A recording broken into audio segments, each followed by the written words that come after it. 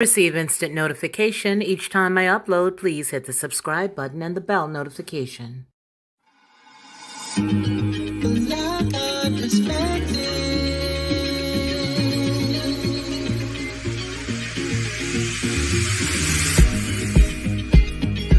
Helping you along the way.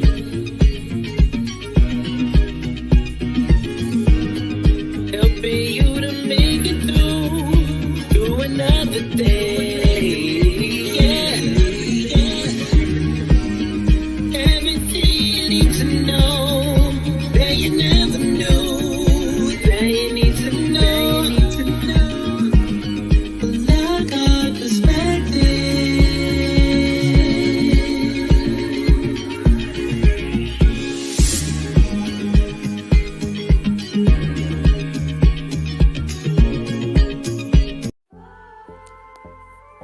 I've always been a unique person, you know what I mean?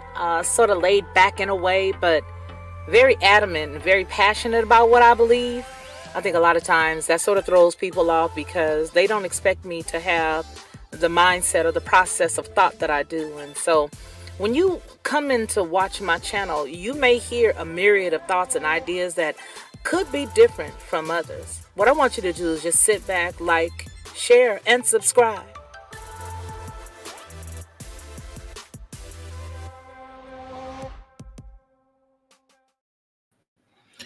Hello, and welcome to Saturday Night is Live. I am Felicia. Listen, tonight we are having a very casual conversation. This is nothing heavy because it's Saturday. And on Saturdays, you want to just relax and chill. We're looking at 3 or 4. I say or 4 because I'm not sure if I'm going to pull up this last woman because she does have a position that would allow her to be in authority, right? And so the other women, for sure, that you saw on the thumbnail, all of them got positions of authority, every single one of them. And so we asking the question, you know what? These are, as they call them, bosses. They call them bosses now. The women who are in position, real high up, you know, they got a whole bunch of people under them. They're called bosses. I never wanted to be a boss. I always wanted to be a person who worked alongside my staff. But tonight we're looking at something that had started about last year and it's progressed up to just recently and a couple of months back, you know, before the new year. And it is with a young lady by the name of Natalie Hall. Let's just get right into that. And then we're going to have some commentary and talk about this because she is accused of, and now her county has to pay $1 million to a former employee. Okay, let's do it. I think this is the one. Let me make sure. Yes, here we go. Natalie Hall took the stand again today, this time in her own defense. The District 4 commissioner told the court her former chief of staff initiated all of the sex they had and reportedly told her he loved not only her, but her 2 sons and even her mother. Calvin Brock has filed an So I guess it's important for me to note that she was in an affair with one of her underlings. And I really do have a very good topic that I want to bring up with this whole thing. So she had an affair with a man who was working for her, and apparently he got a little tired of the advances, or he got a little tired of being followed. Just keep your eyes on this. We're going to go ahead and watch it, and then we'll go ahead and chat about it. EOC complaint against Hall and the Fulton County Board of Commissioners claiming sexual harassment, wrongful termination, and back pay. Fox 5's Angelique Proctor joins us from the federal courthouse. She has all the developments from court today. Angelique. Good afternoon, Christine. Commissioner Natalie Hall is still on the stand right now. She's basically telling the court that she had a close friendship with Calvin Brock, that friendship became a sexual relationship. But she says the 2 of them had planned to go public and that he was supposed to get another job. Fulton County Commissioner Natalie Hall, seen here with her mother, told the court her former chief of staff, Calvin Brock, initiated all the sexual encounters the 2 of them had. That is important because Brock is suing Hall for sexual harassment, emotional distress, and wrongful termination. Commissioner Hall says after about a year on the job, the sporadic sex started. But the elected official says the relationship was more than just physical. She told the court Brock started sharing private details of his life with her and introduced her to his children. She even says Brock, who was a veteran, helped her youngest son get in the Navy. In fact, Commissioner Hall says the two of them decided jointly to continue the relationship, make it public, and they agreed that Brock would get another job. But at some point in 2020, during the pandemic, the romance went sour. And she began to question Brock's trust and loyalty to her. She told the court she noticed he was lying about little things and disrespecting her in front of her colleague, Jonesboro Mayor Danya Sartor. Brock claims Hall would not let him in the relationship. He says she became jealous about other women he was dating and even planted 3 tracking devices in his car to monitor his every move.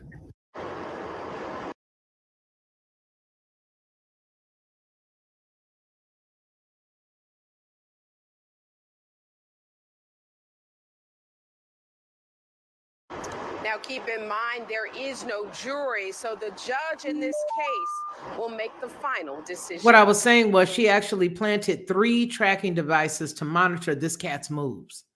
That's yikes. I mean, you got to plant tracking devices in a man's vehicle to follow him. That tells you a lot. That tells you a lot. I see stalker all over this whole situation. We are live at federal court. Angelique Proctor, Fox 5 News. Okay, so she also went on to become censured. They literally censured this very same woman.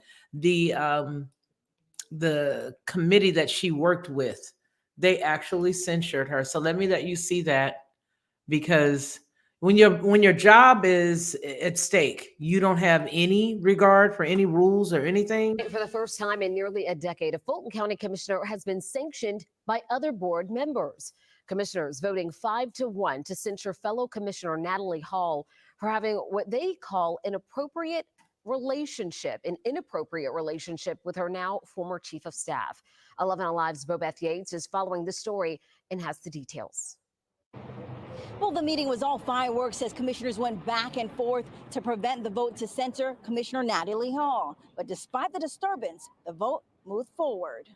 No further commercials. Sir, I have to. You're out of order. From a heated exchange to colorful public comments in the version of song. Wednesday's Fulton County Commission meeting was much to do. Wait a minute. She was calling this lady Mrs. Hall. Now, to be honest, no one says anything about a spouse, and I couldn't find a spouse. Okay. Wow. Okay. Let's Mrs. Hall is what the lady was saying there. Hold on. Let's go.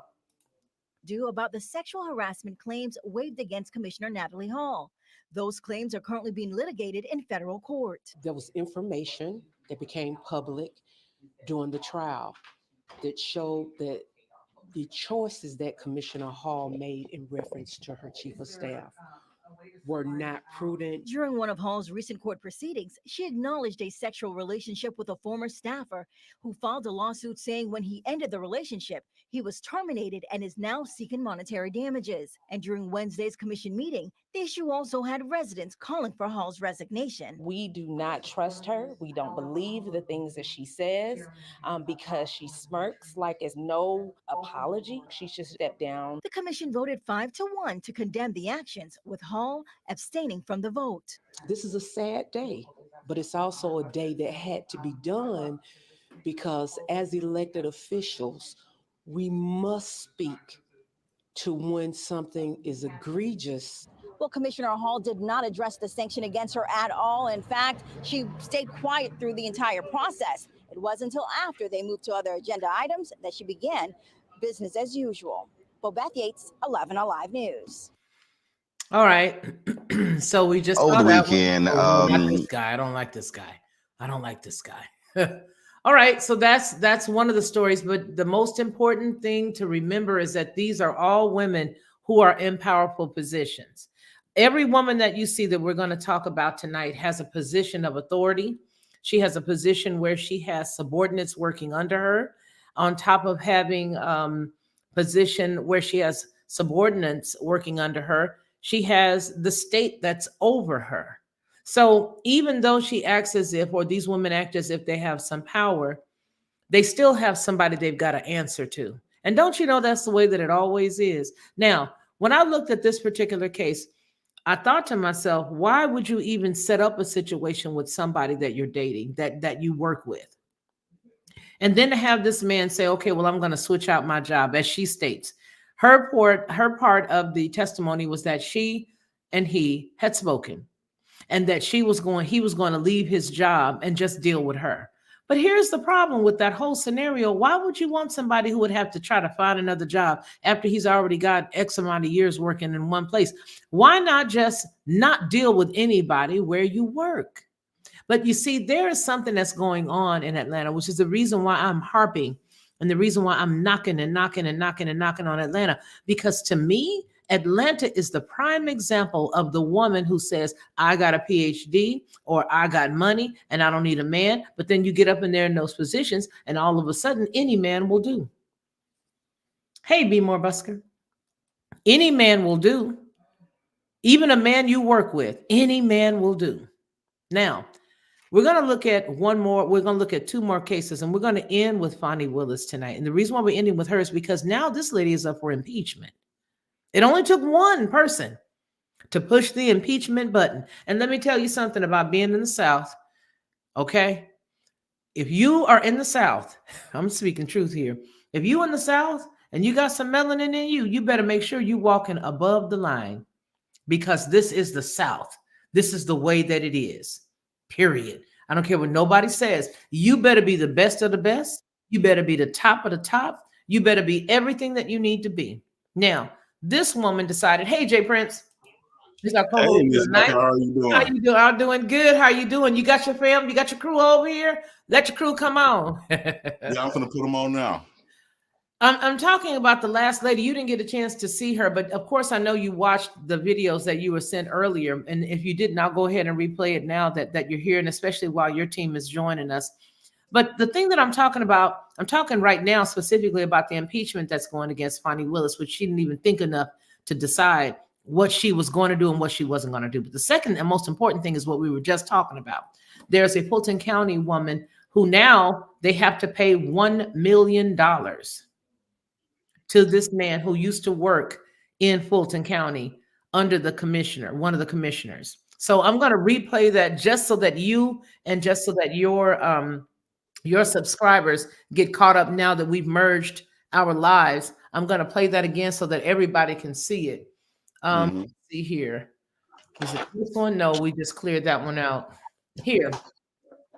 Listen to what she did. And this isn't the one because I cleared out my tabs. Let me go ahead and play this one so that way you can see it. And then I'll look for the other video that we saw, and you can go ahead and look at that as well. Here you go. Time in nearly a decade, a Fulton County commissioner has been sanctioned by other board members. Commissioners voting 5-1 to censure fellow Commissioner Natalie Hall for having what they call an inappropriate relationship with her now former chief of staff. 11 Alive's Bobeth Yates is following the story and has the details. Well, the meeting was all fireworks as commissioners went back and forth to prevent the vote to censor Commissioner Natalie Hall. But despite the disturbance, the vote moved forward. No further commercials. Sir, I have to. You're out of order. From a heated exchange to colorful public comment in the version of song. Wednesday's Fulton County Commission meeting was much to do about the sexual harassment claims waived against Commissioner Natalie Hall. Those claims are currently being litigated in federal court. There was information that became public during the trial that showed that the choices that Commissioner Hall made in reference to her chief of staff were not prudent. During one of Hall's recent court proceedings, she acknowledged a sexual relationship with a former staffer who filed a lawsuit saying when he ended the relationship, he was terminated and is now seeking monetary damages. And during Wednesday's commission meeting, the issue also had residents calling for Hall's resignation. We do not trust her. We don't believe the things that she says because she smirks like it's no apology. She just The commission voted 5-1 to condemn the actions, with Hall abstaining from the vote. This is a sad day, but it's also a day that had to be done because as elected officials, we must speak to when something is egregious. Well, Commissioner Hall did not address the sanction against her at all. In fact, she stayed quiet through the entire process. It wasn't until after they moved to other agenda items that she began business as usual. Bobette Yates, 11 Alive News. All right, so you saw that. I think this country's have been. Oh no, not this guy. So she was with that white guy? No, she was with a black man. She was with a black man.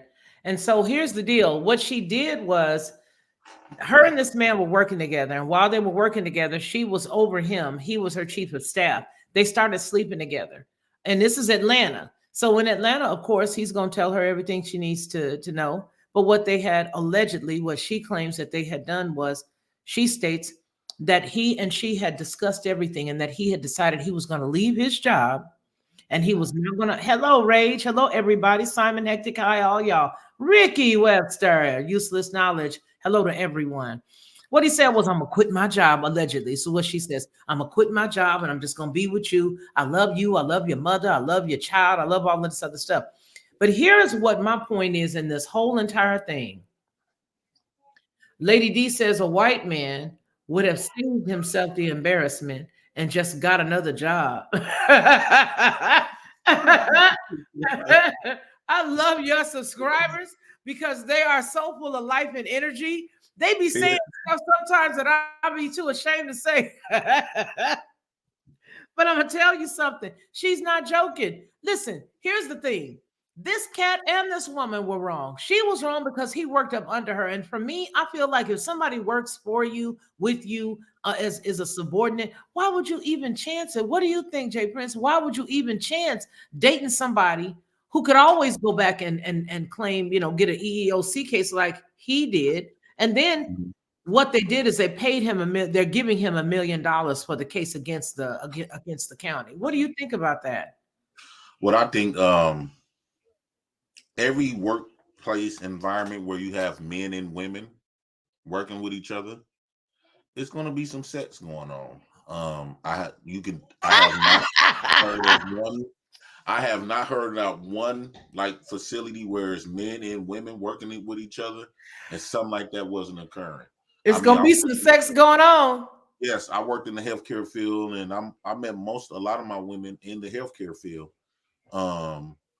Walmart, even when you think about the CEOs messing with the inmates or the other correction officers. So now it's got exposed when you're talking about the government. And I do think in the government in itself, when you're talking about the presidential politics and the politics and all other type of stuff, politicians, I do think it's a lot of sex and stuff going on.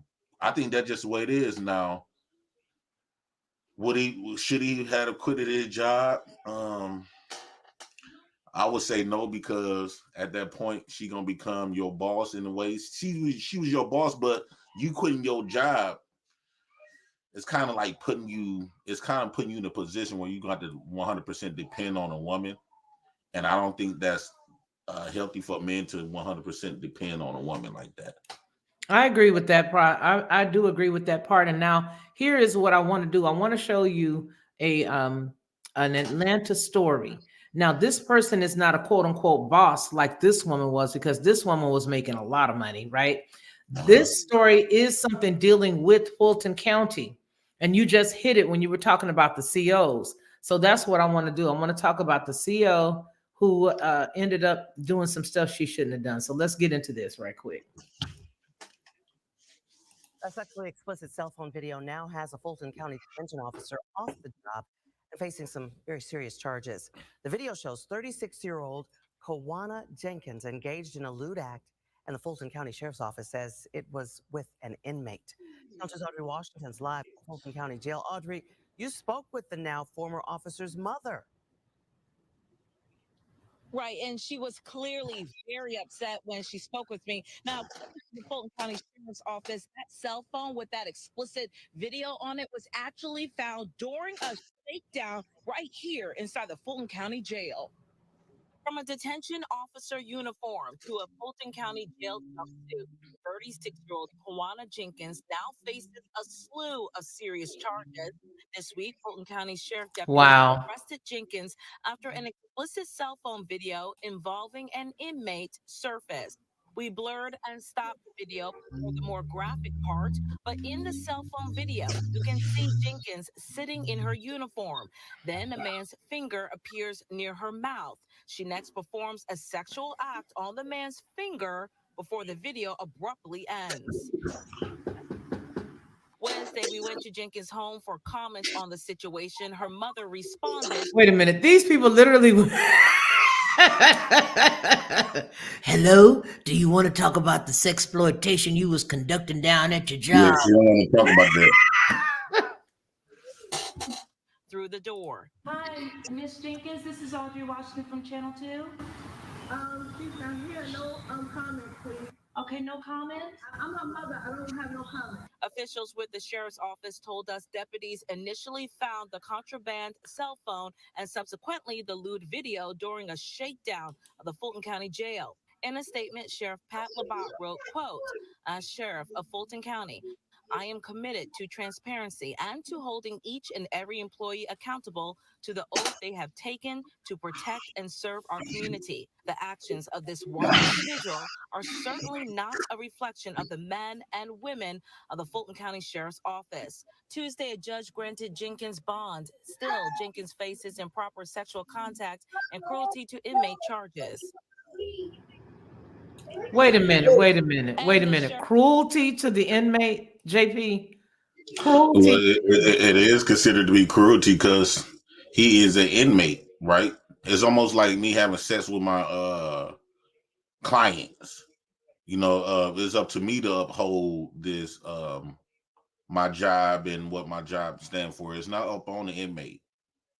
You know, the inmate gonna take whatever you give him. So she is 100% responsible for what went on, what transpired with that inmate. Okay, well, let's just finish listening. We're coming to the end of this one. The Sheriff's Office confirmed that the office did fire Jenkins. As for this incident, we are still asking whether or not this is her first incident involving an inmate. We have not heard back. And right now we are live here right outside of Fulton County Jail here in Northwest Atlanta. Audrey Washington, Channel 2 Action News. That's really sad because when you mentioned the COs or whatnot, I remembered that story from Fulton, from Georgia. I don't know why I got my own theory on why it's all of these women from Georgia in positions of power that are doing this. Now, it's not to say that they're not other women elsewhere, but there are a lot of women in power in Georgia that seem to be losing their mind. What do you attribute that to? I think that's everywhere. I had sex with one of my COs, and I was in a relationship with one of my PO officers. I can't tell their names, of course, but of course not. Well, let me give you the full screen. I really want to hear this. So what year was this? No. What year? Okay, so now what had happened was. Yeah, one of my cases, like my PO officer, she liked who I was. We got to start talking and stuff like that. And eventually we stopped talking about the my PO stuff.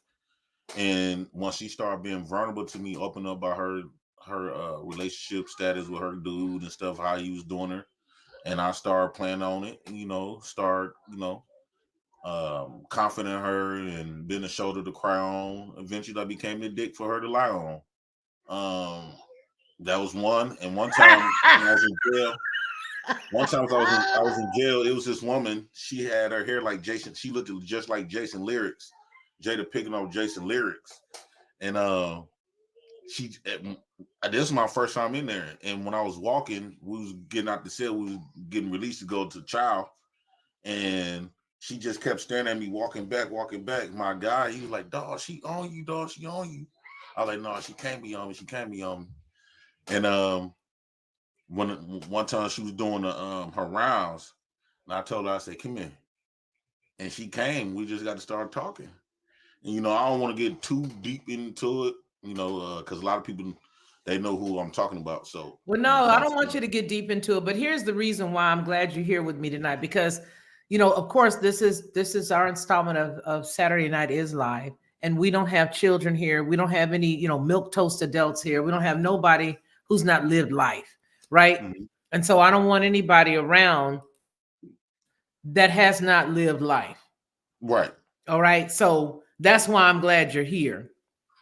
And I got videos. Oh, it is a live stream. It is a live stream. The 18th letter. We live right now. I see. Shout out to the 18th letter too. He was just on another show with me.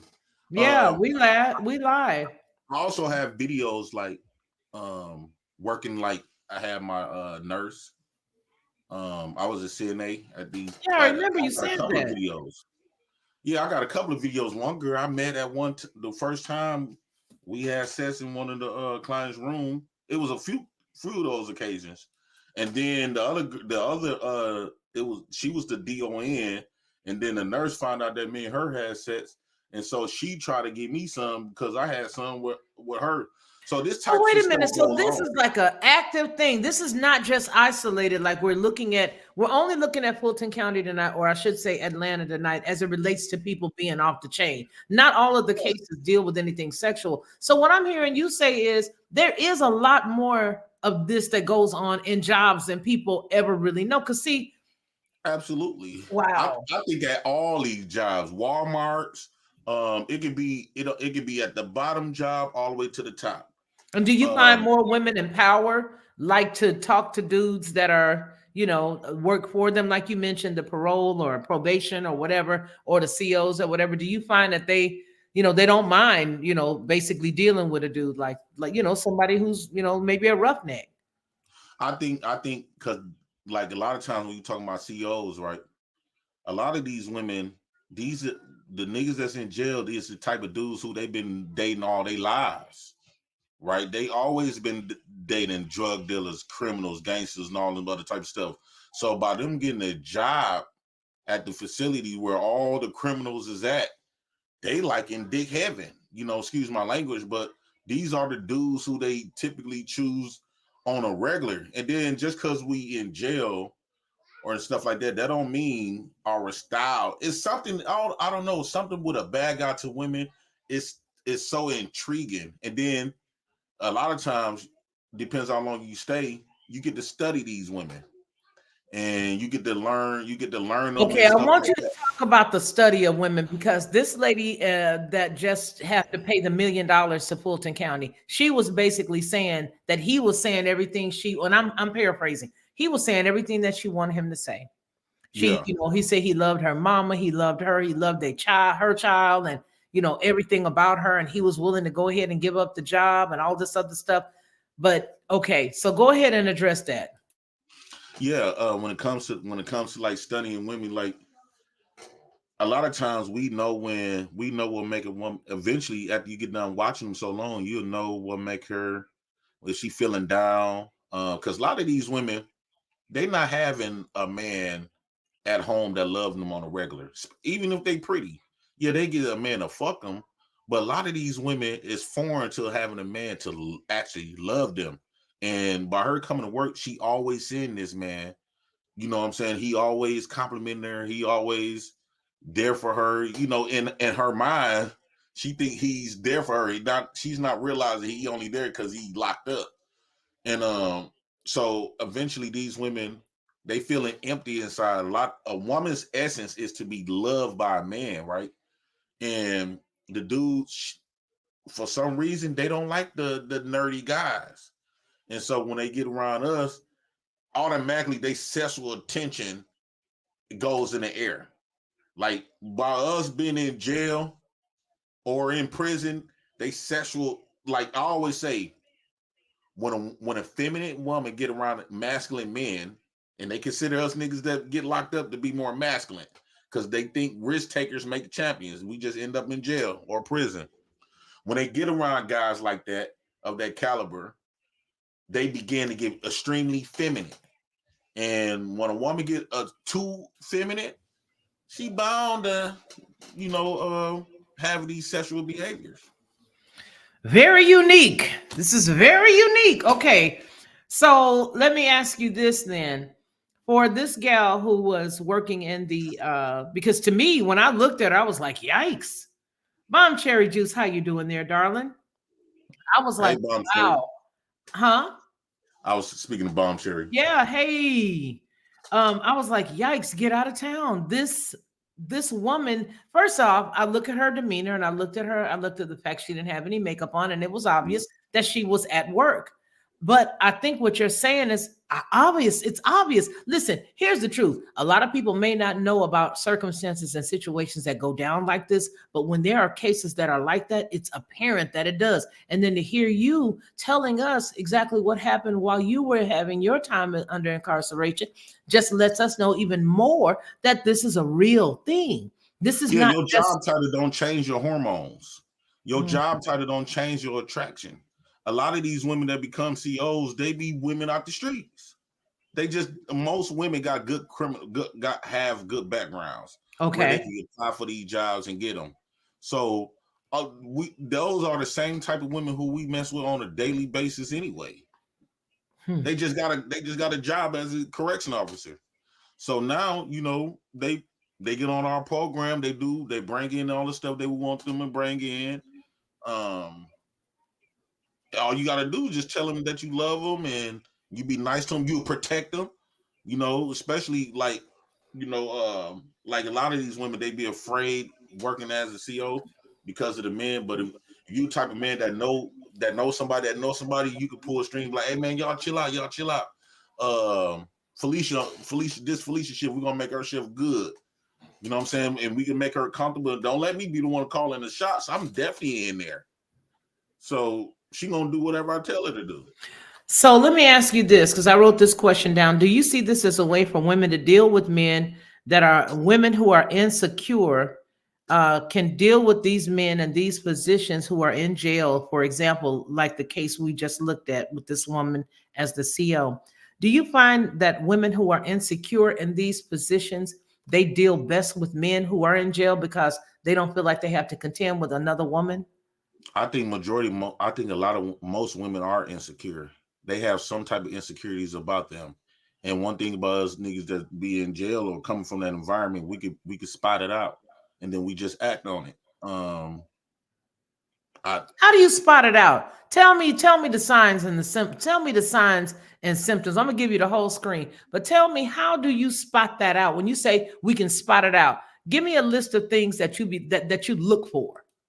Okay, when if a woman asks me, or even if I hear a woman asking for men or other people to validate how she look, or to asking for some type of attention, or doing like little stuff, look for attention, like how the way she come to work dressing, the certain conversation she having, how the way she conducting herself in the conversation, even giving conversation to get like recognition, and to get like to feel like needed too. One thing about a woman loves to feel needed. A woman can have a good man at home, and the man can be doing everything the right way. He sits figures and all the other type of stuff.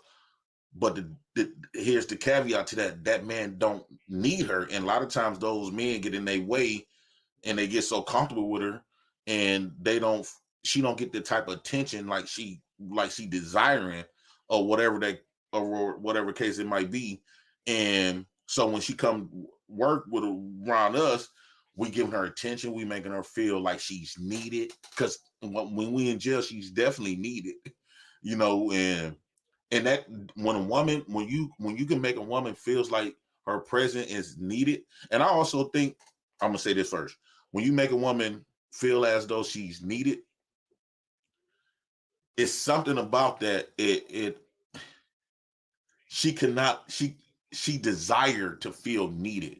And another thing that I always say, that women is attracted to broken men. I think women are healers. If you is a put together man, already put together, a lot of times women get intimidated by that because women don't like to be in situations where she just there. She's not needed for nothing and nothing like that. It sounds good. A lot of women said that they want a man that can do everything, but in real life, because you got to think about it. Those men that don't need her, they 6 figures, all other type of stuff, they're gonna be dealing with other women and all this. Women, even though they would sign up for it and agree to it, but low key, they want a man to love them and only them.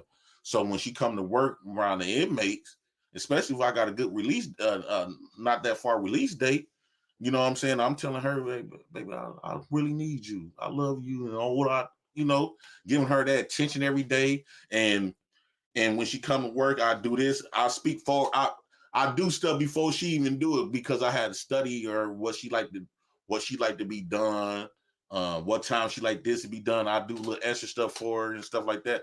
Her high value man is not doing none of that. He's not really putting her on this like someone like a little pedestal, because by him being a high value man, he getting all of these other women. So when she come to work around us, we make her feel. And then hood niggas is down to earth. A lot of women is not attracted to a man with his nose in the air looking down at people. So a lot of women is attracted to men that's down to earth. You can just be normal, lay your hair down, be relaxed. You don't got to put on no front for nobody. You can take off that mask and just be yourself. I think women are comfortable in that type of space, and that's what make them fall in love and want to become sexual. The more you talking to her, you already appear to be masculine because you're in prison and jail. So that part right there is already proven out the gate. You know what I'm saying? You're not a beta where, I hate to use the word beta. You're not this. You don't let society and society laws control how the way you live your life. You live your life the way you want to live it. And women is attracted to that. They think niggas that go to prison and jail is masculine dudes. They're attracted to us being locked up. Every woman I know, they always want they always say a nigga in jail. You know what? I'm gonna tell you something, because there's a TV show that I could not believe, but I look at the women that are on that show, and it's the Love After Lockup show. Mm-hmm. They believe everything that these men say when they're incarcerated. They believe that he's gonna do, he's gonna come out, he's gonna get a job. Here to troll, hey, how you doing? That they believe that he's going to come out and get a job, that he's going to be completely faithful. They're going to get married, and they're going to have all of these things, and they're going to take care of everything. And I'm trying to figure out, if this cat's been incarcerated, this cat's 30 years old, and he's been incarcerated for the last 12 years. Where is he going to get a job? How is he going to be able to take care of a family? These women get themselves involved in a lot of problems because they are really insecure. They may have had a few bad relationships in the past, and they may have even dated some inmates in the past but not learned their lesson. But these cats, when they get out, they're not really trying to be with one person. If he's been incarcerated for 12 years, you got to think, why would he want to just settle down right now? And why would you want a man that's settling down right now? Wouldn't you want him to get out, do his thing, live his life, try to figure out if he's going to get a job, monitor the person? You want to cuff him before anybody else do, because it's going to be a lot of women. You got to think too, like them women in a position where, like, let's say I tell her that my goals are, when I get out of jail, when I get released, I want to have my own food truck or my hot dog cart. You know what I'm saying? I'm a felon. I'd rather have my own business. And you get to start talking to her every day about it. Now you selling her the dream. Now, if she can start seeing the dream with you, that's how I was able to get women to help me with a lot of my food truck business and stuff like that. Even with you have not been secretive about that. I'll be honest. You have told us, even with Roro, you did tell us that. So it's not like that's something we didn't all hear. We've heard that. Roro and a married woman, she bought me a duplex because I told her the dream of, I want to have my own group home. And she ended up buying a duplex. But the thing is, once I got the duplex, I stayed upstairs. My sister and her kids stayed downstairs. But when I was telling her about it, and she was married, when I was telling her about it, and the more I kept telling her about it and getting excited about it, you know what I'm saying, and it made her excited. Now she see the vision that what I'm saying. I'm like, man, the only thing that's stopping me is the little funds. You got it. You if I put it like this, if you trust me with that money, I guarantee you I won't let you down. We have group homes at the group homes or whatever. And that same thing I told Roro. And before you know it, they cashing you. But at least like when Roro, when she gave me money for the food truck, I got the food truck, and I completed the goal eventually. The hot dog cart, I completed that goal, so it wasn't like I was just fabricating it. You know what I'm saying? That's what's been financially keeping me at bay. So I see a lot of people are asking the question with regards to the Natalie Hall case that we had at the very top of the hour. So let me go on ahead and let me bring that over so that we can all see it. It was from Fulton County. And it says, well, I would love for you guys to be able to see this because Hall actually smacked the camera or the microphone when she walked past the newscaster that asked her a question. Let me just read this. It just basically says Hall smacked the Channel 2 investigators reporter Sophia Choi her hand when she tried to ask questions about the settlement on Wednesday. Quote, if you would have that reaction with a person, a well-known person in the media, what would you do to John Q. Public? Asked the Fulton County Commissioner Khadijah Abdur Rahman. Now, the judge found the Fulton County liable for sex discrimination but not retaliation and ordered the county to pay Brock back pay with interest, front pay, compensatory damages, and attorney's fees. Commissioners voted on Wednesday not to appeal the judge's order. Quote, we could lose, first of all, and it could really escalate the settlement, Commission Chairman Rob Pitts told Choi. So the 67-page order stems from an August hearing Channel 2 Action News found, and they attended in which Brock testified that Hall stalked him and even put trackers on his cars. Here's another quote. Central to this case is Brock's contention that Hall planted covert surveillance devices in his personal vehicles to listen to his conversations with other women and track his location, the judge noted. Brock sued the county, not Hall personally. Quote, so in the final analysis, it's the taxpayers who got screwed, says Chairman Pitts. The judge's order says Fulton County must pay up within 30 days. Commissioner censured Hall in September, even before the judge's ruling, but they cannot fire her because Hall is an elected official. Commissioners say it's up to the voters to do that. They're going ahead and deal with her when the reelection comes. It's going to be up to the taxpayer citizens to show how they feel about the fact that almost $1 million will be used for the judgment, says Abdul Raham. Choi spoke with the victim, who says that he does feel vindicated. Quote, a lot of people wouldn't believe that a man would be going through something like this, Brock says. He said that he is proof that it does happen. Now, in tandem with all of that, so that I hope everybody is now caught up to what it was we were referring to. This is a story that we did at the very top of the hour when the show first started. And so I wanted to make sure that everybody was at least, in sync with what it was that we were talking about. So the deal is when he sued with he went through the EEOC and he sued. So what ended up happening, just in layman's terms here, is that he sued and they found her guilty, or the county guilty, of the sexual harassment portion. But they did not say that what happened after that when she fired him was retaliation.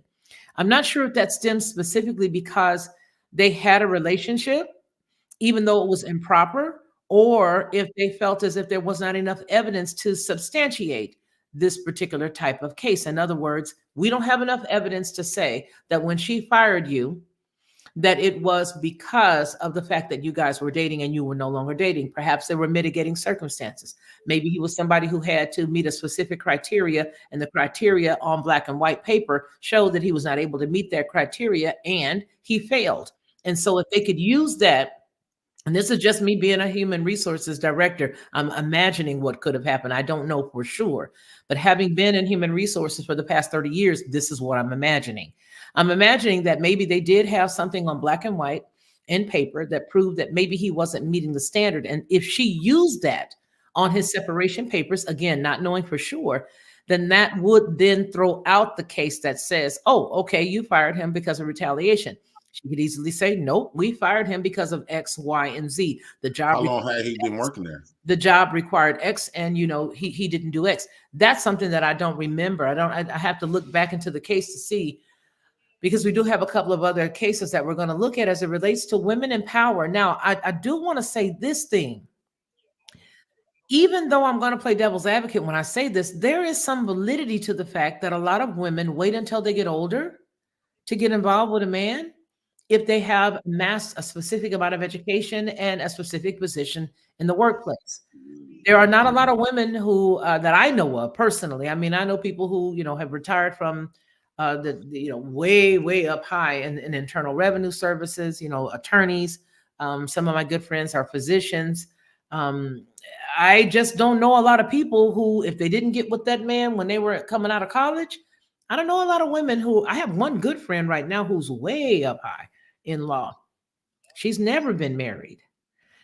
With that in mind, I think maybe these women are looking to find men in the positions that they're in. They're looking to find somebody that's in their field.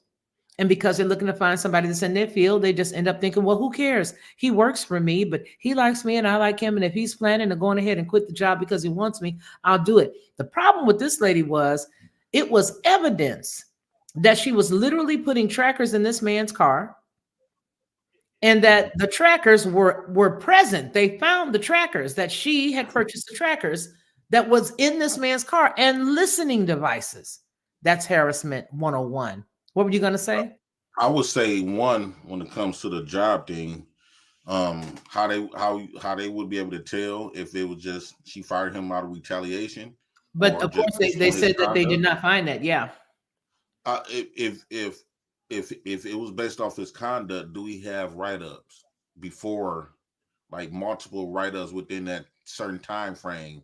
And if he don't have no write-ups, no concerns, or been talking to, then you would know that, one, that's she only fired him out of retaliation.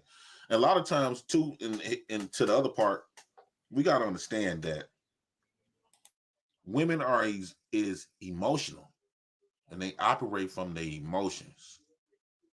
A lot of times you can't expect emotional creatures to stand on principle all the time, right? A lot of times they react off how they feeling at that moment. Like I say, a woman could say, Jay Prince, you want ugly, man, I hate your guts. And within the next moment, she loving me, giving me, doing all type of sexual stuff to me.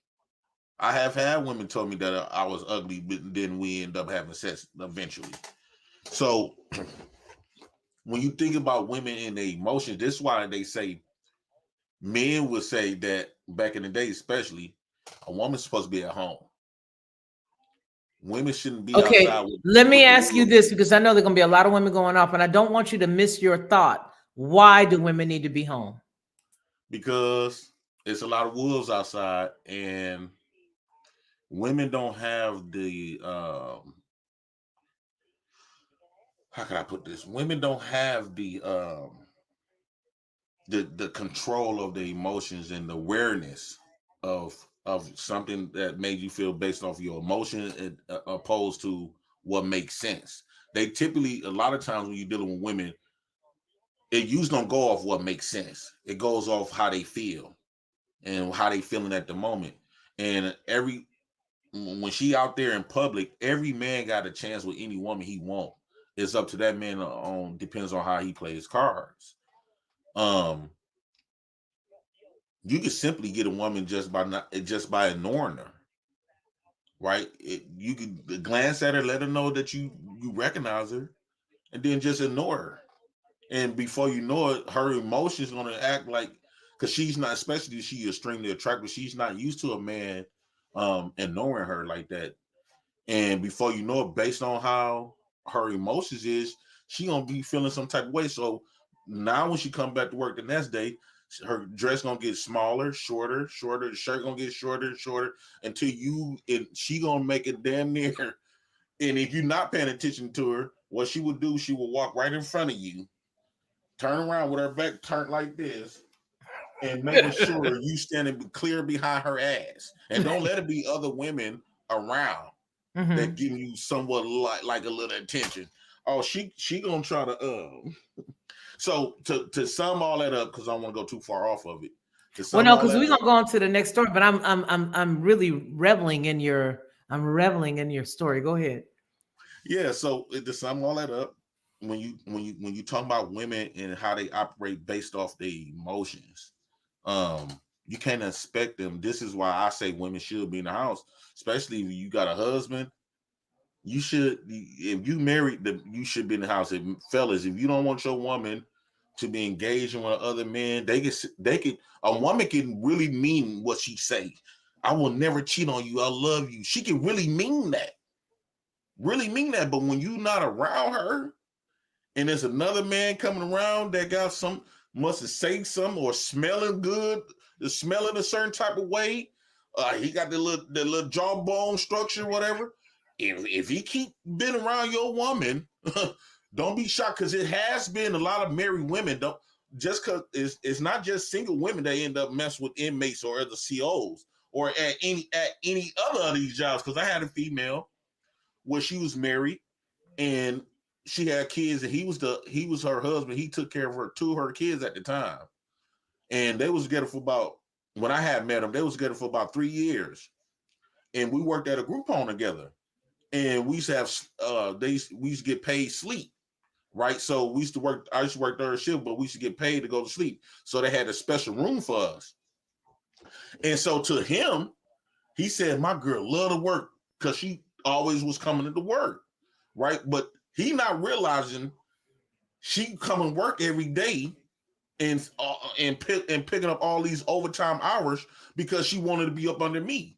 And what's so crazy about it, she came to my house because I live right down the street from the job. She came to my house, kicking stuff over, butt stuff over, just knew I had a woman over there. I said, hold up. You got a husband. And she ended up getting pregnant by me.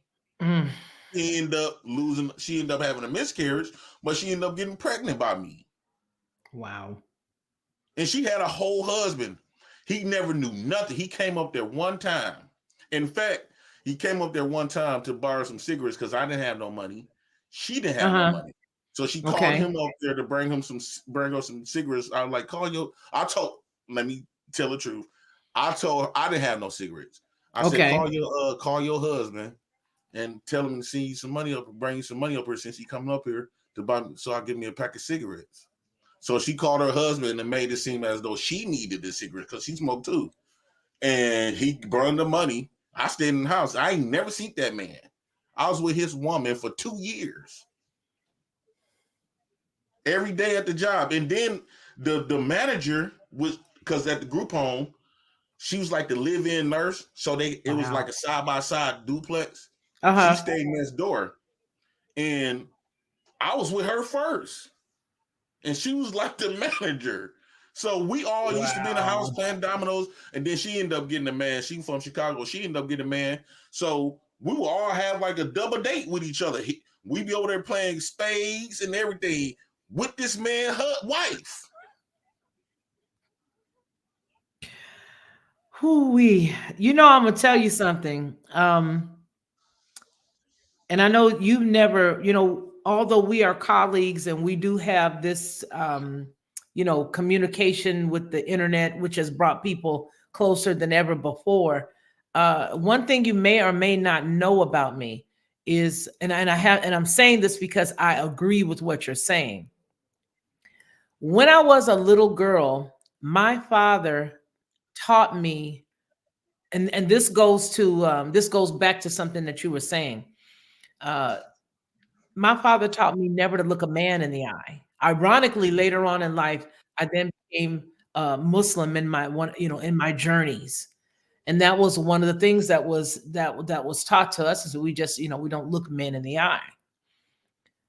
As you were talking, that piece clicked, and it was like that's the reason why when I was in that faith, we didn't look men in the eye. Because by looking at somebody in the eye, that's a form of intimacy, whether people know it or not. It's a difference when you look somebody in the eye and they're your dad or your brother or your uncle, which is permissible when I was in that belief system.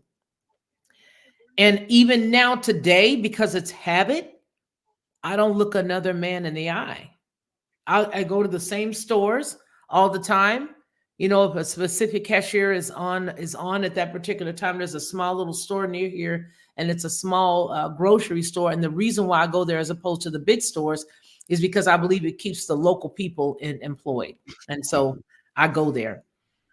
Same person all the time, and I have never seen his face. I could not point this man up in a lineup. My eyes and my gaze are always down. It's dealing with what I'm dealing with. I don't look men in A the man eyes. like me, a man, I'm, Huh?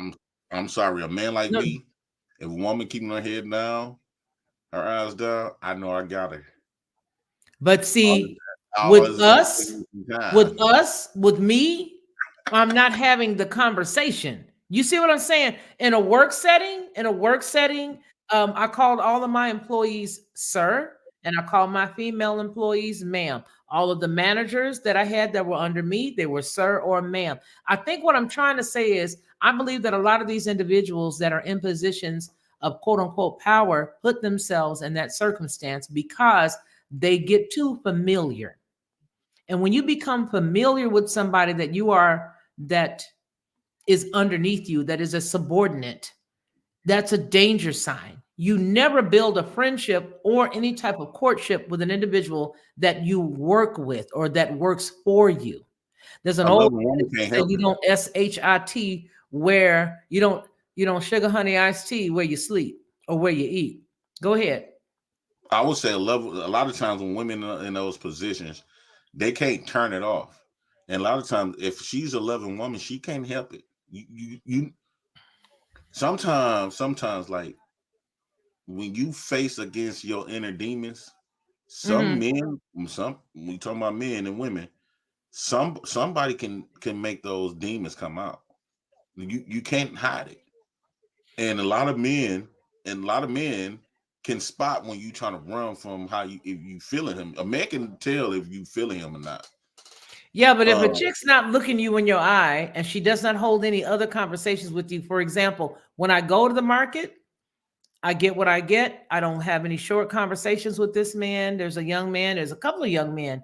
Um, I couldn't point them out in the lineup, letter A. B, mhm. there's no small talk.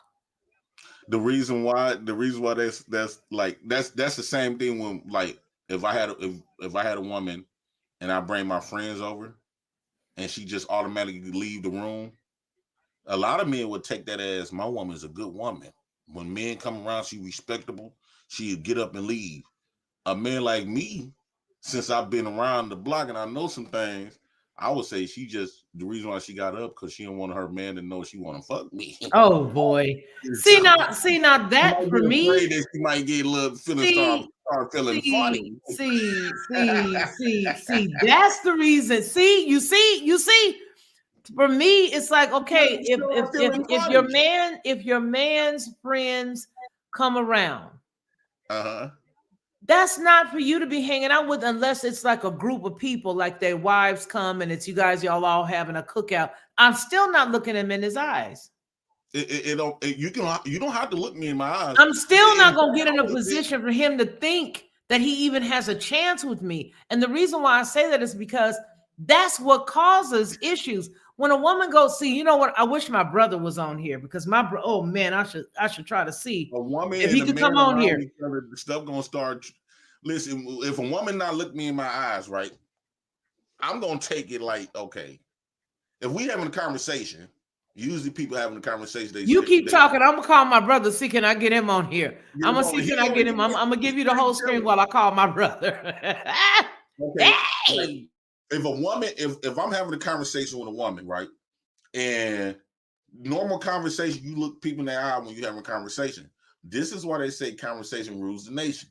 So based on the conversation, but if I see a woman, if I'm conversating with her and I'm seeing her, she conversating with me, but then she like trying to catch herself and like putting her eye down, trying not to look. That's gonna tell me that she trying to resist this thing. This lane, she trying to resist it.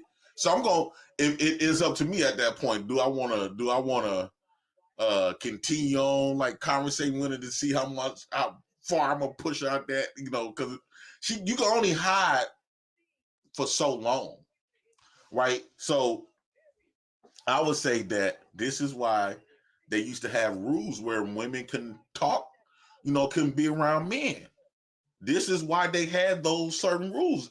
Obviously, this stuff has been happening decades ago, right? Where women, when she get around men, they usually try to keep. Okay, you know what, Jay Prince? Hold on, I'm gonna stop you right quick because my brother is on the phone. He can't come online because in California he has a lot of property that he has to manage, and so he's tired. But I'm begging him to just answer a couple of questions for me. Ken, you there? Okay, so here's what I'm going to ask you, all the people here in YouTube world. This is my brother, Ken. Okay, so, and this is not Lee. This is not the pastor. This ain't that brother. This is another brother altogether. All right. Here's what I want to ask you, Ken. We're talking about women that are in the workplace that have to contend with looking men in the eye and, extramarital affairs. Tell us your take on why you believe that a woman should not be in the workplace. Tell us that. Well, first of all, I can't say 100% not in the workplace. I mean, it's just, if you got to be in the workplace, you got to be in the workplace. But I would say if a woman's to get married and the man is to ask a woman to marry her, traditionally, a woman did a greater job that she's doing today. Money can't buy. You had her raise her children. You had her make a house into a home. There's so many other values. She could be at home. She wants kids, and then she wants to leave them to someone else so they can learn Spanish or whatever other language. She can't be Superwoman. So you can't treat your job part-time, but you can't be a mother part-time because something's going to get neglected.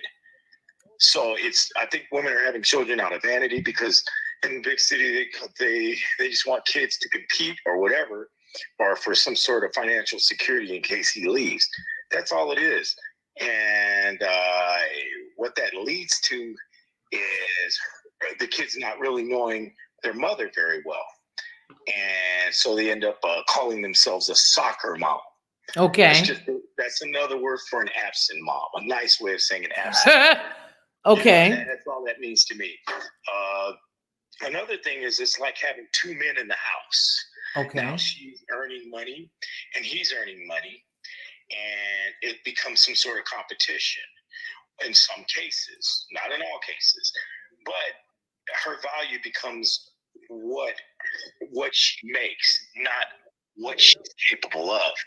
And for the guys that want a woman to complete their financial dream, well, those guys aren't real men. They're a bunch of pussies, if you ask me. Those guys are guys that want a woman for income. They don't really see the true value of having a real wife. They want a partner. It's almost like gay guys that aren't gay. They got a partner, two men in the house. And nothing wrong with being gay. Hey, that's for them. But between a woman and a man, I don't see why that should be. Traditionally, when you watch Leave It to Beaver, the mother was a homekeeper, the Brady Bunch, and people were happy. I know because I grew up that way, so it works. But as soon as you introduce a woman doing as a man, then you have a problem. Or a man doing as a woman. Then women start expecting men, it's your turn to do the things I do. excuse me, or it's her turn to do the things as he does. There's no role. There's no you do this, I do this. But who becomes the captain of the starship? You know, nobody. It's left and right. It's a tennis game, and this doesn't work. So guys out there that want a wife to go work, if you want more in your life, work harder. Or get a woman that wants less, or be happy with what you can make. Quit asking a woman to be as a man. That's what made the devil the devil. The devil, Lucifer, wanted to be as God. But God said, not in my kingdom, and got rid of him. And that's usually what happens. Well, I want to ask a question, because I know that you have a strong theory about women who work, and that the woman doesn't have, the husband doesn't even have the right over the wife after that. Tell me your take on the woman that works in regards to a marriage. Well, the woman that works, generally, the man she works for has more respect. She gives him more respect than her husband. How? Well, you see, if the husband says, I want us to take off next week, or on the drop of a hat, next weekend, let's take off for 3 days, take a day off, and let's go do a mini vacation. Many cases, if she's in a career, she's going to say, I can't. I have to ask my boss. I have to ask. She submitted to someone else, and I don't care if the other boss is a woman. She submitted to someone else over her husband. That doesn't work for me. If she wants to make money, she can have her own business, or she can support me making more money for the family. The men you can't have a hard time. You didn't hear men crying so much in the 1950s and 40s of women getting half. Whereas today, why? Because back then they deserved their half. Today, women don't deserve half because they don't submit, and they don't take care of their home. They're not a homemaker. They're a partner. And then they're frowned upon if they're a soccer mom and they just run the streets and get a part-time job just for their own entertainment, or to go fool around, or whatever it is they're doing during the day. And that's what we were talking about. We were actually talking about the extracurricular relationships. But somebody in the chat says, but don't you have to ask your boss? Actually, no. My brother is an engineer. My brother is a creator. My brother has his own businesses, and his wife don't work. He don't put up with that. She ain't gonna work. She's never worked in the 20 odd years that they've been together. She works with the businesses that he has put in place. Ken, I'm gonna let you go. But you can attest to that and tell them whether or not I'm wrong or right about what I just said. You're 100% right as far as I'm concerned. Felicia's a traditional woman, and the traditions are moved by the numbers. This is not just being said, people. Look at the numbers.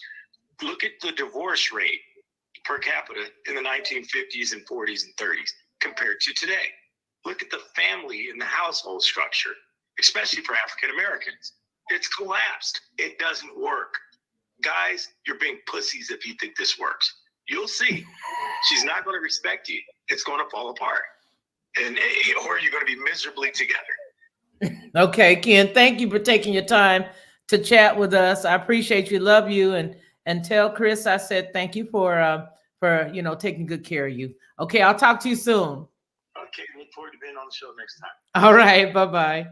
So my brother's point is his wife's not going to even be in no workplace with no other dude that's able to deal with her. That's the best way to keep. If you want to keep your wife to yourself, I think the best way is keep her away from men as much as men as possible. Yeah. I hate to say it, a lot of people think I'm a funny guy. And I think you're hilarious. I mean, I said this to you and Anton a couple of years back, and that was, you know what? You were so funny one night. You remind me of old Pryor on that particular show that you were on. You were spontaneous. It was unbelievably funny. But going ahead, I don't want to prevent you from giving your point. No, what I was gonna say, like, let's say, a woman, she had to work, whatever, she got a man at home, and I'm talking to her. Before you know it, if she started giggling or smiling, I ain't talking about just laughing.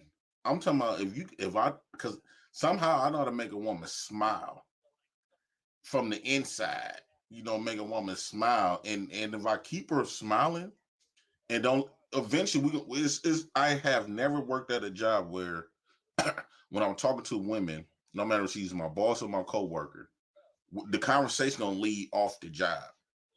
She gonna start talking about her dude or talking about something else outside of the job, don't have nothing to do with the job.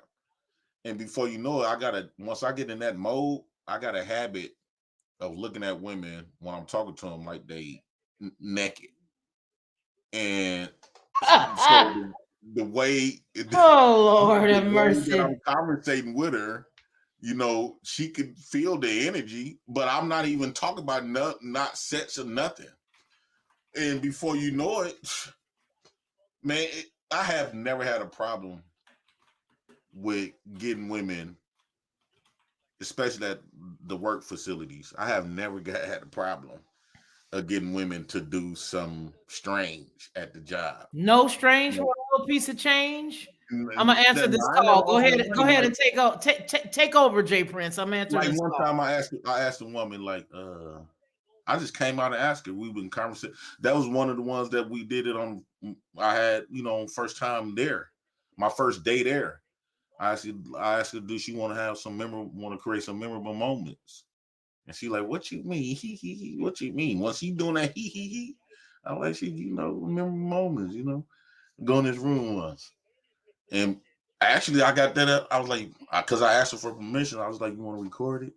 You know what I'm saying? And before you know it, I didn't even know her name. I got kids by a woman that I didn't even know her name because I was doing security guard. I was a security guard at this college, and she was going to this college. And I met her that day, and after I got off work, I went to her house, stood there about a week, and I got 2 kids by her. I didn't even know her name. And a lot of times it be like that. I was in a situation where I was at my driver's ed class, and I was like 16, 17 years old. And this girl, we was around the same age. And I don't think we even locked eyes together. When I came in, she sat by me. And the first day, we were just sitting there close to each other. The second day, next thing you know, my knees brushed up against her knees. And it just stood there for a long time. Then before you know it, my hand was on her lap, her hand was on my lap, and before you know, we up there freaking on each other. And I didn't even say a word to her. I didn't run no game, nothing like that. So I just think that when it comes to women, man, I think that this is why I don't want to be married, because of the stuff that I know what could go down. And if I do get a woman, I'm never at ease because I know how easy it is for your woman to be up under another man's sheets. Very easy. It is extremely easy. Sometimes like they think like us. Fellas, y'all gotta think like you at work and this woman you working with your coworker is just fine. I don't care if you got a woman at home, especially if you can get away with it. And 8 times out of 10, most men gonna crack. I would say 10, but that just I want to leave the space for the dudes that magically want to do it. And he just because he turned it down that one time, that don't mean he gonna keep turning it down neither. That's the same thing for a woman. Yeah, she could turn down 100. She could turn down 90 men, but them other 10, she probably did not turn down. Women not just gonna keep, especially if she getting a lot of male attention. This is why they dress the way they dress. They not gonna just keep turning down men. Out of 100, she might turn down 90. and you think she's doing good. But what about the other 10 men? She's not going to turn down 100 men out of 100. That's completely false. So let And me by ask me you knowing, this. So then is uh-huh. that your reasoning, and possibly my brother's reasoning also, for not having your woman in a position to be around, to be around that many cats? Yeah, because women are very sexual. I think that's the essence of a woman. That's their nature. I think us men shame them from not operating in their nature. A woman can be into multiple men. I know that for a fact. She can do She what? can. A woman can be in multiple men at one time, just like how men can. Women also can. And I know that for a fact. I think us men shame them. We shame them and use shaming tactics or shaming languages to guilt trip them from operating in their nature, which is being sexual. And when you talk about being feminine, the most feminine that a woman, the ultimate feminine woman can be, is through sex and giving birth. That's the most feminist. That's like the hierarchy of femininity. If when a woman allow you to come inside of her and don't let and to produce your and have your children, that's the top of line femininity. But us men, we saying, you a hoe if you give other men a piece of my booty that's supposed to be mine. So now we use religion, we use monogamy tactics. All of these is tactics. We use diseases to try to prevent. In other countries, they get physical with women. Men try their hardest to prevent women from being with other men. Nowadays, look at it. They say no slut shaming. These women are coming to their nature now. Now you can't stop these women. If a woman want to give up that coochie, there's nothing that you're gonna be able to do to stop it. Nothing.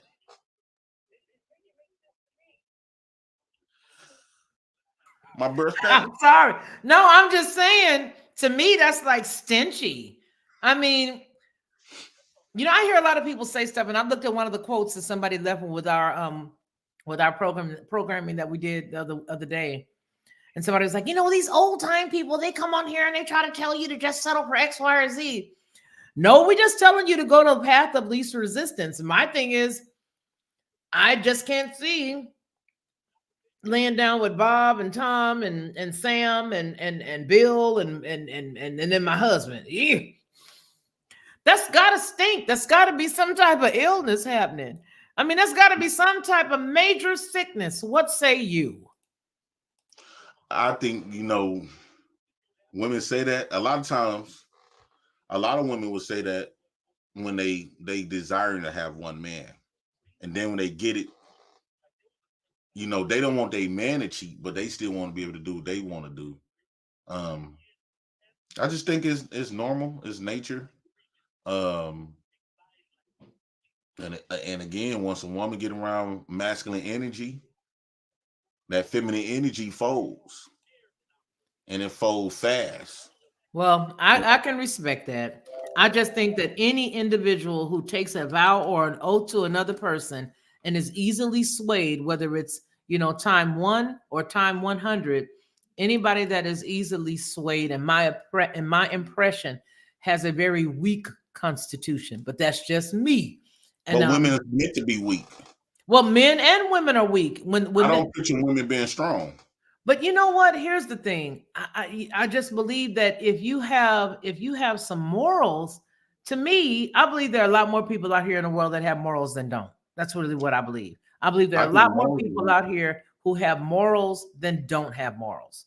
And I believe that the people who don't have morals make it bad for the people who do, if that makes any sense. It does, and it speak to what I was just saying earlier. Morals is man-made. I think there's something innate within you. I think there's something innate within you. No, JP, I'm sorry. I believe there's something innate within you. Once you've taken a vow to love a man as a woman, you've taken a vow to love a man. You've taken a vow to love him in sickness and in health. You've taken a vow to love him in richer or for poorer. Not for Richard or Paul, for richer or for poorer. You've taken a vow. My question is, and then we're going to get on to the next stories here. At what point do you just decide to throw everything away? At what Because point? it's unnatural. Huh? Those that stuff you just said for Yeah. Richard or for that's man-made stuff. That's You man may, you can't know do what? I'm all not going to that. lie to you. You might be right, but I just believe that listen, I've never been a person who's coy. And I've never been a person who has the naivete that says that men won't have, other people. I look at it okay, let me just lay it down here. I look at people who use the Bible as a group of very mixed up people when it comes to relationships, marriage, for example. And the reason why is because they're using an Eastern book with Western mentality. I don't believe that anybody who follows an Eastern book should be able to use a Western mentality. Because the Eastern book, the Eastern book, okay, if we're looking at the Pentateuch, the Torah, that would be Genesis, Exodus, Leviticus, Numbers, all of that. Those individuals were not bound by a piece of paper where if they separated, they would be able to get money for it. And you mentioned this earlier. The individuals who got married then had a firm understanding that a husband could have one wife and he could have another wife as long as he was able to take care of them in the same exact fashion. Because covenant in and of itself means the one that is stronger overlapping that one that is weaker. Not to talk about the dowries that are given from the families, but the word covenant in and of itself means that the stronger vessel will cover the weaker vessel. So when you see individuals in the United States, as an example, I'm going to just go right to the bottom line. When you see individuals in the United States that think that they can go on ahead and have multiple different wives and multiple different women, and one house don't have no lights, and another house don't have no gas, and another woman just have this and this, they all got kids, none of them know about each other. These things are not the way that it is listed. That's not how any of it works. So what I'm trying to say is, a wife can have one husband and that man can have multiple wives because he can have his sperm produce life until the day he is lowered into the ground. The woman's body cuts off at a certain age. And when you hear the phrase that says be fruitful and multiply, I'm talking about people who go by that book. I'm not talking about people who don't. So if you're one of those individuals who don't go by that book, this ain't for you. But for the people who do go by that book, and it is an Eastern book, and you're trying to match up Western philosophy to it, you're going to have a train wreck. Somebody going to have a whole bunch of lead because some people are not going for that. Women's bodies were not made to have multiple men in and out of her. Her body wasn't made like that. A man, y'all can do it till the cows come home. But if you do go by that book, right, that book is unrealistic. And the reason why I say that, how so? Marriage, according to that Bible, is supposed to be two virgins getting married. And regardless of whether it's a virgin or not, when you got somebody old like Abraham or old like Noah going into his wife, that man ain't gonna be no virgin. Now, come on now. You ain't never seen nowhere where he's supposed to be no virgin. Maybe for his first marriage, but those men had concubine and they had several women that they laid with, and they made children with several women. Why? Because his body can continue to produce. The woman's body is the one that slows up and it can no longer produce. Listen, we're going to get into these other programs. This is a good show for us to have this conversation when Ronnie Mann and when Kenny and everybody else can join in, because you know what? I do believe that there is a lot of what is innate within us that tries to lash out against the Western concept. You know what I'm saying? Like me, Mhm. you know, I get ridiculed a lot of times because there's certain things about the Bible that I just do not subscribe to anymore. There's a lot of things that as I look and I study and I go through all of my study and everything, and I look at all of it. Some of that stuff I'm not going for because I understand the essence and where it came from. Everything that Rome and everybody that follows me knows. Anything that has to do with Rome, I already know that deals with bondage. And if Rome says so, I know it's got some money attached to it, but it don't go to you, it go to them. So let's get into the next story because this to me would be a good topic for us to have in the future. Now, there's another story that I want to talk about. Okay, here we go. There is a woman by the name of Felicia Franklin out of Atlanta because tonight we're looking at the women of Atlanta, the ATL bosses, as it were. Are these women in Atlanta taking advantage of their positioning? Now, this particular story does not deal with any indiscretions as it relates to sex or any of that or relationships on the job, but rather it deals specifically with her conduct in public and how it affected her position with DeKalb County, Georgia. We're going to look right now at the police's dispute to what the commissioner said that she received a date rape drug while she was at a little lounge there in Atlanta. Her name again is Felicia. I'm Felicia. Felicia. And her last name is Franklin. So let's look at this story. And then I want you to give me your I want you to tell me what you think. All right? Because the police All in right. this particular county disputed altogether what they believed about what she said, and they're going to tell us in their own words exactly why they feel. Vice Chair of the Clayton County Board of Commissioners claims that she was drugged.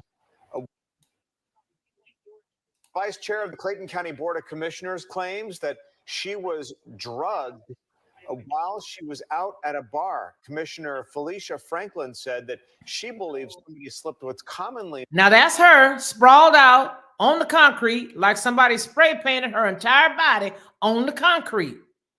known as the date rape drug into her drink. But police say there's no evidence proving that happened. News Edge reporter Christopher King is live at the Clayton County Commissioner's Building with the story. Christine, Tom, Commissioner Felicia Franklin posted on Facebook she believes somebody drugged her. It's still up, but police showed us something different. Ma'am, take a look at this video. Police say it shows the Vice Chair of the Clayton County Board of Commissioners on Friday, September 29th, apparently passed out on the ground. So it was shocking. Commissioner Felicia Franklin posted on her Facebook, quote, "It is believed by medical professionals that I was drugged with a DHB pill, more commonly known as the date rape pill, and this incident has shaken me to my core. But Morrow police tell a different story." The evidence showed that we couldn't confirm that anything was placed in her drink by somebody. Police shared body cam video they say shows Franklin outside the 404 Sports Bar and Grill. She had probably. I saw your face looking there, Jay. Yeah, I'm trying to. Did he say he found? Did this guy say they found something in her drink placed by somebody? No, but you know what? I'm going to say this before we get into it. In my personal impression, there are mitigating circumstances with this woman's case specifically that in my impression, I believe her. And before we get any further, I want to tell you why I believe her. And I could be wrong. I don't believe that anybody put anything in her drink, but I do know that according to what you'll hear, she was under medication. And in my impression, even though she was in the position that she was in, I believe that they should have allowed the fact that she was on medication to give some levity to what it was that she was going through. That's just my opinion. I believe that the medication that she was on, in tandem with the drinks that she had, caused what we're about to see. That's what I believe. So let me get back over here and let's go. 3.5 to 4 drinks and then a swig of a beer. Police say Franklin ordered several drinks. They say they could not find evidence of anyone tampering with her drinks. But they say a toxicology report found something else in her system. She refused a blood test, but she did have a urinalysis, and it showed positive for cannabinoids, also known as cannabis. Franklin sits on a bench. Oh. She was apparently intoxicated. Moments later, she slumps off. Police turned around and saw her laying on the ground. Police say the vice chair was laying in a puddle of clear liquid. The report says she appeared to have urinated on herself. Emergency crews put her on a stretcher. Don't leave me, don't leave me, don't leave me. Franklin gets visibly agitated. Then she gets sick on herself. We cut the video before that moment. If nothing was ever posted or said about it, it would just went unnoticed. Well, my comment aged Now, we badly. tried to contact Franklin several times. She has not responded. Police say there's no evidence she tried to intentionally mislead them. Live in Jonesboro, Christopher King, Fox 5. A very upsetting situation. Yeah. Christopher, thanks.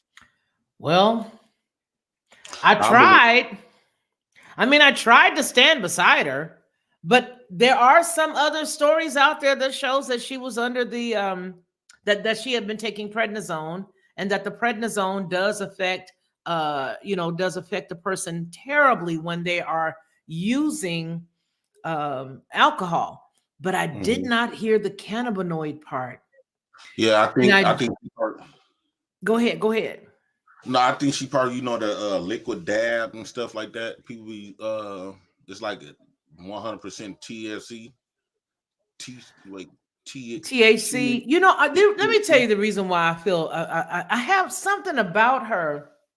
Thank you, Just Hear Me Out, and just Hear Me Out. Just bless you, JP.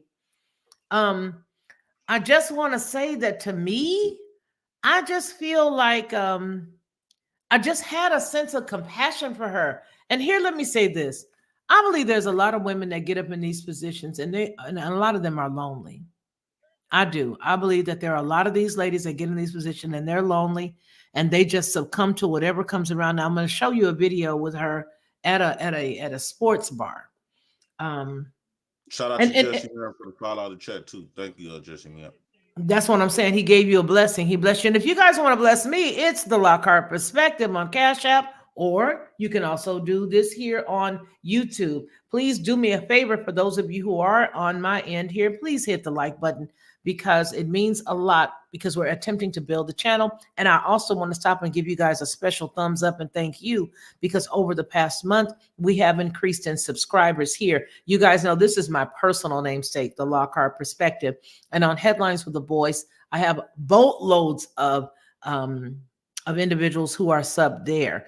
But this is a little more personal, because this is my namesake and my baby. So if you guys don't mind, while you're here, please subscribe. You may find something that interests you, anything from dealing with history all the way through. It's really my channel, because it's what I love. It's everything from CERN, when I deal with and I don't love CERN. What I love is the fact that I like anything dealing with physics.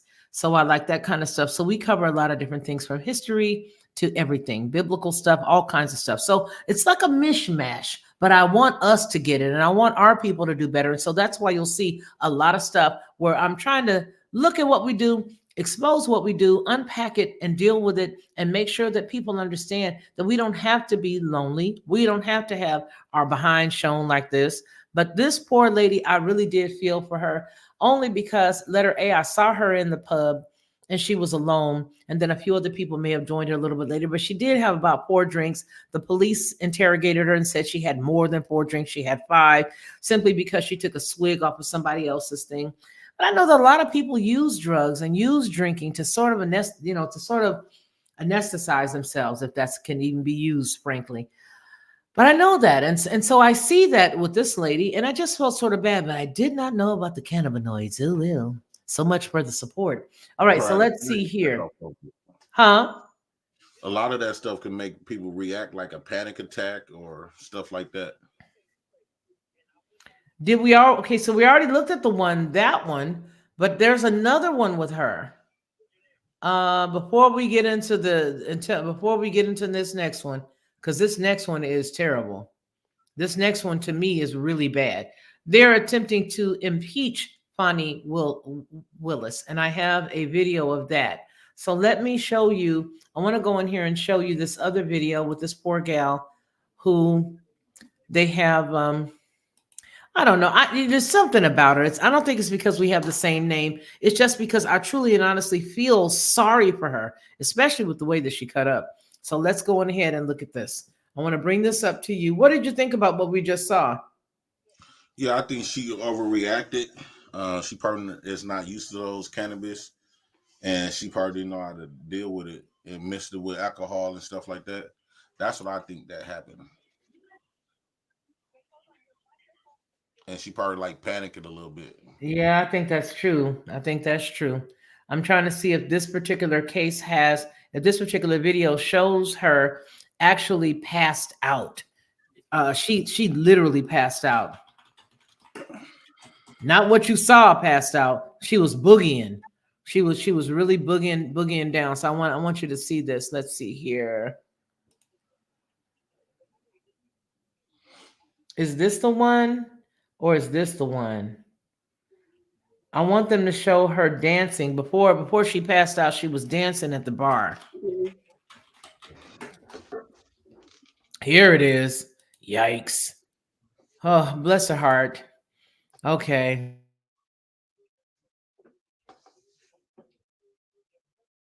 Here she goes.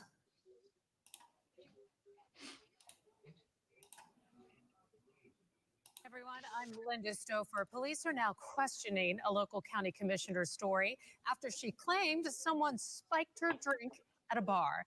New at 6, Channel 2 investigative reporter Mark Winnie is live in Morrow. And Mark, police told you they have not found any evidence that anyone targeted the commissioner, Felicia Franklin, with GHB.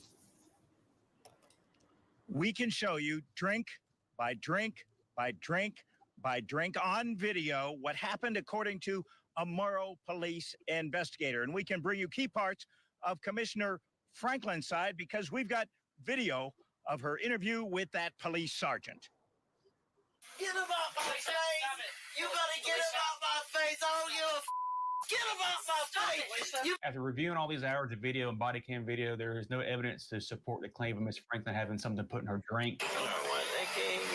From the body cam in the video at 44 Sports Bar and Grill. This is Clayton County Commissioner Felicia Franklin. That is correct. The Clayton County Commissioner, the cameras, and her claims suggesting she may have been drugged. Morrow Police Sergeant Scott Stewart says he reviewed hours of police body cam video and security video from inside the 404 Sports Bar and Grill to determine what caused Clayton County Commissioner Felicia Franklin to pass out outside the club and later behave combatively in a Morrow Fire EMS ambulance after an officer summoned help because she may have hit her head outside 404 the night of September 29th. She's been on medication for 2 weeks. A Morrow police document says, quote, there is no evidence to support the claim of Ms. Franklin having something put in her drink. This is obtained from video at 404 Sports Bar and Grill, unquote. We are pending a subpoena for blood to see if blood work was done at the hospital when she went. They didn't draw blood first or whatever reason. Commissioner Franklin has told us her doctor says her behavior and symptoms were consistent with someone having drugged her with GHB, commonly known as a date rape drug. And in fairness, one video shows... I don't know what they gave. Are you okay? No, I'm not. I don't know what they gave Where's your purse? Sergeant Stewart said a receipt collected from 404 Sports Bar and Grill indicates Commissioner Franklin paid the tab with a credit card called Committed to Elect Felicia. He suggested a document indicates she had 3 of the That's Home Run drinks. A police document indicates it contains 40 proof Hennessy and Grand Marnier. Plus a glass of wine was ordered. A 9-ounce pour was ordered. The waitress here is delivering the first drink of wine to Commissioner Franklin that she ordered. This is the first home run drink that Miss Franklin ordered after the wine. That would be the second home run that was ordered by Miss Franklin. That's the part where she left the drink at the table. Nobody touches it at that table as well. So that's the home run drink delivered by the waitress there. We believe it's her 4th drink. 4th drink, your evidence indicates, ordered and received by Commissioner Felicia Franklin. That is correct. I just want to be very blunt with you. You can be blunt. You had 5 drinks.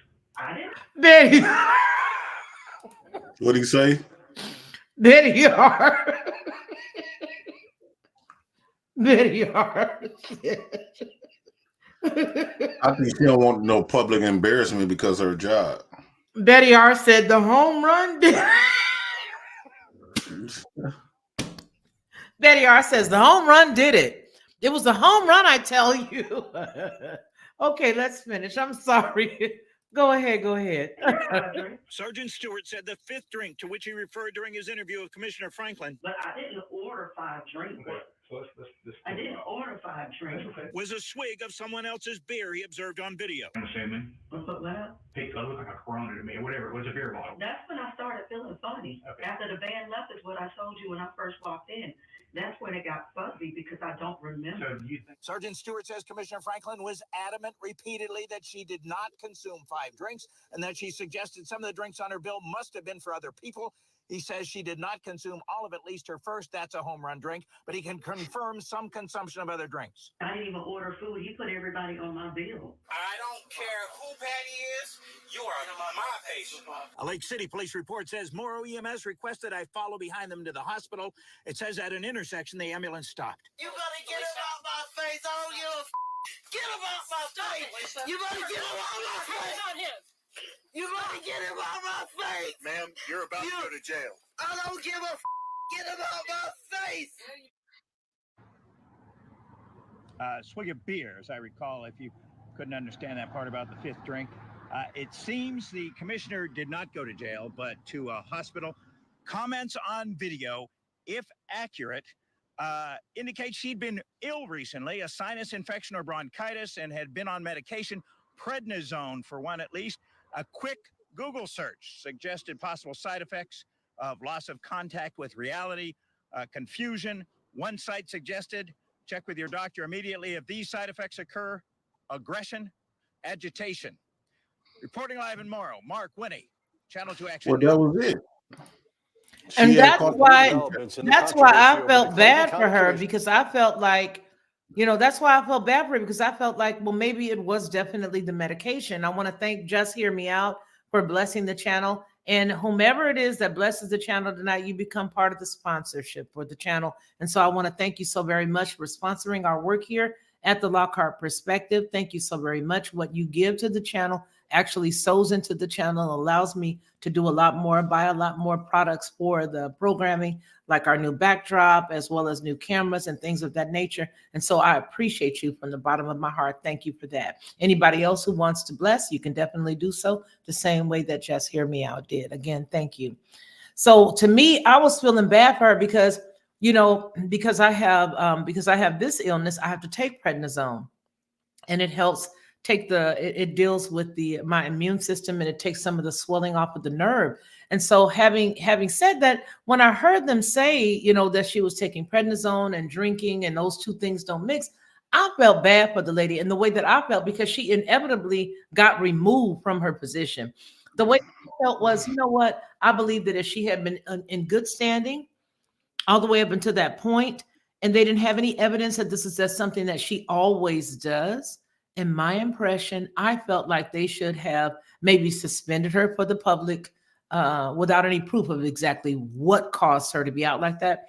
I thought maybe they should have just suspended her for the lewdness, or the getting so toasted that she ended up sick or something. But I didn't feel like she needed to be replaced. I really honestly didn't. There is no evidence that this is an issue that she's had ongoing. In other words, there's no evidence that shows that she's an alcoholic to date. And what I believe is if she were, or if this was an issue, I truly believe that they would have already shown us that.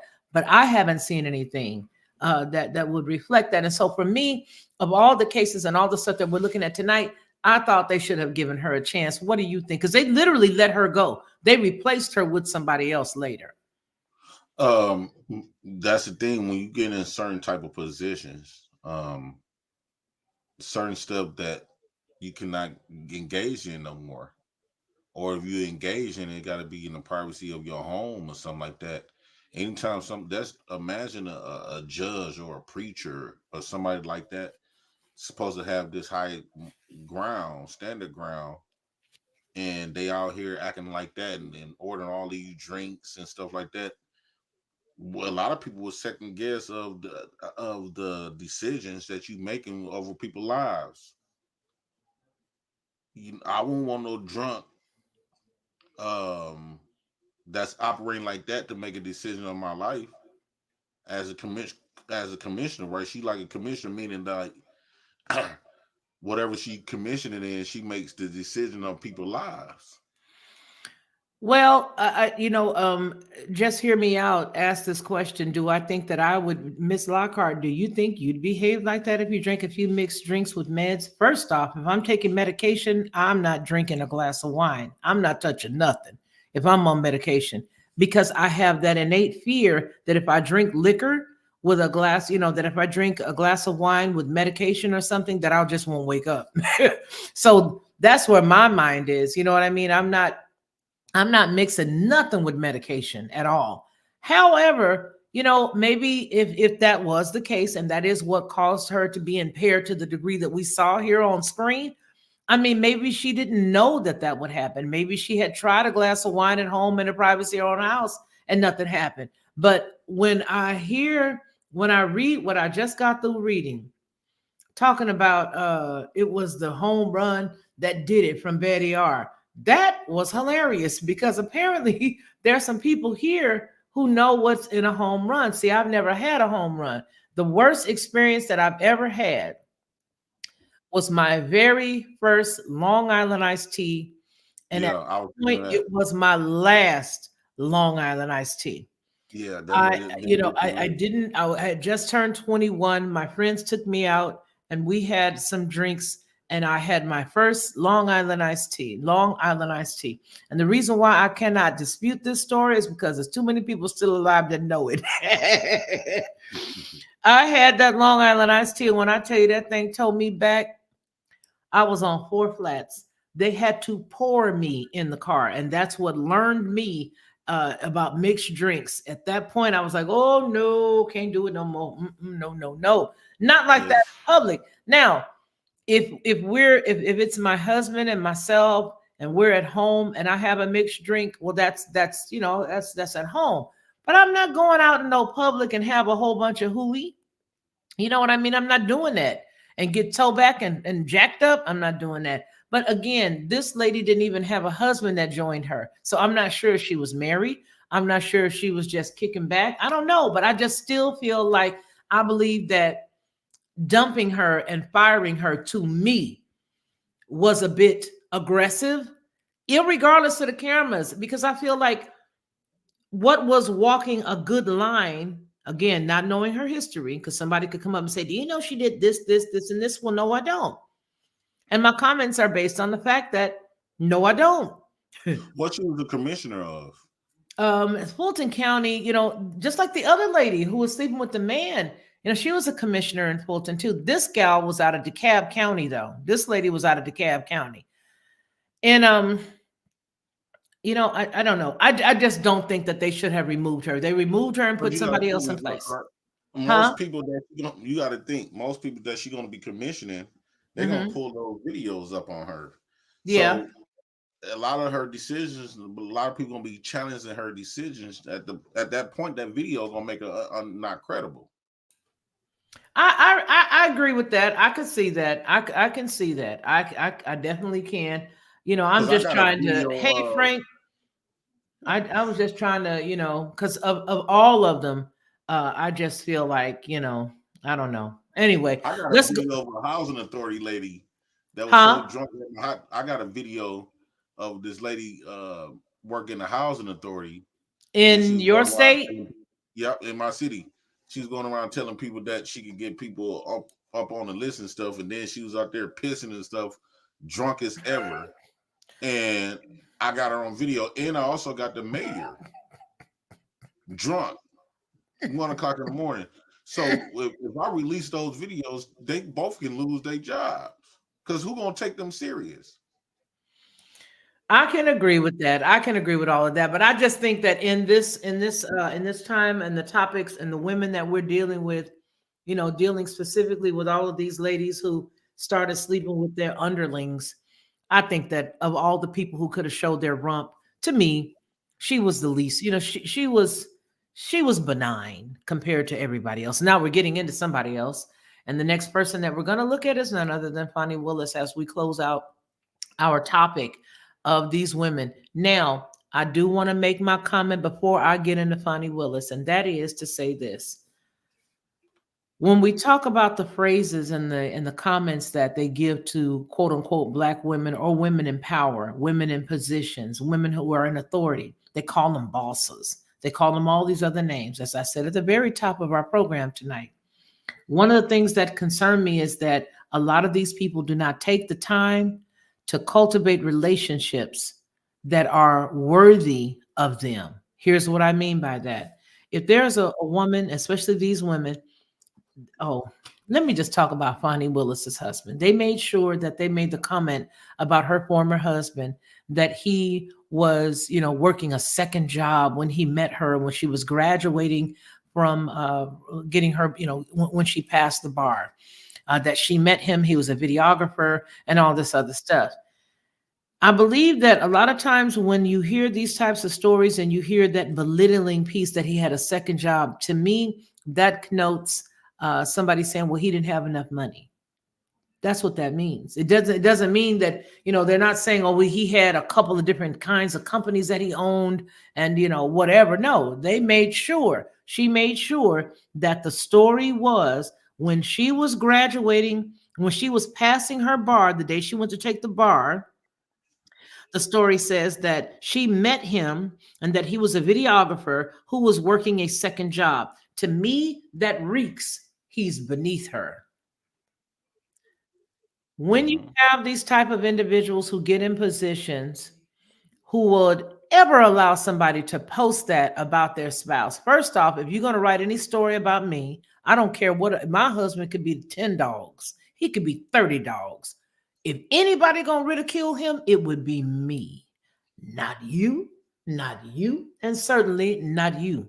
I can say what I want to say about him, but you ain't going to say it. For her to have that type of rank and position and not stand up and say, hey, yo, wait a minute, you're posting this about when we first met. You don't have to point out the fact that that was his second job. Okay. And if you do point it out that it was his second job, you need to ask me what I think about and how I feel, what an impeccable man this man is for working two jobs. But you're not just going to throw him under the bus like that and still mention at the same breath that I was just getting my passing the bar, if that makes sense. That's the first thing.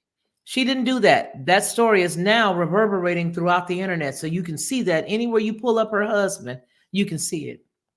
I think his name was Fred or Frank Willis.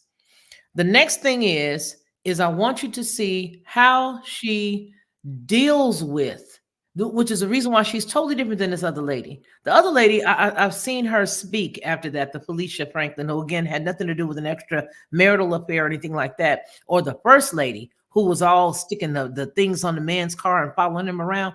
They're not like that. This chick is straight delusional. This chick, there's something not right with a woman who will get up in a pulpit and go in like she went in. Let me come off screen so I can find that, and you can add to that. You can add to that if you want to. I want to see it. Okay, let me clear this out. Yeah, so let's look at this piece first here. The first part that I want to look at is here's the thing. Here is a major thing. What I did not appreciate was the fact that these people come on here when they're having a problem and they begin to cry race. You don't get the right to cry race when you have done what you've done. This lady, and listen, the funny thing is I know this lawyer that they're going to mention in this. I know him. I met him several years ago. Sadow is his name. Hold on. Here we go. Details obtained by the Fox 5i team shed new light on claims of racism made by Fulton DA Fonnie Willis in response to criticism of how she's handling the election interference case. Good evening and thank you for joining us. I'm Russ Spencer. I'm Courtney Bryant. Willis has already lashed out publicly at critics of her decision to hire a special prosecutor with limited felony trial experience. And court filings claim she is also dating. Let's bring in Fox 5 team reporter Randy Travis. And Randy, these emails suggest this is not the first time she's suggested she's being singled out for being a Black woman. That's right, Courtney. Yeah, Russ, the emails are largely between Willis's office and Trump defense attorney Steve Sadow, but they were included in a group email to the legal teams of all 15 remaining defendants. They were sent 2 days after one of those defendants filed a motion accusing Willis of having a romantic relationship with one of her top prosecutors. God, wasn't it them that attacked this lawyer of impeccable credentials? The Black man I chose has been a judge more than 10 years, run a private practice more than 20. This was DA Fonnie Willis January 14th, days after accusations surfaced in court filings that she paid special. I got to stop because we are using this and it is for commentary purposes. It is not that we own this product, that we don't own this video. This is for commentary purposes. And because of that, I want to say this. I find it very curious that this woman is able to rattle off all of the wonderful accolades of somebody else's husband. When she numbers out the amount of years that he was doing X, Y, or Z, she goes back in excess of 10, 15, 20 years, according to what she just said. I find it very amazing that she can rattle off all of these wonderful things about this man when at the same time, these wonderful accolades that she's hailing him as having achieved, he has one major scar against him, and that is the fact that he was a man that lacked wisdom, intelligence, and honor. That he was actually sleeping with her while he had a wife. That I have a problem with.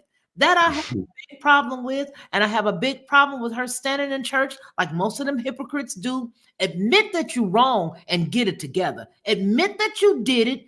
Get your life so these folks don't keep coming after you. Because one thing I will say, what you're about to hear is this woman cry racist, racist, racist. When that racism ain't got nothing to do with the fact that you was busting it open, going on cruises with this woman's husband. This ain't got nothing to do with any of that. It's got everything to do with you, your lack of morals, your lack of judgment, your lack of character, and your lack of timing.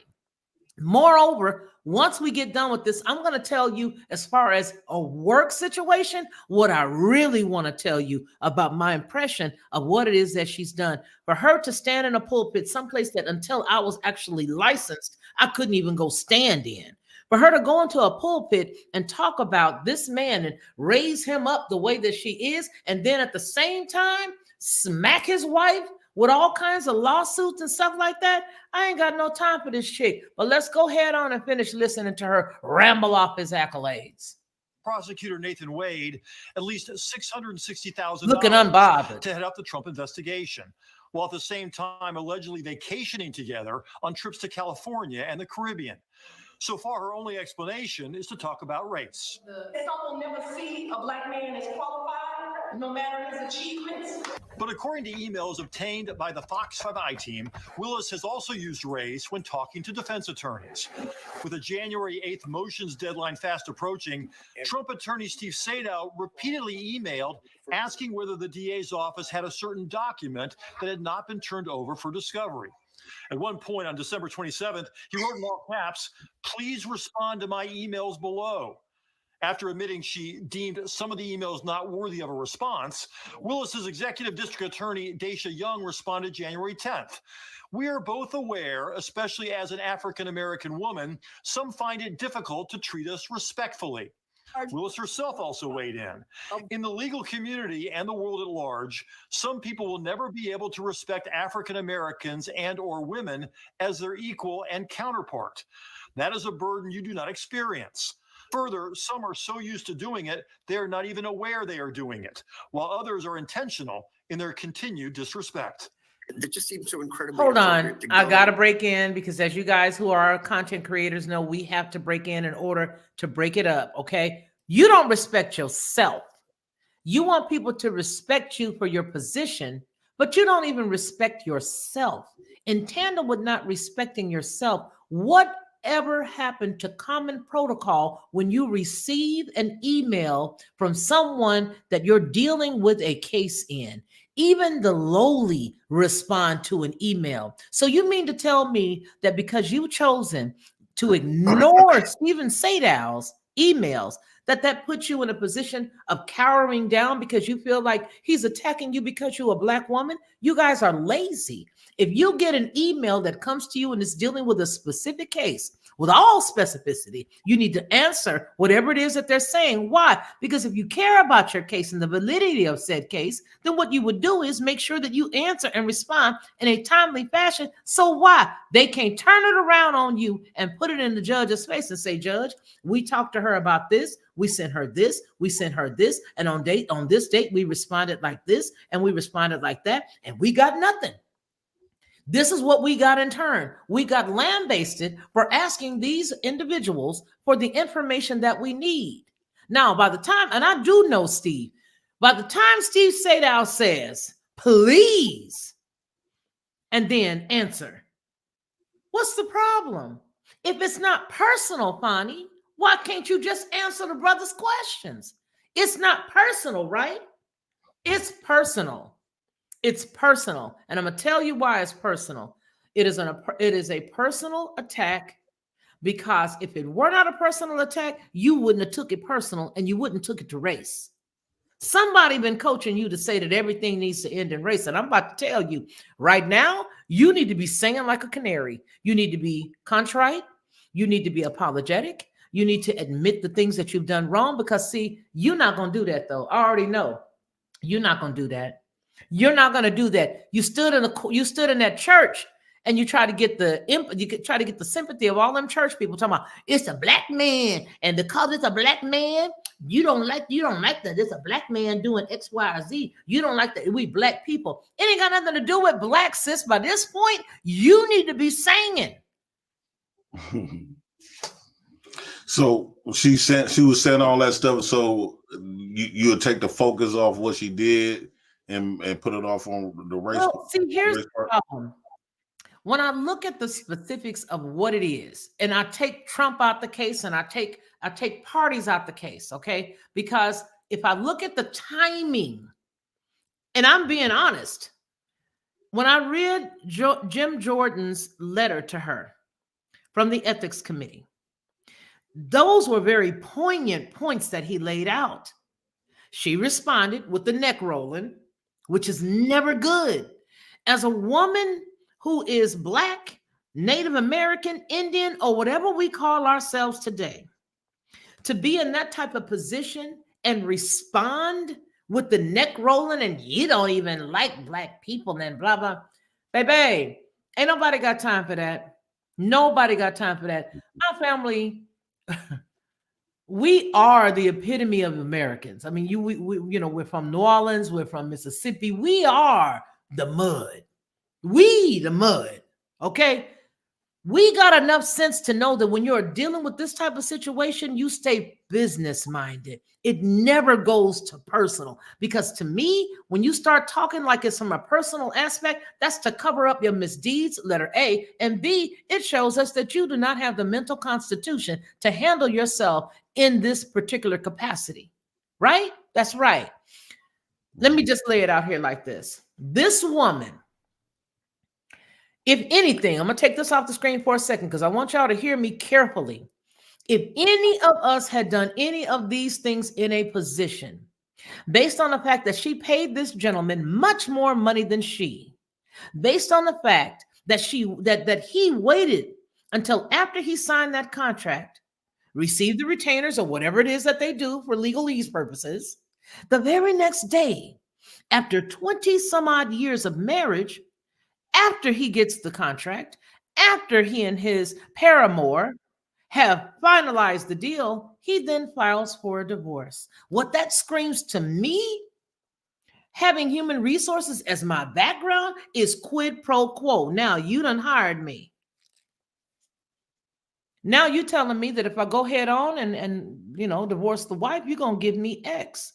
Homegirl was only making 100 and some odd thousands of dollars per annum. Homeboy done made $654,000 in less than 3 years. So there's some quid pro quo jumping off. And can't nobody tell me it ain't. I thought you said you was going to leave her. Well, I could leave her, but I'm not making enough money. And until when I make some money, baby, it's going to be me and you. So what did she do? She removed this man's excuse.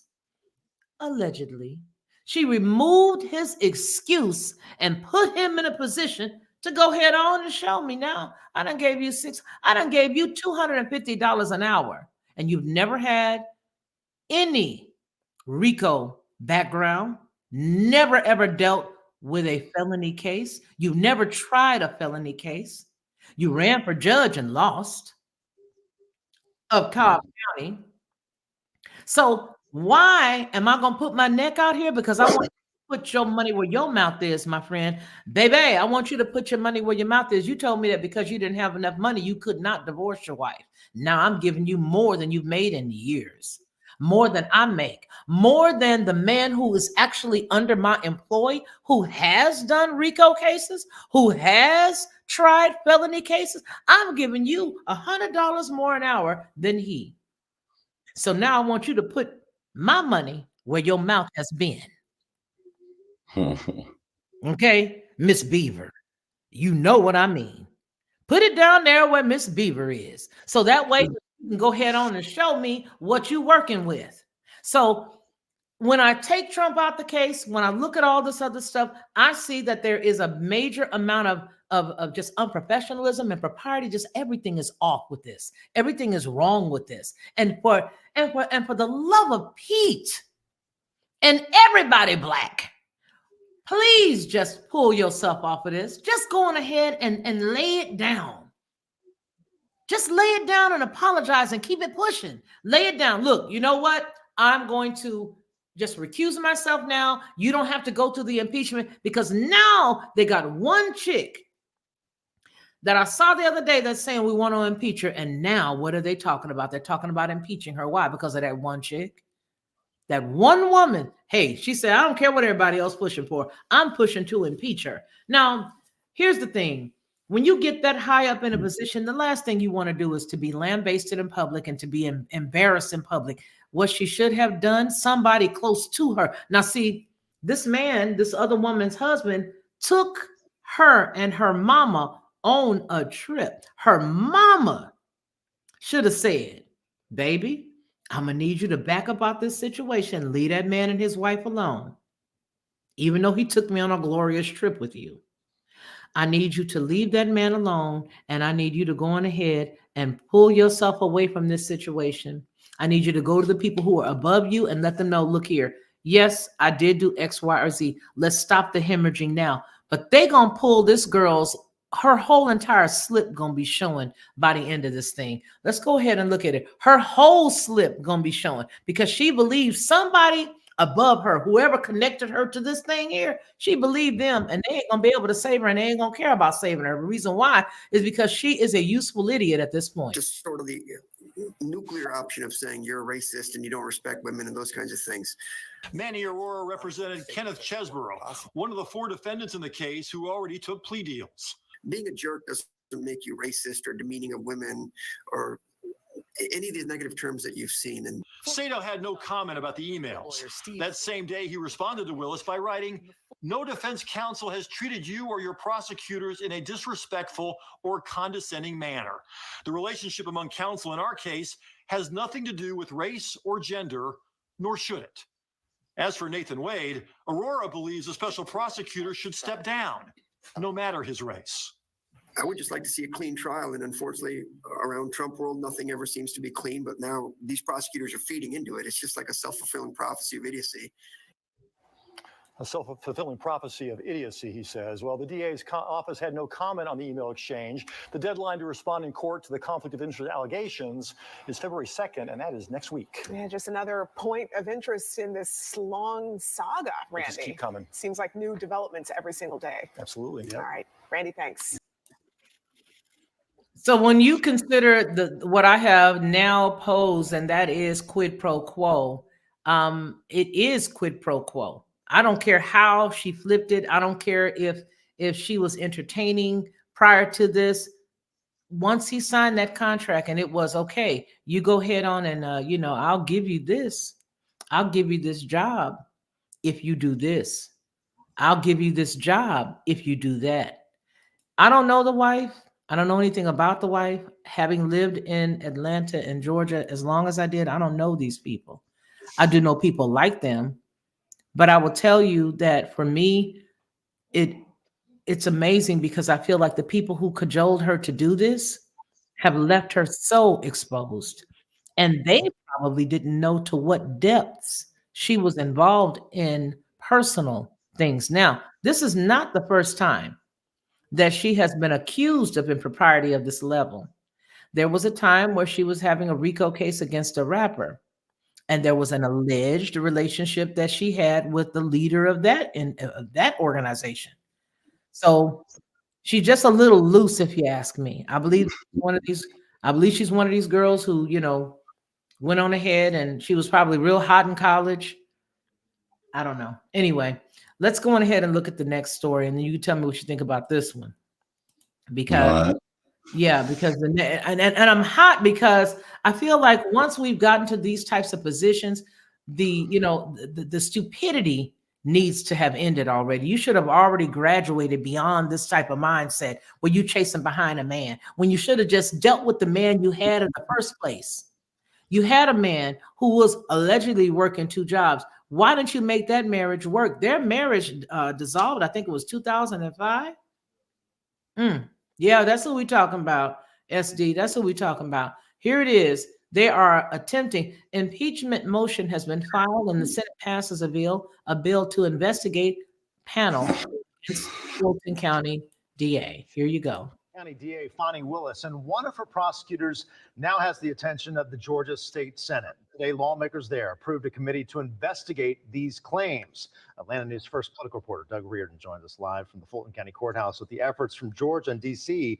to remove Willis from this case. Doug. Right, Blair. This is getting very real for the district attorney now. That commission that was approved this morning by senators up the road under the Gold Dome will have subpoena power, meaning they can demand documents and even testimony. On top of that, also today, one of our state representatives proposed articles of impeachment against the district attorney, and even one of our federal U.S. congresswomen also authored a formal complaint. Things picked up steam Friday for District Attorney Fonnie Willis, now almost a month after the filing of allegations that she was dating the man she hired as a special prosecutor in the historic election indictment. On the adoption resolution as amended, the yeas are 30 and the nays are 19. The state Senate approved their own committee to investigate possible conflicts of interest and how taxpayer dollars were used to pay that man, Nathan Wade. To date, folks, $654,000 of taxpayer money has been spent on this. As details continue to surface on a daily basis, it becomes more and more clear this was prosecution for personal profit. The allegations claim Willis, whose office paid Wade large sums for his work, also traveled with him several times on cruises and vacations to Florida and California. On Friday, Atlanta News First obtained a copy of a formal complaint filed by U.S. Congresswoman Marjorie Taylor Greene. Also on Friday, state GOP rep Charlize Byrd also introduced articles of impeachment against Willis in the state House that has the numbers to make that a reality. I would be surprised if the House doesn't pass articles of impeachment against her. Georgia State law and ethics professor Clark Cunningham says Georgia's bar for impeachment is relatively low. He authored an op-ed in the New York Times this week, arguing that the only way for Willis to avoid losing the case would be to take a leave of absence. If the disqualification happens, a new prosecutor is appointed. If she's removed by impeachment, the governor appoints a new prosecutor. So the only way she could guarantee that her office stays in control of this case is by taking a leave. And Clark says if she wanted to, she certainly has the leverage to do it, given the multitude of swatting attempts and threats that she has been the victim of since this all started. Now, she will be here in Fulton County Court on February 15th, where a judge will decide just exactly what to do about these allegations and as far as keeping her on the case. In Fulton County, Doug Reardon, Atlanta News First. And that's basically what we just said, that the best thing for her to do is to just step aside. Here's the deal. I don't have a dog in the hunt where Trump is concerned. All right. Everybody who follows me know that I don't vote. I left that alone a long time ago. And the reason why is because I believe that it's two sides and it's the same exact coin.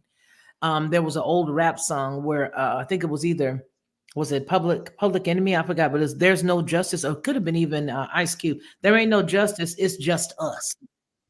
There is no justice. It's just us.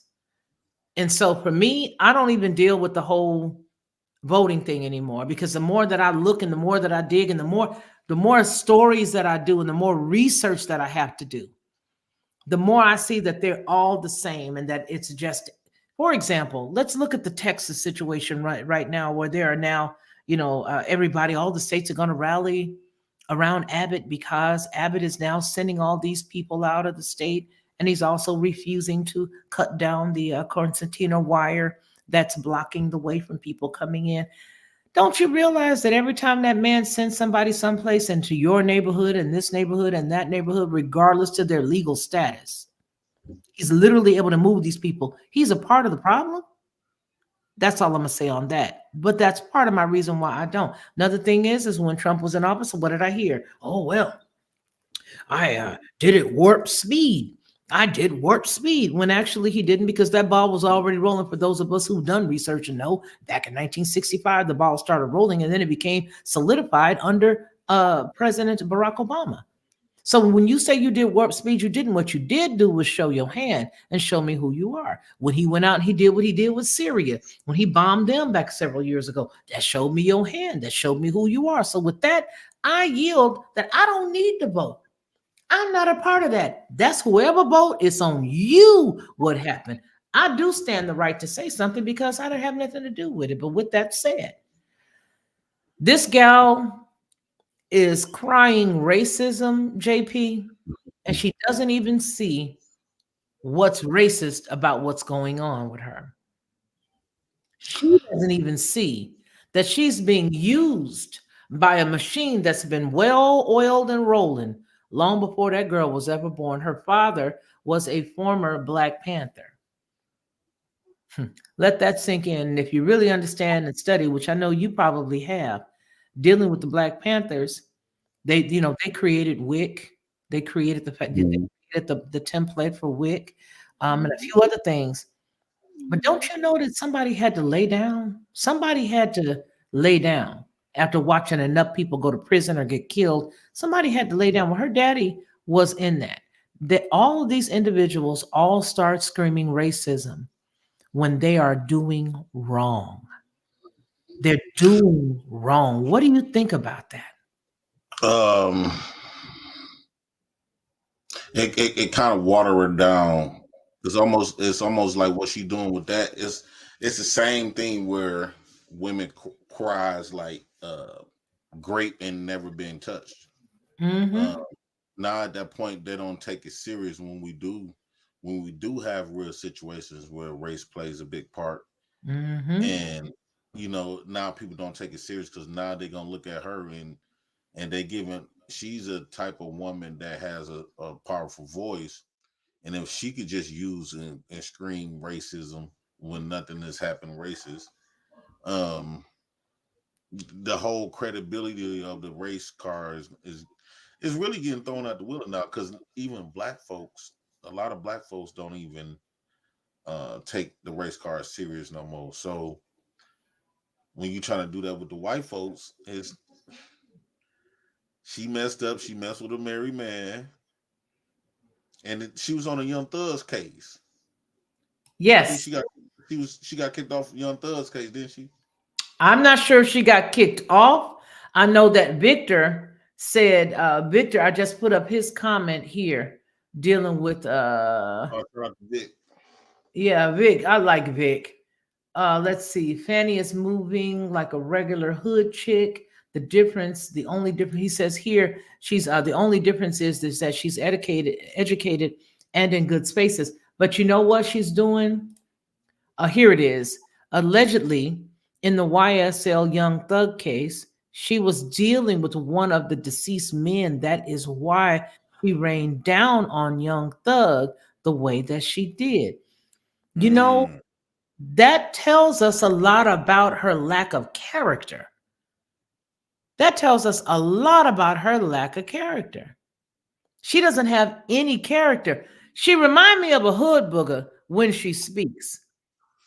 She reminds me of somebody that said, here's your diploma, you graduated, here's your bar. Because, for example, one of my first cousins, She graduated with a law degree from Stanford. She's got her PhD. They study too much to be that ignorant. They don't have, my cousin did not have a lot of time while going to school to get her law degree and then going on to she didn't to get her PhD. She didn't have that kind of time. Usually chicks that's got a lot of time and people just giving them stuff get to act like that. I don't have any respect because to me, let me tell you why this really bothers me, JP. The reason why it really bothers me is because as a culture, we have seen time and time again where the quote unquote Black woman has been put ahead of the man. And when you get into a position where you have the power to help your own people, when you get into the mud and you don't even appreciate what you have amassed, now you make it harder for everybody else behind you. And it's not for us to pretend like we don't know what we have been through here in the United States. You know what I'm saying? It's not cool to pretend like we've never been through something here. Now, this puts us so far behind because without the affirmative action, not that I agree with affirmative action, I'm using this as an example.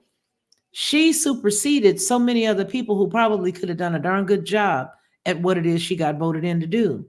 But to continue to hold on to an old, beat down, broken mule and say, because Stephen Sadow asked you for documents, that it's racist. And then to have the extra stupid dum-dum that works with you alongside with you to even send that man that email to say that, it makes us look really bad. It makes us look like all we do is cry the race card when that's not who we are. We're people who'll tell you, let me do it myself. We're the people who'll say on a job, no, don't do it for me. I know that I'm new, but teach me how to do it. And the reason why we want them to teach us is so we don't have to be in their faces and they ain't got to be in ours. And because that way we can progress on to the next step and continue to do what we want to do. People who care about where they are and what they're doing, they want to do a good job. They want to be successful and they want to base it on their own merit. This chick has ruined it for a lot of people. And all I can say is watch and see how many Indians, I'm not saying this in a racist fashion, I'm telling you to watch. A lot of people from India, a lot of people from Pakistan, watch a lot of these individuals begin to fill up some of these positions. Just watch. Don't ask me why I'm asking that. You just watch. And when you start to see it, come back and remember that I said it, then I'll tell you why. Go ahead, JP. See, a lot of times, like when a lot of, like I said earlier, just because these women got a degrees and they get in these positions, do not take away from who they is. Mm-hmm. There was a lot of Black women, especially in my environment, went to school and got in certain positions. That don't take away that she still know Pookie now, and she still love Pookie now. She was a Pookisha. It's just that she was a Pookisha. Somebody done paid for her school, and she done went to school, completed everything. Now she getting these top positions. That it's not gonna take away who she is. So your job, the job don't take away who she is. Basically who she is, because you expect, like when I look at a doctor, you expect doctors and everybody to be these perfect people, even behind the scenes. And a lot of times they just as righteous as everybody else with a nice good job. Well, I just think that for them to now be to the point where they want to impeach her and she still has this head of a bull.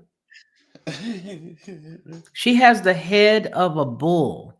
And I just want us to win to a position where we have some decorum about us, where we don't look like this all the time. Now, another topic that I was going to talk to you about was dealing with the brick woman. And I'm not sure if we should do that on your show or what, but I do know that A lot of people back in September when this lady said she got hit in the head with the brick, the man wanted her phone number, and now she is have a theft by deception case against her, a felony theft by deception case. A lot of people equate people who are of the same hue or shade of skin as being the same people. Do you remember last year when everybody was talking about, oh, the black woman this and the black woman don't want to do right, and look what she did? Ain't nobody gonna come to her rescue because the black woman this, and I was the only person, with the exception of a few other women, was typing in the chat, no, she's not black. This woman is from Ethiopia, and they do not equate with us. She's from Right. Ethiopia. They have their own culture, and they literally have their own communities. They'll all move in on the same streets, which is not a problem, but that's not us. Y'all still keep missing us. That's a problem. And I want to talk about that. I want to find out why the quote unquote black man can't really put his finger on who we are. That says a lot. That says a lot. I really want this to be the year where you guys become accountable yourselves. Where y'all try to hold us accountable, I want you guys to tell us who we are. We've made mistakes, certainly we are. But anytime I see you guys keep lumping women from Africa into the woman who is from here, okay, the women who are Cherokee and Choctaw, and the women who are Seminole, when y'all keep lumping us in with women who are from Somalia, women who are from Djibouti, women who are from Nigeria, who come over here and cut up, like the story that I did earlier on Joy Reid, who has a father who is from the Republic. He is from the Democratic Republic of Congo, and the mother is from Guyana. And you guys stick that ignorance and you pin it to us. So I want you guys to really find out who it is that we are, and then I want you to tell me who we are, and I want y'all to do it with some respect. Put some respect on it. Well, do you think it's possible by her, even though she's Somalian? Do you think it's possible? Because this what's been happening. Do you think it's possible when they came over here that she adopted the Western way? Like it's a lot of black people, like a lot of men don't want their women coming over here to the Western world because of the behaviors that goes on here. Do you think she's just a product of that? She's one of those Somalians that came over here and got westernized and started playing westernized games? I'm not going to give anybody that where you have a culture of individuals who email people and talking about, you got a $1 million check and all they need is $300,000 off the $1 million. You can keep the rest. Hi, friend. I am reaching out to you and I want you to send me money. And I'm not going to give nobody no credit when I see that kind of stuff. See, the problem is that a lot of people here in the United States have not traveled abroad. And so if you've not traveled abroad and you've not gone outside of this country, you really don't know what those chicks are. A lot of people here in the States have a mindset about what they believe a woman from another culture is. First off, a woman from another culture ain't gonna ever give you the level of respect you really think you deserve. Why? Because if she's dealing with you, she's already going against her mama, her daddy, and everybody else who stood before her. That's the first thing. So there's some deception that's already in her mind off rip.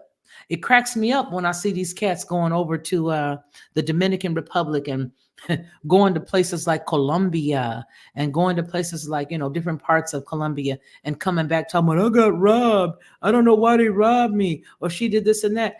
People do not understand history. For people to say they went to Colombia and they took their passport and they found a good woman and she looks beautiful and she's submissive, she's a hoe. The reason why she's submissive to you is because she knows why you are there. She knows what you're coming for. And she is like any waiter that would wait. She is providing a service as any waitress that would wait.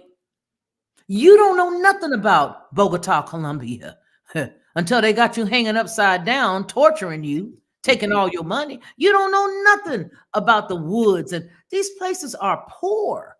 And these cats have been gorillas for a long time. A lot of these cats that's in these other countries that's setting up these women to wait for the stupid American men to come over there and get their pockets robbed. They have been doing this for ages. And now that they've got technology on their side, they already know that there's going to be a whole bunch of Ray Ray and Dum Dum Pookie Nim going over there, seeking who they might find, thinking that they're smart because they're from the United States. You're a big dum dum. First off, you don't know the culture. You go over there and you're flashing everything. You wake up in a pool of your own urine with your cell phone, credit cards, and everything else of value gone because you walk around with this prowess and this mindset of ego, and the ego turns into arrogance. And now you laying in the middle of your flat or your hostel. You're in the front of your hostel laying. There was one cat that was laying in the front of his hostel, and he had no idea where his cell phone and wallet was. So I want to know when you guys are going to get to the point to where you understand that some of these chicks that's helping in other countries, they are just doing a service. They are not. Look, I had 3 salons in Atlanta, Georgia, and I had customers who were from different countries of Africa, for example. Those women are a color, giving you everything that you need. Trim. I would do your relaxer. If you had a relaxer, do your trim on your hair and, do something special, do style or whatever. Maybe I'll charge you only 50 or $60, take about $35 off for 1 month. Do you know these people come in and say, no, that's too much. You need to bring it down. No, how about you just pay the regular price and get out? Right. So that's what gets me. I don't understand how our men believe after y'all done ran over the women, after you done ran through the women, after you done treated the women like trash, after you done cheated on them repeatedly, after you done messed them up to the point where they don't have no mental stability no more, after you done went out and had kids on them, after you done went out and refused to go get a decent job that's going to make wonderful income for the family, after you refuse to be the leader, especially when you got some real nice women. Some of you dudes start out with a chick who's real sweet because she's in her natural state. She really feels like she can trust you. So she sits back and she trusts you. And you do nothing but run over her. Now, once you run over her, you get upset and say, oh, she don't listen. She's not submissive. She does what she want to do. Look here, even a dog that you call your best friend gonna bite you eventually. You keep kicking him. So I wonder when you guys are going to start to really honestly pull us out, exegete who we are, pull us out and study and see who we are, because you all are running around acting as if we are the worst of the worst. It's not to say that there's some of us who could make better decisions if we can, but I'm asking you specifically because I've heard you specifically. I'm getting at you. When are you guys going to ever acknowledge our worth and our commitment to you? Because here's the funny thing. There was a guy who was, I think his Majors is his name, Majors. He had a young lady who was not of his race. And then in order for him to have his voice spoken and heard within his own community, he went to Nia Long. It was Nia Long and said, it's so good to have our sisters. Well, it wasn't good beforehand though, right? Go ahead. I will give you the screen. I want you to answer some of that. I would just say, when it comes to black men, I think that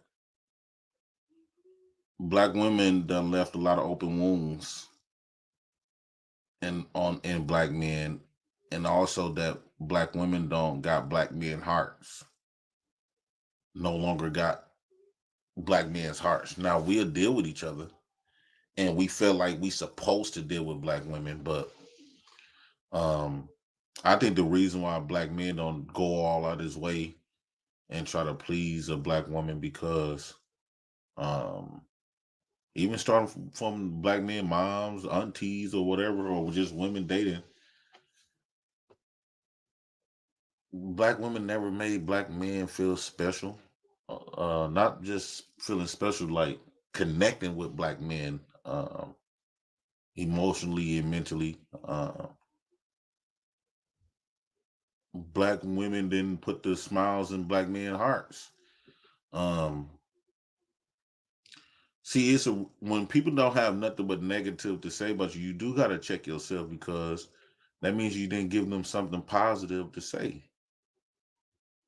I'm quite sure if black women fought hard to get black men's hearts, I think we'd be singing a different song. But she just didn't. And if you wish to ask me what can I say positive about black women, I don't have much to say.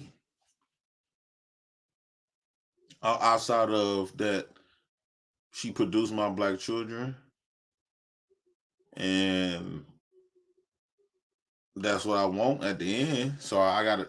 A lot of times, black men we just tolerate black women. We just settle. The reason why they going outside of these countries is because a lot of black women don't know what to do with the black women here. So, but here's my thing, like I've been saying lately. When you think about the Black Panthers, because when you brought up the Black Panthers, and you think about the black women now compared to the black women that was in the Black Panthers, the women of the Black Panther days was a sign, was the last breed of was one of the breeds of black women being on a black man's team and had the black man's hearts back then. When you look at the black women now, especially at the welfare days started, black women have done everything to prove that they were our enemy. And it's kind of hard to just ignore that. It's difficult to ignore that. So that's why one of the reasons black men, they not trying to marry black women. We don't trust them. I think that's a fair assessment. I think that's and I think it's a fair assessment, and it's not to be hypocritical, but let me say this. I believe that I said this, I believe last year too, somebody may remember. I believe that we all bounce off of a frequency. And I believe a lot of times, because we are not really pressed with regards to chastity, it makes people, women specifically, deal with men that are not supposed to be in a physical relationship with them. Let me qualify that. Everybody that you meet may be on purpose, but they are not all for the same purpose. You may meet a young lady and you all may hit it off, but the purpose for you meeting her may not have been for you to have relations with. It may be that you met her and that was the way that your cousin was going to meet her. And maybe she is of this frequency and your cousin are of the exact same frequency. Case being, you may notice how they sort of glance at each other when they're in an environment. Not to say that there's anything illicit or disgusting that happens later. I'm just saying not everybody that we meet is the person that we are supposed to be physically involved with. There may be a greater purpose down the line. And I believe what we do in our culture is we'll find somebody, they'll be nice, and we don't think about, what is this? Is this a business relationship? Is this going to be somebody that you get the woman and the man who will always meet the one person, and and then later on they're like, gee, I shouldn't have dated her. I should have waited for her cousin, because the cousin was really the one you were supposed to be dealing with in the first place. But because you did not understand the purpose of relationship and connection, you thought that that was the person you were supposed to sleep with, to be with, which is the purpose. And this is, again, my opinion. This is my perspective, which is the reason why it's always best to pull back and declare friendship as you would a white flag. because oftentimes you will find yourself getting involved in relationships with people who are totally opposite of who you are and what you stand for. And unfortunately, we've never had that kind of lesson. Now, there are a lot of people, as I said earlier on, where they're trying to get the lesson and try to use an Eastern mindset here in the West. But these men and women these days are already gone. There was a study that showed recently how the music industry had put in frequencies, and these frequencies cause specific types of behavior. I believe that not only are we of a detriment to ourselves as a culture, to coin a phrase somebody uses that we all know well, the Black culture is trash. I believe that there's been a lot of things that's been injected into our culture specifically because of who we are, and we don't know who we are. That's what I think. I think that there has been a target, and I think that there has been an assault on us as a family, as a culture, as a people, because we don't know who we are. And I because don't see we us don't as know who we are, and the powers that be do know who we are, there are several things that help divide us and tear us. Now, the bad part has already been done. That was done like back during the time where you were talking about the Black Panthers or whatever. Now we're just finished. We're history. As it's as over far with. as being able to repair that, I can we repair it? No, I don't see when Can you it, say I'm, the I'm word asking you, can it be repaired? when you say the word us, I don't view me and Black women as us. I wouldn't dare psych myself out like Black women is part of Well, who us. am I? Who am Huh? I? Well, you Who come am from I? you can hear me? You Yeah. can hear me? Well, you come from a Yes. different you come from a different like age group. Um I don't see Black women, working with like on the same program as Black men. In fact, they use extreme measures to prove to Black men that they are not with the Black man. So as a Black man, you only show me once that you betrayed me. And that you betrayed me that one time, I'm not finna be around you no more. Well, large Well, I population think of that Black we've just women, gone back. I think you I one of think us we've just gone delayed. back to full circle. Okay. Okay, go. Yeah, I don't believe like Black women have betrayed us for so long. When you think about the welfare days, when you think about the majority of Black men is dead behind either behind their Black women. They in prison for a long time behind their Black women. We personally didn't have a father because our mothers and them felt like the white man had a better option. They felt as though it was a better option to receive their benefits to get benefits from the white man, which benefiting from them, which they didn't give a fuck about us having fathers. When you talk about the no fault divorces, so all of the stuff that that people, Black folks, needed to maintain the most primary stuff that we needed, Black women has been a vessel into either removing it or destroying it. I could count how many times Black women can call Black men over there to get either killed, to either get deleted or go to prison, and they don't care. And after them two either die or go to jail, she gets another group of Black men to do it all over again. She treats us as pawns. So they never. And another thing, when we bring this type of stuff up, they say we act like females, we crying too much and stuff like that. But we never hear Black women take ownership and apologizing to Black men. Black women have treated us no different from the white race. I don't trust if I'm having sex with a Black woman, I make sure I have my camera.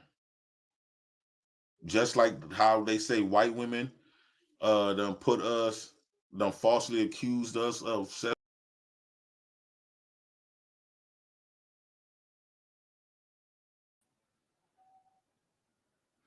I'm hardwired, so it could be me because we've been having some issues out here. Okay, so okay, he's gone again. Now I'm gone. Okay, all right. Let's see. We're gonna add him back to the stage. Here's the thing. I think that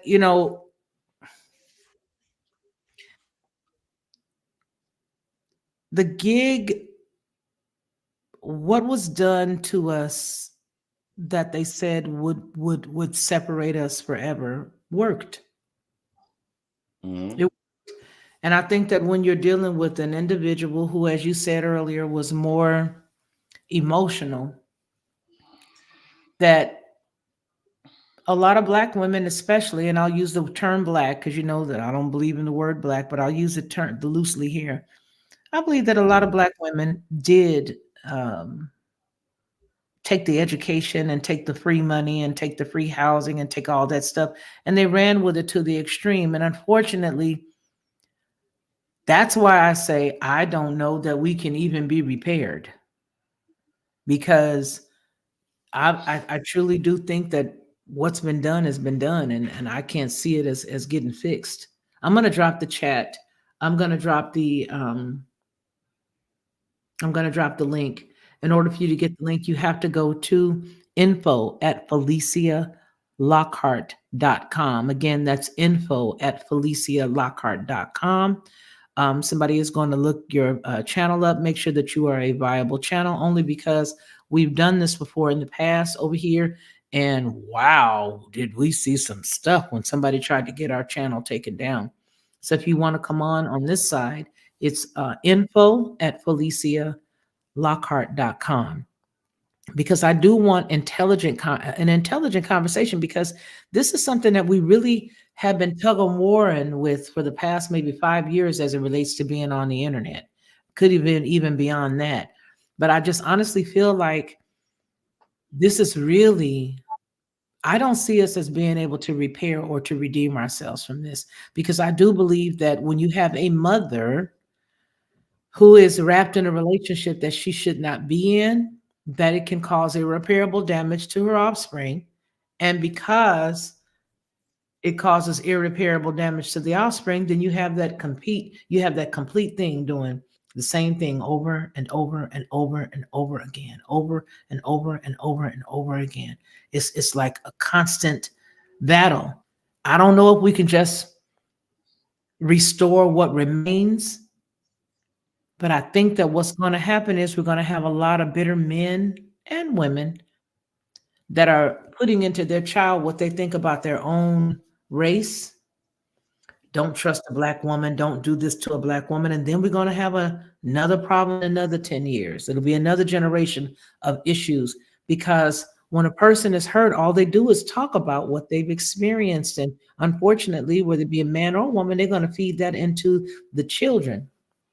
And those children are going to end up causing a big enough rift to where we're going to have a pretty big mess here. It's sad. It really breaks my heart, because I don't see a lot of people getting married anymore. Do Yeah, you?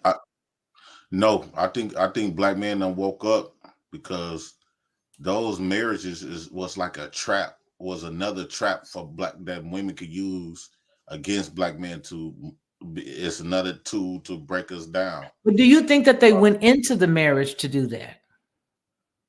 Um, I don't think they went into the marriage to necessarily do that. I just think how the way the government set the black women up, where they got all of these weapons that they could use against men, even the Me Too movements, even when it comes to dating. We get weaponized for everything we do when it comes to dating, but the women could do the exact same thing, and it don't get looked at the same way, that we could go to prison for 20 years. Do you know a Rakim? Somebody named Rakim? Raheem? Rakim Yeah. Singleton? Okay, so we'll go ahead and give him the link. Hold on just a second. I mean, when I Go hear ahead. black people got all of these degrees and being successful now, I don't know why I'm not proud of black women. I don't feel like I don't feel proud of them. I feel like I look at them like a white woman, like I would view a white person. How so? How so? I think when it comes to black women, they one of the biggest threat because they closest to us. So when, like, I have my guards up, far as like this black woman could get me put in jail by doing this, by doing that. So I'm always having my guard up around them. Or if I be around a black woman, I might go get deleted, You robbed. really believe that? You feel that's what you feel? You feel this way? That's how Yeah, you feel? for a lot of them, yeah. It's not And do you it's not still date proud. black women? Yeah, it's crazy. Because at the end of the day, I think about I want my children to be black. I think that's the only thing that keep me with them. That's amazing. I wish we had black women like the Black Panther days. These new black women they not my race of women. I won't claim them. I'm not proud to say black women is mine. I don't even think it's not the fact that I'm not proud to say is that black women don't feel like they my race. I don't feel like black women is ours. I feel like black women belong to another race. I believe that black women belong to the white race. She's extremely dependent on the white race more than she is with the black man, and to the point where because if you control the woman, you control the nation, and the black woman has been controlled by the white man, and so eventually we start getting dependent on the white man to the point where black men fear we fear so heavy of not being independent of the white man. So, and we got that from our race of women being so dependent on them. So um I think it would do black men a good service to divorce himself from the black woman. You think it would do him a disservice to divorce himself, but you divorced yourself from black women. No, I think no, what I'm saying, it would do black men a good service A outside of dis- them reproducing our babies. It would do black men a great service to divorce himself from the black woman that we have today. The black woman that we have today, I won't force that. I won't give that woman to a dog. That black woman of today is designed for the right race. And I think that's where they should be at. Well, here's my question. Then how do you validate dealing with them at all? Irregardless of, so basically what you're saying is she's good enough to have sex with, she's good enough to be an incubator, she's good enough to push the baby out, but she's not good enough to be in a long-term committed marriage or relationship with you. Is that The what you're reason why saying? she's good enough for sex and have babies because we don't have no other options. Hmm. No other black female options. Hmm. So it's That's like very we have disturbing. to settle for that. Huh? Most black men settle for these black women. They don't want to marry these. It's not the fact that black men don't want to get married, but the options that we have is not worth it. They not they're not worth it.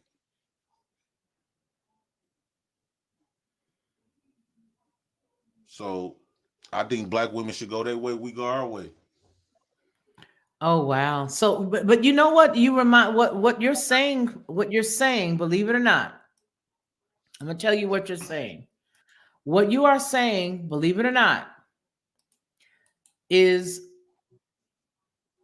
we're okay to be a bed wench. I think that's been the image of black women since they've been in America. Black women do very well at raising a white man's baby anyway.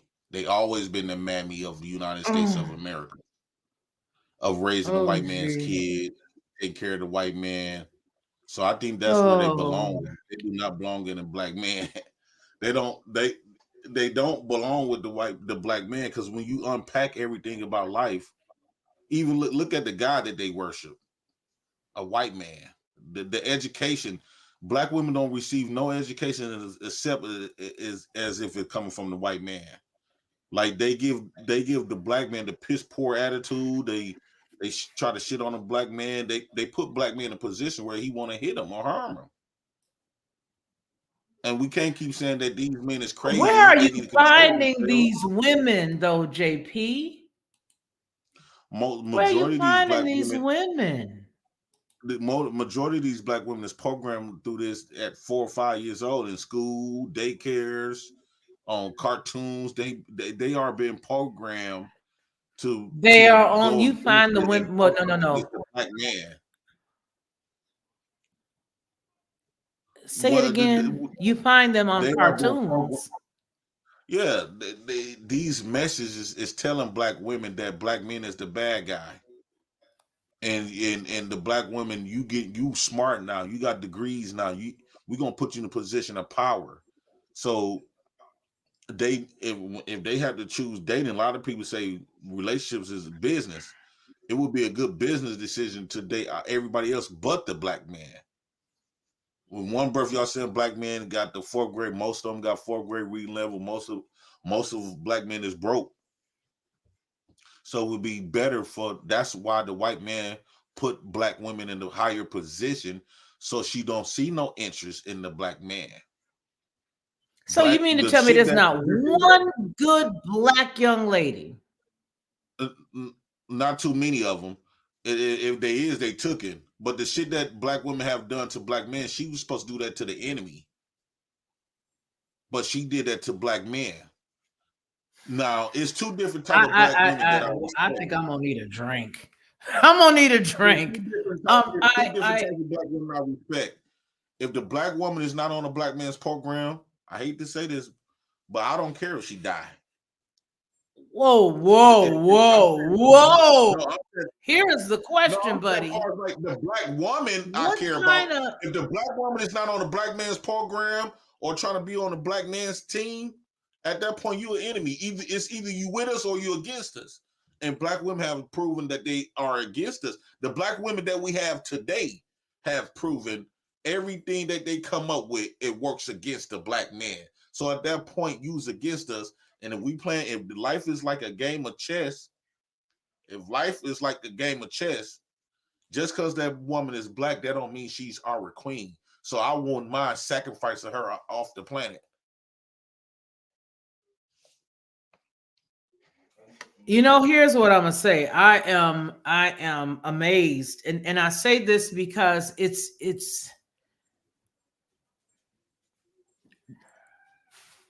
I keep saying, where are we meeting the people that we're meeting? You know what I'm saying? My question is and remains, where are we meeting the people that we're meeting? I truly and honestly feel like here's what I feel. I'm gonna use that frequency thing again, because I believe that whatever frequency we're firing on, that's bringing to us the type of person that we get. And I'll only use myself as an example. If I'm in a situation where I am pulling off a certain type of vibe, those individuals are going to be attached to me, right? So what I've done is I've come to the mindset where I now make sure that the people that are around me on a constant basis match or are in line with what my personal goals are for myself. So in other words, I have people who are good, just genuinely good in their heart around me, physically around me. I only receive counsel from individuals who are good around me. I don't aspire to be around anybody who's a crook or taking advantage of other people. Although I've known those individuals in my life, I don't aspire to have those kind of folks around me. And so when I see a person that's exemplifying those traits in this big, gigantic, vast world, I cut those individuals off and they can't be around me. I believe that once we start to see a repeated pattern of characteristics coming around us, then it is not the person that's coming around us that's in question. It's rather, who am I inside? That this is all I'm attracting is trash. Because there's no way you're going to tell me that in all of this land, that every single Black woman is only eligible to become a incubator and then push out a Pookie Nim baby, because that exacerbates the problem.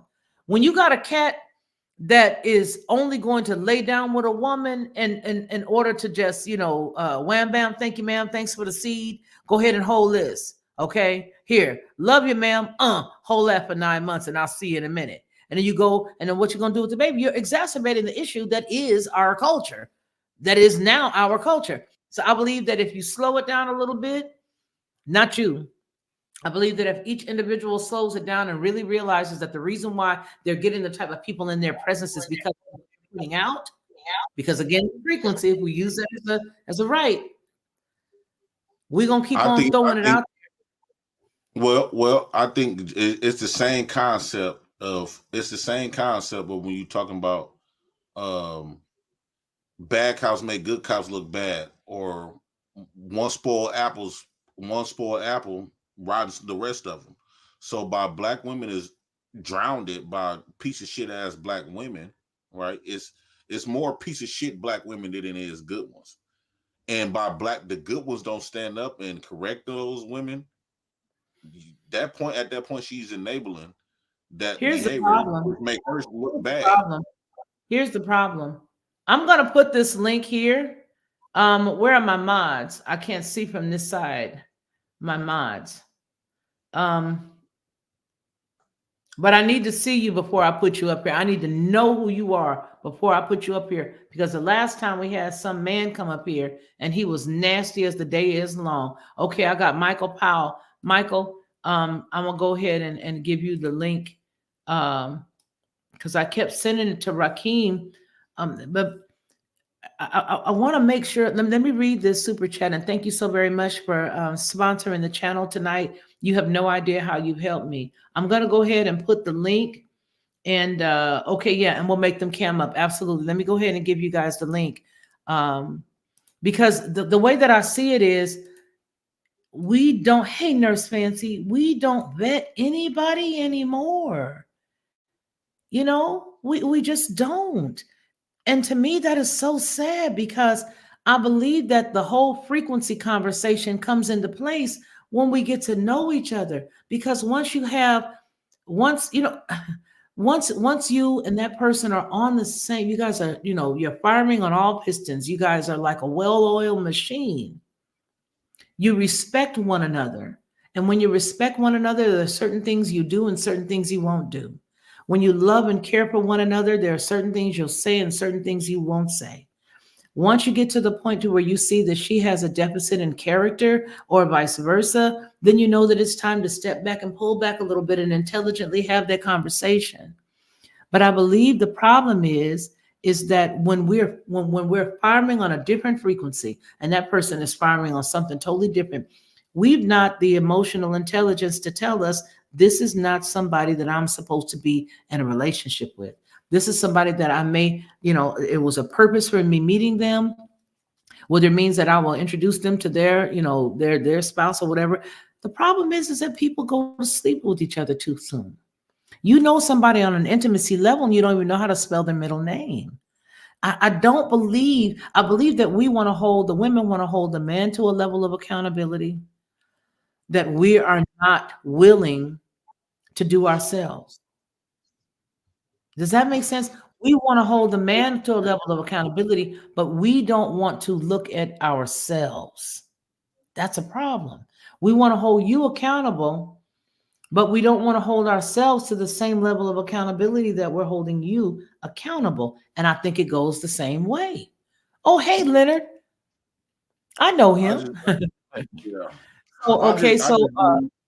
Here's a question. It says, I have a question. I'm not saying I'm in lockstep with JP, but why is it hard for women to accept that Black men believe our women do not have our best interests? I want to say that if there's a woman that does not have your best interests and you've seen her exemplify some really terrible, terrible habits, she don't got nobody. She'll do you wrong, Bob the Builder wrong, Sam the cobbler wrong, and a cobbler is somebody who deal with shoes. Y'all know I'm old school. Sam the cobbler wrong, she'll do everybody wrong because that's who she is. You see what I'm saying? It's not that she's just going to do one person wrong. She's not just going to do you wrong, JP. She's going to be that way to everybody because that's who she is. She has no moral fiber. But I'm just, it's heartbreaking to see that we are in this place. It's heartbreaking. It breaks my heart. Go ahead. I understand what JP's talking about. You know, now, like they talking about, well, I'm not in lockstep with JP. Of course I'm not. It's too much of an age difference.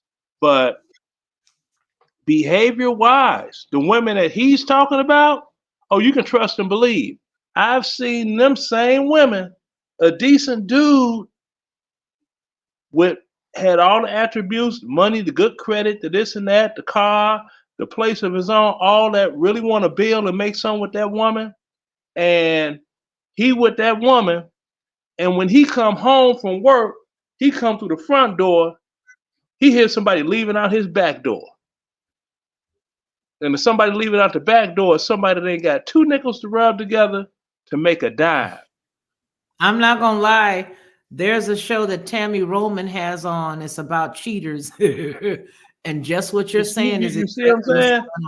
Yeah, you're not, but I think my heart is broken because I really want to see us win, and I know that we can't win if we're not together. I have a super chat here. Miss Lockhart, I think you're under the impression that we still have the same caliber of Black women that like went back in your day. What you probably not understanding, Miss Lockhart, that these Black women has a different motor installed inside of them mentally. And the motor that they have inside of them, it goes against the Black man. And it's trained to be against, to attack the Black man in a way. That's why when you see Black women getting degrees, the first thing that they can't compete with nobody else on the planet but Black men. And that's why Black men is the first person she had to let be known that she got a degree, that she ain't gonna respect no man if she making more money than him and all this other type of stuff. The Black woman is the enemy of the Black men of 2024. You know, I'm not going to say that I've not counseled and I've not talked to women who are off the chain, like what you're describing. I'm not going to say I've not had that. I'm not going to say that at all. I'm just going to double down and say that it just breaks my heart to see that we are at this place where it's almost where we're not going to even deal with each other on an intimacy level because we feel like, oh, he's just good to give me a baby and that's it. Oh, she's just good to give me a child and that's it. My question is, what happens to the children after that? And what is being inherited from them by the verbal DNA that's being passed verbally down from the mom and the dad to the child. Now, I already know some of the damage that the mothers can do because even back in my day, there were women who were lambasting the dads because maybe, you know, she got involved in relationships she shouldn't have been involved in. She got somebody else's husband, and now she want to say he ain't nothing, but she uses other words. So I see those things, but I just feel like as much information that we have available to us today, right now, I think we should try to get it together. But I hear what you're saying. Let's read this. Why do you think the majority of Black men have the impression most Black women are difficult to get along with? Second, how do you rationalize Black women rejecting those collective experiences that Black men talk about? I think let's answer the first part. Why do you think the majority of Black men have the impression most Black women are difficult to get along with? Let me tell you something. Bingo. You guys, I'm tracking with you now. And let me tell you why, because that question brought something to my mind. You know, one of my sons all of my sons are very well learned. You know, they read a lot, they read a lot, they just had a lot more information because they were homeschooled for a good portion of life. Well, they had a little bit more coddling in that it was only 4 students in their class, okay, themselves and then the 3 siblings.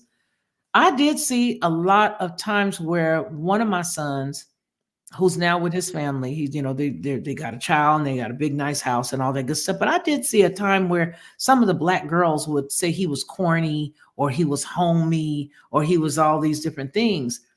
But the funny thing is, he got a beautiful woman later. So I guess I can see how some black women respond to intelligent men and they want the trash bag man. You know what I'm saying? Where they would have an opportunity to get a good man, but they're gonna talk to this one like he's an idiot simply because he's respectful and opens the door for her and respects her. Don't try to talk under her clothes and such. So yeah, I think that, there's been a lot of abuse that black women have suffered, not even understanding that it's been abused. They don't even know they've been abused, being introduced to sexually explicit topics and things that happen earlier on, whether it be through video or watching people shake their behinds and stuff like that on TV. They don't even realize that they have now had not only a physical hymen broken, but a mental hymen that's now been broken.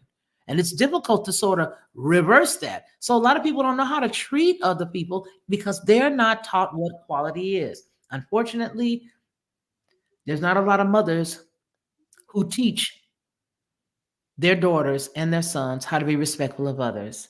The second question is, how do you rationalize black women rejecting those collective experiences that men talk about? Because a lot of women probably can't relate to it.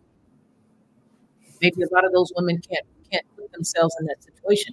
But I would like to see more black men just really respectfully tell a woman off. When we see a woman get out of pocket, you know what, ma'am? Tell her, no, ma'am, I personally don't choose to deal with people like you. And just turn around and walk away. You want to see somebody go off, treat them like that and you'll see what happens. Treat them like that, you'll see what happens. Hello, how are you? Hello, how you doing today, Ms. Lockhart? 18th letter. Doing good. How you doing? I'm doing pretty well. It's a pleasure to speak with you, and I just wanted to let you know that it is a pleasure to be able to have this conversation with an intelligent woman such as yourself, because we do have these conversations on YouTube often amongst regular people, but the conversations go in circles because a lot of the people are disingenuous and they're very dishonest about certain things. But first and foremost, I would like to say, when it comes to the things that Jay Prince is saying, I know it can sound a bit harsh, but he does have some valid points. He's telling the truth. For a lot of it's very like a lot of first off, some of the women in our community that have this negative perception on black men never went through anything personally with black men. Sometimes it is secondhand trauma that has been passed down to them, or they've just been taught not to trust black men from women who may have had negative experiences. In my personal opinion, because it's so much underlying things that are never really addressed, and that certain women, that when you speak to them, they're very dishonest about. In a lot of cases, and I'm not saying with all of our women, but in a lot of cases with some of our women, it's nothing we can do to validate them because they don't look at black men's validation as worth anything. They want to be validated by other races of men, other people, and they want to be put on that same particular pedestal that they feel that white women are put on. And what they do is they project those insecurities onto black men. And unfortunately, it's been a lot of internalized misandry. And the internalized misandry comes from the universities, where a lot of women learn about feminism studies and different things like that. And by the time they leave out of these universities, they have a negative perception on their own men. And also, I don't know if some of them realize it, some of them don't, but they have been used to be weaponized against their own men as a buffer class, which means the little resources of the government subsidies that the women give, that the women get. I've even heard women who are on Section 8 or different government subsidies not even want to get a promotion at their job because they're afraid that it's going to take away their Section 8. You know what? I'm going to tell you something. It's ironic that you say that, because when I got to Huntsville, because everybody knows I'm in Huntsville. When I got to Huntsville, I was working, and I had a large job fair because we were putting up new locations to the company that I was employed with. I had these big job fairs where we were seeing like 100, 200 people a day. This went on for a few weeks until we exhausted all the universities and everything around here. And I remember after we opened, the girls were working for like maybe a couple of weeks and then they would quit. And then I would ask the question on the exit interview why they left. And then, especially if I'm talking to them and writing it down, well, because I don't want to mess up my housing, or I don't want to mess up my aid. And I'm like, what are you talking about? They only wanted to work for a specific amount of time to prove that they had some type of income. Once that was met, they went ahead and they quit. So that way they could continue to get their aid without having that income mess them up. Now, don't ask me how that worked or what the inner pieces were, because I'm probably misunderstanding some of this. But I was astonished that my turnover was off the chain, not because the company was bad and not because the rules and regulations were stringent, but because they didn't want to lose their benefits. So I'm talking about. I give you the game on that. And also in Huntsville. Hold on, bro. Not trying to be rude, but she said Huntsville. Oh, I give you all the game on Huntsville. Okay. I'm intimately familiar with the game. Okay, come on with the game. So this the game, right? Mm-hmm. You get the little job to get you the Section 8 housing and the this and the that and the that and the that, right? Okay, so you good there. You rock it out like that. Now that you rock it out like that, you start perusing around, and when you see them, them cats, and they riding around with them Alabama license plates that say disabled veterans, you know they got some paper coming in, right? So you try to smooth up on them because you know if you can get this disabled veteran to live in the same house with you, that money will not count towards household income if you are not the biological father of any of the kids. So now she got an automatic come up. You see what I'm saying? Wow. That's the game. Yeah, that's that. Yeah, that's the game in Huntsville. Wow. Well, that's why most black folks have stepdads growing up. See, here's my thing, right? And then I want to make sure we toggle back to the 18th letter. And Jay, let me put the cap on the bottle for the genie. They do the same thing in Georgia too. See, I be riding around. They look, ooh, girl, ooh, Mercedes, disabled veteran. At his age, all I got to do is just, once a week, and he, and shoot, I get him to move in with me. That's an extra $5,000 a month coming in the crib. They gaming. Wow. Any place that is like a highly where you got a lot of military people, and you know for sure it's a lot of military people in Huntsville. Oh yeah. And then I'm a prior military spouse, so I know a lot of little ins and outs with that. But I want to hear 18th letter. I think was going to say something. He was. I wasn't trying to cut nobody off, but I just turned over to the game. I know. I just want to make sure we give everybody a chance. Yes, Ms. Lockhart. I was just going to say, and it's internalized misandry that is in the universities that Black women are learning from. It's teachers that have misandry, Black women that are teachers that have misandry towards young Black boys that they are teaching. No different than white racist ladies at one particular point when they're teaching kids. It was even discovered. I can't put the name on it, but it was discovered that it was a Black woman professor who was purposely failing Black boys in her classroom. And they had to band together to prove it that she was purposely doing that, and they were able to prove that this type of stuff happened. And the reason why is because it has been an engine in the system that has incentivized Black women to turn against their own men. And in time, due to because a lot of our women do have an inferiority complex when it comes to white women and other races of women, they have internalized this racism towards their own men, and it is something that you see. It is high rates of child abuse in the Black community from Black Now mothers that I do know. that beat their sons.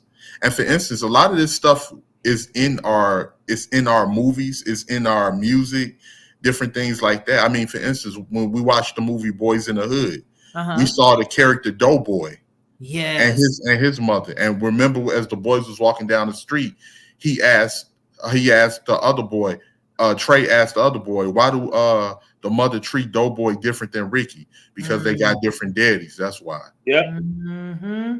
And she treated Doughboy I and remember that. throughout. And what happened because of that? Because Doughboy never was approved by his mother, it made him develop a jealousy and an envy towards Ricky, which is what led in the fight when he called Ricky a mama's boy, and he told him he was a punk because he never got that love or approval from his own mother. And we know plenty of mothers like that. I know mothers who emasculated their sons, told their sons that they wasn't you a dumb, stupid mother effer, all types of stuff, to the point that a lot of the times these boys grow up, they can't even look somebody in the eye because their confidence is so low because of the core of how they was brought up.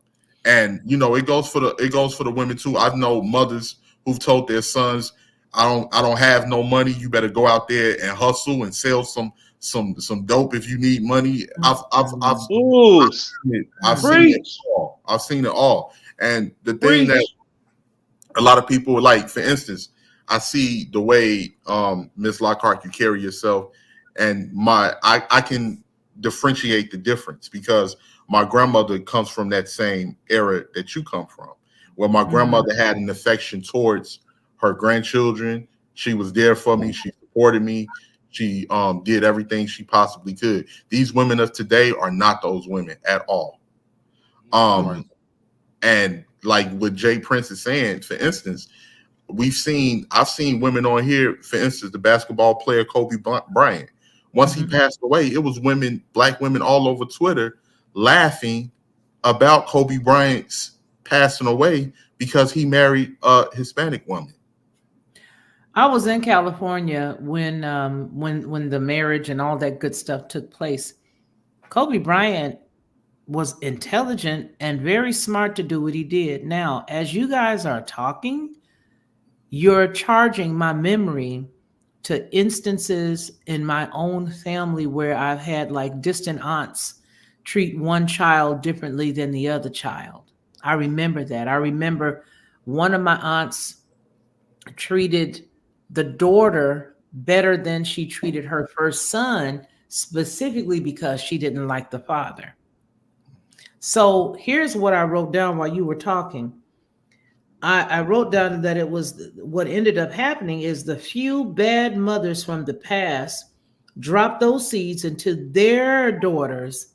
And now we're dealing with not only those bad seeds, but also, based on what you just said, we're also dealing with the education system and the powers that be doubling down on the Black man.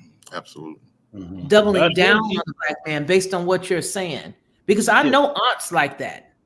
Yeah, but equal to what you were talking about, sis. And in return, especially in the city. Oh, I'm sorry, Linda. I'm gonna let you speak, brother. Go ahead, 18th. You know what happens? Because we have elements of drugs, we have elements of poverty, and then once you have Black men with this core of low self-esteem, what do? They take it out upon other Black men. So as a Black man yourself, and we're using that term loosely because, again, I don't believe in Black meaning it's the absence of color. But I know that not everybody who has family who was from here for generations knows their heritage. So I'm going to use that loosely. What do you see as a resolve, or at least one step in the right place, 18th? What do you see as one step that we could contribute to go into the right direction? I believe going into the right direction, first and foremost, Black men have to unite amongst each other, and we have to build and establish amongst each other. But the problem is we would love to take our women with us, but the problem is our women do not want to relinquish control. because they don't believe that black men should be in a position of leadership. But have you ever seen any younger women who is there anybody that's salvageable? Yeah, I mean, I've seen some here and there. You have some that support, but then you have some that are afraid to step up because the misandry and the anger and the rage is so strong. And you know, some feminine women, they don't want to be combative with these other women that have these bitter, so they just remain quiet. And I understand that, but and they purposely the women that are, you know, that the women that are in support of black men, that love black men, they have their spouses already. And even if things didn't work out, they'll go and they'll get another spouse that's a black man and different things like that. You know these people, but but between the media engine, between you have certain black women that have made black misandry their identity. How can you tell some people to change when they built their careers off of it, built their YouTube channels off of it, they built lucrative income off of hating black men? We can't stop hating black men now. We can't stop hating. You have That's the heartbreaking piece. That's the heartbreaking piece because, you know, as a mom with 4 black sons, again using that term loosely because, you know, they know who they are, but I'll just use that loosely. But as a mother who has 4 sons, it's just heartbreaking. It really is heartbreaking. I know everything you guys are saying is true. Like I said this before, because I have all my kids. Not everybody is married, and not necessarily being married the way that the Western culture says, but to find that one person and settle down with them. And you know, acknowledge them as the one that they've chosen to love forever. I believe that's marriage. That's just me. I'm sorry, Ms. Lockhart, not to interrupt. I just want to say, and the thing is, we've gotten so far gone that some of our women don't know how to love a black man. They never been taught. They don't even, like what Jay Prince was saying, they don't even relate to black men. They view black men as a separate race. You have women online, because people always like to say YouTube is YouTube, but YouTube is the place where people can be their most honest without any type of consequences. I've seen women online calling black men apes, calling black men bullet bags, hoping that they are. Wait a minute. He ain't lying. He ain't lying. Wait a minute. They only don't do that to me because I'm light skinned. Wait a He minute. ain't lying. So are these the same women who want these same men to protect them if they see them out and about? And the funny thing about it is that there's so many black men that are either in the grave or the penitentiary from protecting black women. Some of those black men was misled with misinformation and lied to where they said, oh, Deshaun down the street grabbed me and called me a B. And without a second thought, guess what? That girl's cousin, her uncle, her older brother, anybody in her family grabbed a firearm without thinking and went and gunned Deshaun down over a lie that she said, just because she said, you know what, I got something for you. Me personally, I've even experienced threats from women who threatened that they were going to get people on me to do things to me because they didn't like something that I didn't say anything disrespectful. They'll pick an argument. I check them. And I was a kid. I was like 14, 15. They was talking about getting boys 19, 20 years old to come and shoot me because they didn't like. So the fallacy of that they're not protected is a lie. You know where they get that from? I'm gonna tell you exactly where they get that from, Ms. Lockhart. They want that false narrative of pretend, like how white women can make a lie against black men or anything like that, and people just act, or a white man that just acts, or other people just act and automatically believe her no matter what she does. That's what they mean by protection. Yeah, they basically doing that Emmett Till shit. And that's what I was about to say. That's so the we all know that's the only way that I could put it, because I'm gonna tell you, and it's been going on since the 70s now. Well, it's been going on since before then, where it relates to to people using that as Yeah, I know, but as a way of. I'm talking about with all this going on in the urban Black American area. And Ms. And that's been Lockhart, going you on know, since the 70s, bruh. Ms. I've been around Lockhart, to see it. Cause see, Ms. you got Lockhart. Okay, all sorry. this stuff going on in Chicago. Mm-hmm. Whereas they talking about it's gang related, it ain't gang related. It's doggone unresolved family issues. You So have here's what we're going somebody to in. do. I'm going to take a second, and you guys sparked something in me. I'm going to let 18th letter make his statement, and then we're going to watch this together. Go ahead, 18th letter, finish out. And you know, and do you know what they refer to white men as, Ms. Lockhart? Zaddy. Yep. They call white men zaddy. And truth be told, they think we don't know because they think we're not that bright. But truth be told, we know you have a lot of Black women that are secretly sleeping around with white men, whether it be in positions in lawyers in those law firms, in nurses, different things like that. They secretly sleep around with white men. They get misused, and then they come back to the community talking about, Black men need to do this and they need to do that, and they try to sweep it under the rug.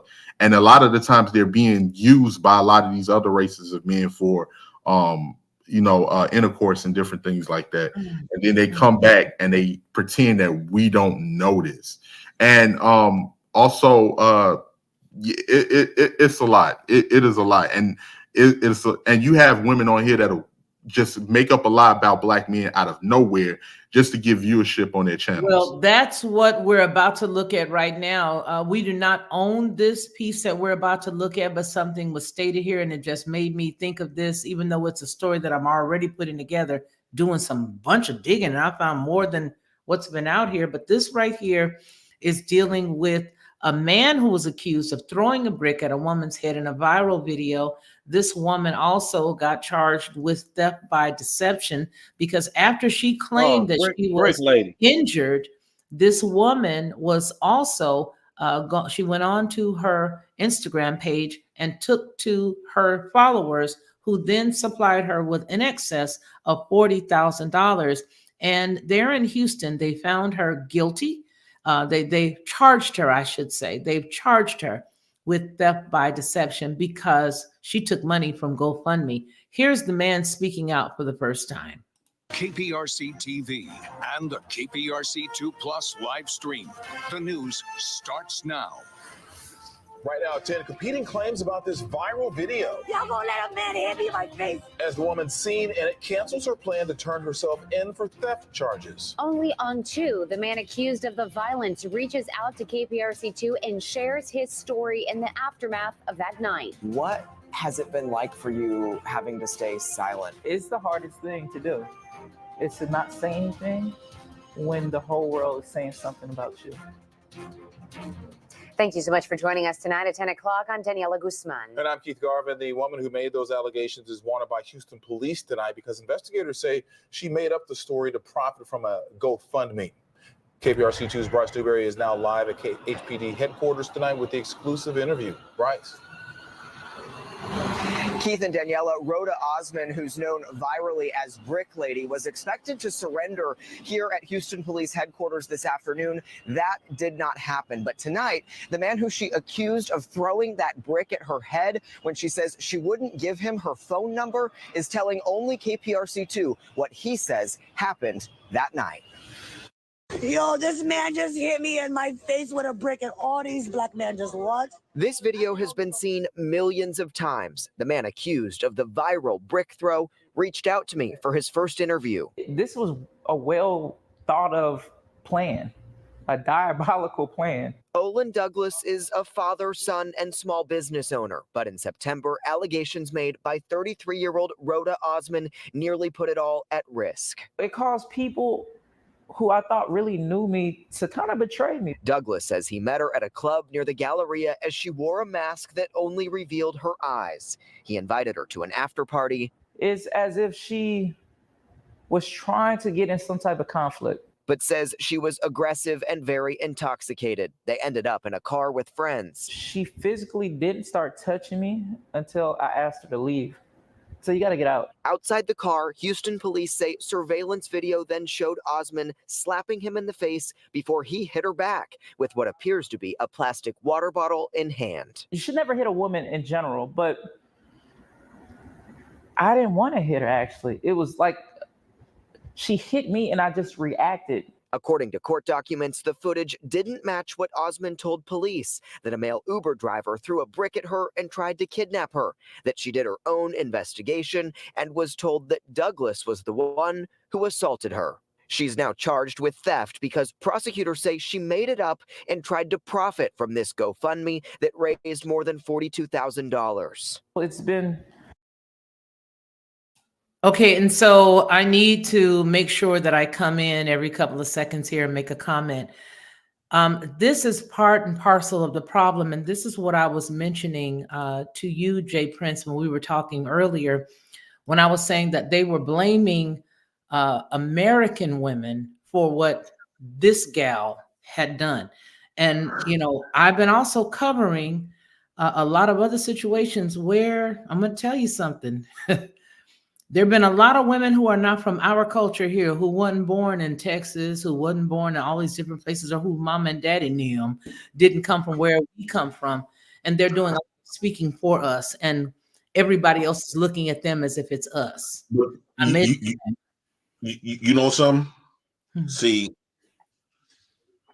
what I see even from these women from different countries coming over here doing that, because they see that's what's happening already here. Yeah, but you know what? I'm not gonna. They both, they both are tether scammers.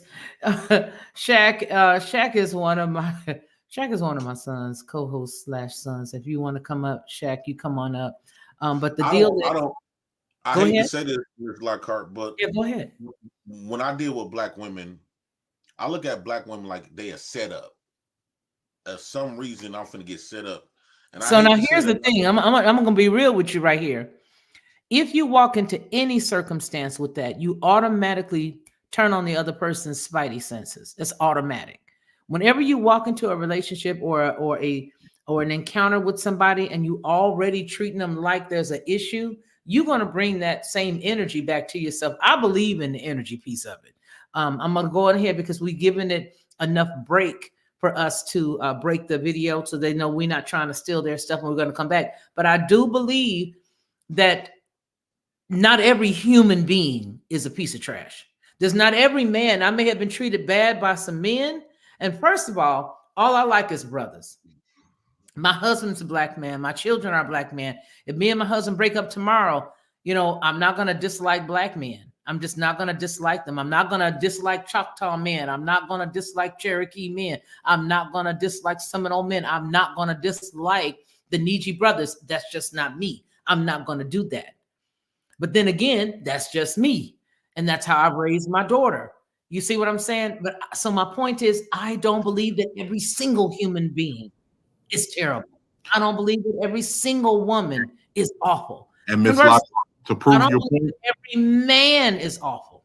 To prove your point, Ms. Lockhart, I want to give a shout out to Miss Daphne Sutton, because she's the person which is a black woman, the person that cracked this case to get Brick Lady locked up and arrested. So you see what I'm saying? She was following, and I actually had an opportunity to speak to this man. I spoke to this man on her channel for a brief second. The guy yes, on screen. I look up, her name is the Queen of Accountability, Celebrity. Mm-hmm. She's been following this for a long time, and she was the person that was actually speaking to Houston PD to get this woman arrested for this fraudulent case, because she had a history of scamming. So I know not all sisters, I know not all sisters are bad, but to add to what JP said, yes, it is true. They are adopting this mentality from Western society. But see, what I said is that they're not adopting it from Western society, because I know a lot of people who are from Somalia, a lot of people who are from Nigeria, a lot of people who are from different countries in Africa, and those individuals that I have run across in business have been off the chain. I had a person that we were dealing with a car sometime many years ago, and this man was from I think it was from Lagos. he was from Lagos, and he had a car dealership, and it was a small shade tree car dealership, and this guy stole my car that we purchased from him. We had it was pay half of it and you pay the other couple of $100, $1,000 now. It was many years ago. And this guy literally had my car stolen.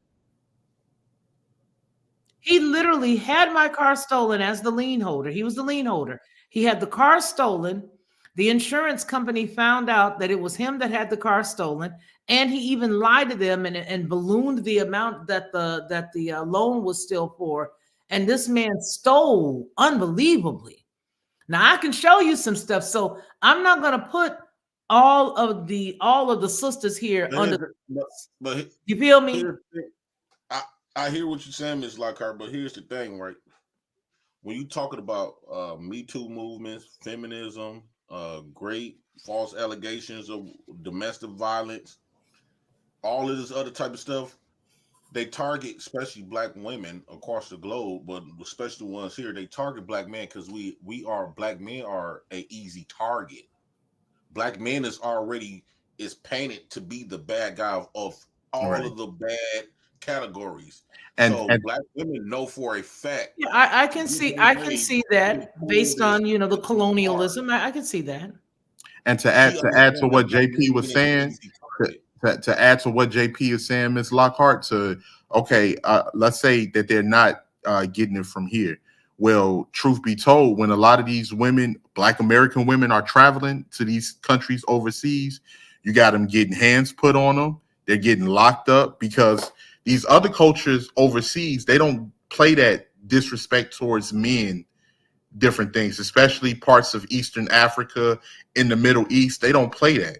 So you have women that are traveling abroad that are getting into arguments or getting into scuffles with these men, and they're finding themselves being arrested because they come from a culture where they don't respect men at all, or they feel that however they come at Black men, they can do that anywhere.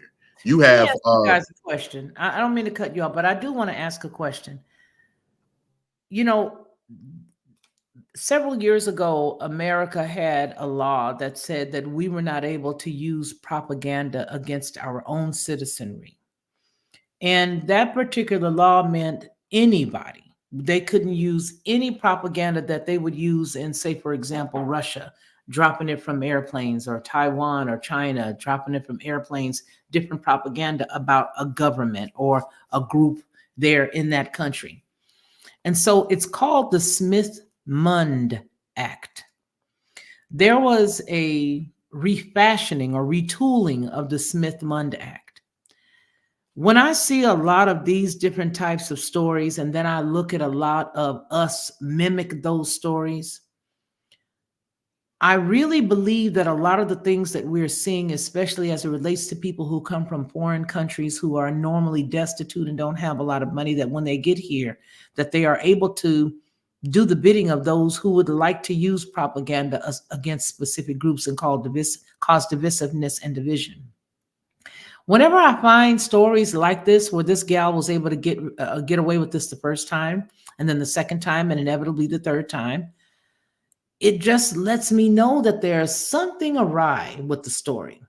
Case in point, when I was doing the story about the Facebook woman, I'm doing a lot of digging. I don't have my notes with me. My grandson has my tablet with him.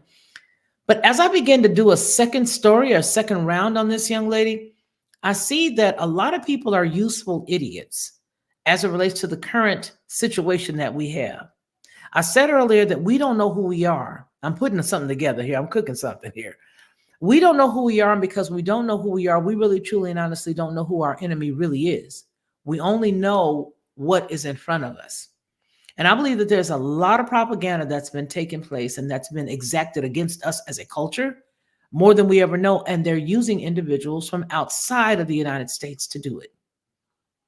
They're using individuals, I'll say that again, that may have the same hue of skin as us, but they're from outside of the United States.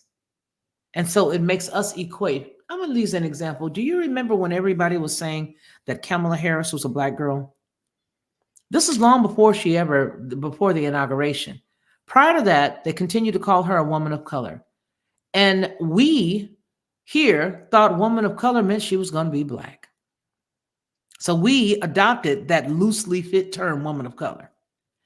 We believed everything they told us about that lady until I didn't believe it. I had already done my research on her about 5 years beforehand because I was from California. But as a culture, as a body, we believed everything they told us about it. We even believed that this girl pledged AKA. Yet still you can't find any hardcore proof of it. Here's my point. My point is there's a lot of stuff that we've been arguing about here on the internet and in personal lives and all kinds of stuff in our neighborhoods and in our culture. But what we don't realize is that we have an enemy, and it don't look like you and it don't look like me. But that enemy would love to do nothing more than to sow seeds of discord in order for us to have the divided mindset that we now possess. It started somewhere. It started somewhere. Whether it be a woman who decided she got scorned because she was raped as a child, and now all she wants to do is lay up with women, and now she wants to do nothing but bash the men and let the child believe that all black men are bad. No matter what it is, she could have had a teacher, as you just discussed with us earlier in high school, that taught her, yes, all black men are dogs, and there's nothing more satisfying than you being with a woman. You need to be with a woman because all black men are dogs, and they grow and they believe that stuff. The propaganda that has been shoveled down our throats, I believe, is far-reaching, and it's much more clandestine than we will ever know. I truly, honestly believe that if we all raise our frequency and learn to love who we do got, raise up your frequency and only deal with the people that are the type of cat or type of chick that you are. When you hear this other kind of stuff, remember that what goes in your ears goes down into your heart. Later, it comes out of your mouth. If we individually begin to realize that we got an enemy and that we need to be doing things in a holistic fashion, dealing with relationships and making sure that when we're in a bad relationship, that we think of a way to constructively get out of it and keep the other person intact. Each individual be responsible for themselves. I truly and honestly believe that we'll be a whole lot better off. But we do have an enemy. There has been divisiveness that's been sown into our culture. There have been teachers that have come into our schools and talked bad to our boys. There are teachers that have come into our schools. I told the story about a year ago where another girl that I went to school with, I won't say her name here because she is still with us. She and I went to school together from elementary school all the way through high school and graduated. This girl was so intelligent and so smart. All she had to do was go to school the very first day, get the syllabus, and leave when we got to high school. On the very last day when we had to take our final tests, this girl would come in and take the final test and ace everything. She ran into a teacher, one of our teachers that we mutually had together. It was in one of our college core curriculum classes in high school. This lady, I later learned, was a lesbian woman. This woman was able to plant seeds based on the seeds of pain and hurt that she had when she was a young girl. And that young lady ended up being completely 110% the same way this teacher was. So my point is, you made a good point, 18, by stating what you stated about the schools. And I know that to be true. I do. I know that what you just said about them infiltrating the education system and all this, all of that is true. So what I want to say is if we have that knowledge, then only look for the light. Only look for the light in people. All of us look for the light in people. Women, don't hate all black men. Men, don't hate all black, quote unquote, black women. Only deal with the people who have the same mindset you got. Ms. Lockhart, let me just say something real quick, JP. Ms. Lockhart, it really comes down to, like you said, this go way far back before then, because I'm not sure on your exact perspective or beliefs, but I look at myself as a Black American, or of African slaves. But even in bondage, a lot of the women, it was always a strategic method on behalf of white people to attack the minds of the women. If you attack the minds of the women and you put fear or dominance in them, then they would teach their own children that exact fear and dominance, which has happened. Case in point, Sojourner Truth said back in those, I can't remember if it was that, I think it might have been the late 1800s, that if black men got a chance to vote. Now, this is a group of men that was looking to better the community. We was fresh out of slavery. She said that if black men got the chance to vote, they would be worse than white men. Now, this is a woman that is coming out of slavery, where these white men did all types of inhumane things to these women, used them for experiments, for medicine, all types of stuff. This is coming out of a black woman's mouth, where black men have not even been in the position to do that. And then when you look at what's going on now, a lot of the women, of course, like the movie Claudine back in the 1970s, where it showed the welfare system and how it damaged. I remember it well. Yeah, and how it damaged us as a group of people. And they now they still doing it. They've attacked the women because women are easily more influenced than they can with the men. And then even with the alphabet thing, with the whole alphabet movement, it's the women that jumped on board with that to support the alphabet movement and the transformer people. That is true. That didn't have anything to do with men. Men was not supporting that at all. Now, we don't have anything against those people. Live your life, do whatever you want. But now you have women arguing with the transformers after they support them, because they realize now the transformers are trying to take their position as women. They're arguing in the makeup field, in makeup, all types of stuff, where you have transformers jumping in real women's faces talking about, I can take your man. I can take your man. But this is what you allow. You let this in here.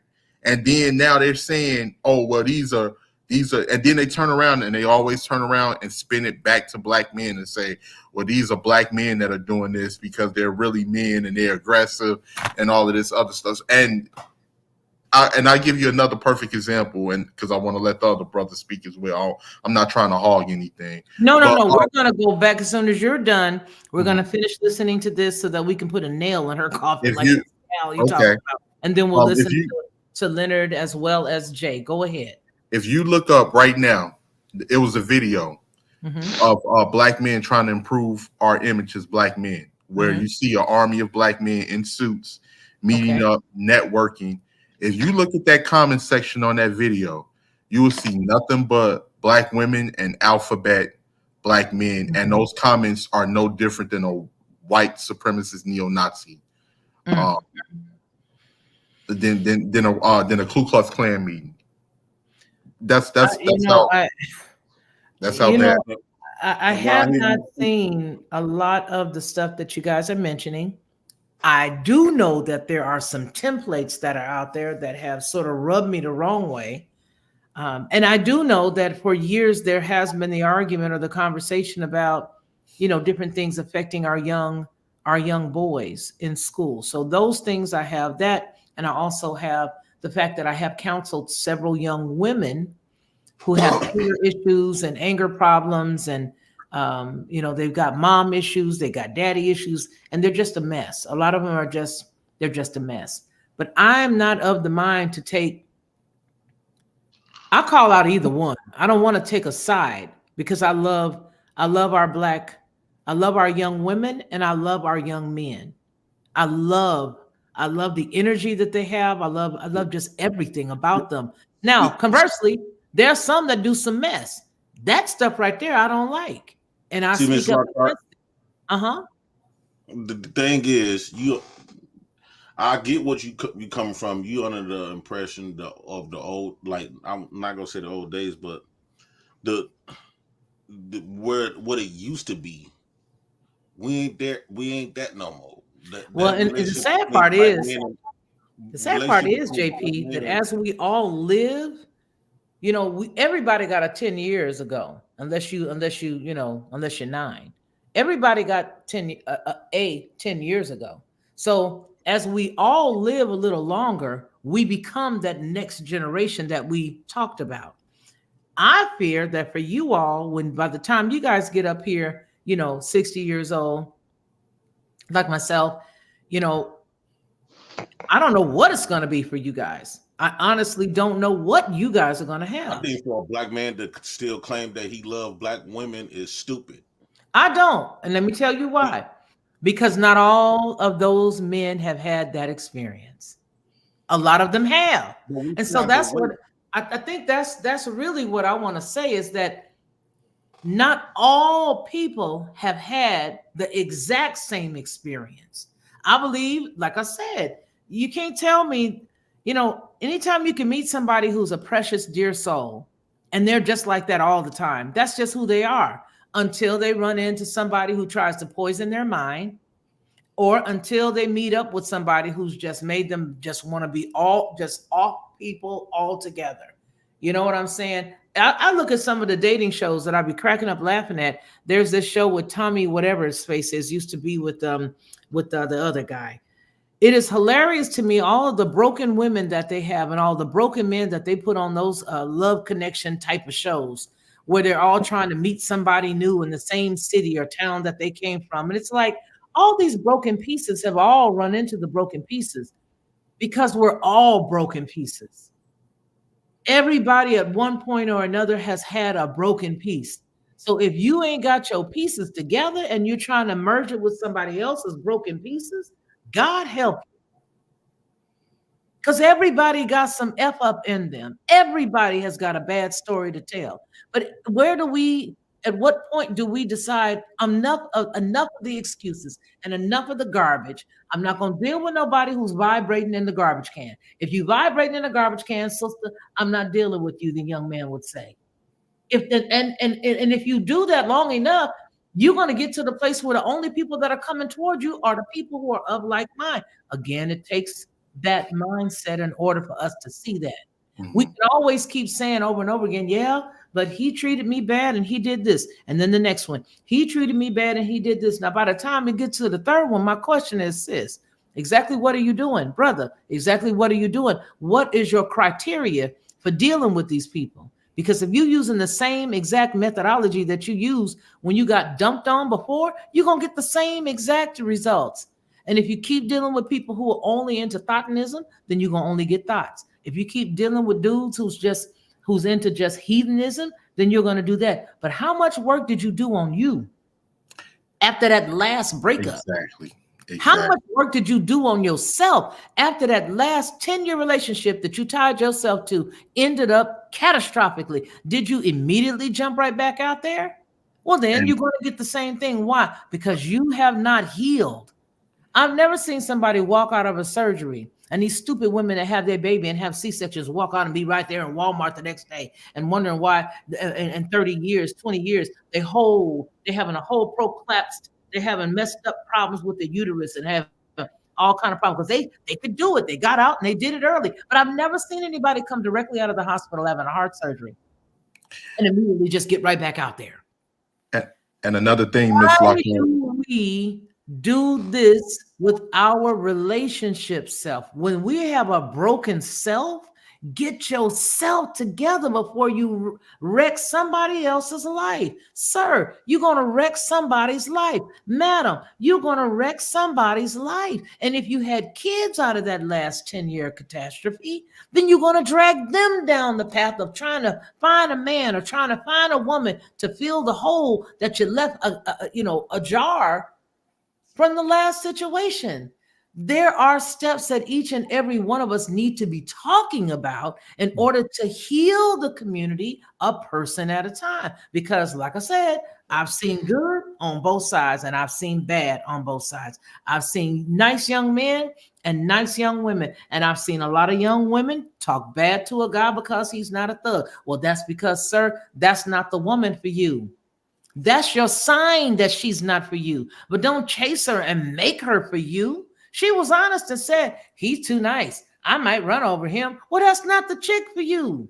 She's the one that's got to get knocked upside the head a few more times before she realizes that she's in need of somebody to treat her kind. But she ain't even going to be worth it after that, because you know why? She's going to go ahead and be beat upside the head by this new cat. Let's finish listening to this. A divide between, black men, black women, and it's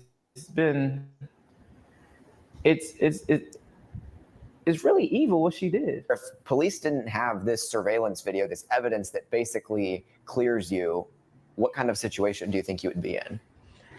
I would be that guy that hit a girl with a brick. I'm black. I'm surprised I didn't get arrested in 30 seconds from this going out. Douglas says he's received death threats from complete strangers. She's just manipulating people using their pain. And that should be the true crime here. He hopes people online will be more conscious. The internet is the internet. It's not real life all the time. And I spoke with Houston police this evening. They tell me that the Major Offenders Division investigated this alleged assault, but the evidence in the case led them to this theft charge against Osmond. Tonight, she does remain wanted, but in an Instagram comment from her page, she said that she's been harmed and abused and looks forward to her day in court. We're live downtown. I'm Bryce Newberry, KPRC 2 News. Bryce, thank you. Okay. So we see that, and we have the clear understanding that, first off, you do realize that man is not from here. I don't know where he's from, what country in Africa he's from, but he's not from here. And that's the reason why I'm trying to make sure that I make it very known that there's a lot of stuff that's going on. Okay, so Black Spring with Autumn says, Sojourner Truth was twin to abolitionists by way of feminism, mid-19th century intersectionality. That's one of my good friends, Black Spring with Autumn. She made that comment. Jay Prince, go ahead. I heard you about to say something. Here's the thing. The reason why the speaker with 1-8 was saying when they came out of slavery doing some stuff, reason why they still voted against black men, because black women understand that what they did is wrong to black men, and if black men ever get power and start to strike back, she ain't off the chopping block. She gonna get striked as well. I do not view black women as something that I'm going to continue to want to protect, and constantly trying to make me love my enemy.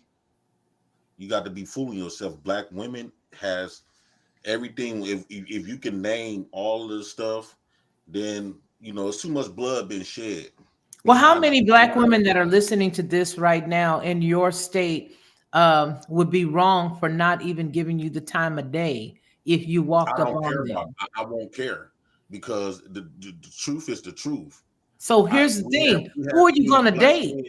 So do you date outside your race? No. Let's just say if I go from now to the day I die without no coochie, I'm okay with that. You're okay with that. Let me ask you another question. I don't believe you. I got to get this out, Ms. Lockhart. Come on with it. The thing is, the thing is, black women, you have been. If I pull up the definition of an enemy, you explains every part, and there's been too much of my black brothers in the grave. Blood been shed behind the black woman. Black men been in the prisons. Black men going out without fathers because you fought against them. Black men been Me Too'd by black women, right? So all of this stuff, because you understand that the black man is an easy target. We hear you come on these platforms, you said. So when you hear black men like myself got a lot of this anger and distrust for black women, and like I say, black women from Black Panther them days, it hurts them though. The only women that I like, them the women I consider to be black women. But it hurts, Jay Prince. It does hurt. It hurts. It hurts. I won't care if the black women that we have today, and I'm being 100% honest, the black women that we have today, I won't care to see them deceased. I don't trust them. I view them as a setup. I got my guards up around them. I won't never be vulnerable with them. Even with that, black men have opened up, been vulnerable with black women, and one thing they do, moment they get mad, boom, they throw it in your face. I'm telling you, Ms. Lockhart, when I be seeing these DV cases, yeah, we can sit up here and take the European standards saying that's wrong. Black men, you ain't supposed to do this, but God damn it, I understand why. And can't nobody tell me nothing different. I understand absolutely 100% why. Black women, you are the black man's enemy. And I refuse to love you. I refuse to even give a fuck about you. I refuse to even care if you died. That's sad. No, we're not going to say those triggering terms here on the Lockhart Perspective. Okay, Nothing we ain't that gonna will say trigger that. the algorithm. I just don't. I hate to say it. I just don't care about my enemy like that. I Yeah. don't trust you. I'm not gonna love my enemy. I You respect are you. my enemy. I respect what You you're is no saying. different from the white man.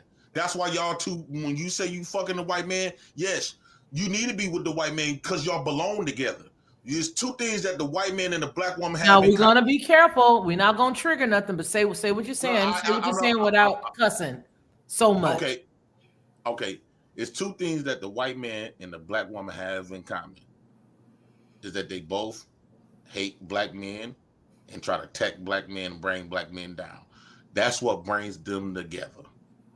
And by me knowing that I will be black man, you will be fooling yourself to sit up here and still claim that you love these women who have done everything to show you that they are against you. This not the olden days no more. And I'm gonna I close with this. respect that. I respect you. I respect you, Jay Prince. I'm gonna close with this. I respect you. My own daughters, I hate to say this, done lied and stuff. I don't even trust them. I fear if they grow up, I don't know what I got in store for me. Yeah, I'm sitting up here playing good father now. It seems cool to do now. But my oldest daughter have done some stuff, was come to find out nothing took place, right? But just the fact that she picked that up all fucking ready. And she already, because my daughter done been in the system before I came in the picture. So she already know how to manipulate the system. My daughter tells me that when she see white people, she think it's good. When she see black men, she think it's bad. Her own mother tells her this. And she got kids by white men and all this other type of stuff. But my daughter automatically assume when she see white men or white people, she think that they are good.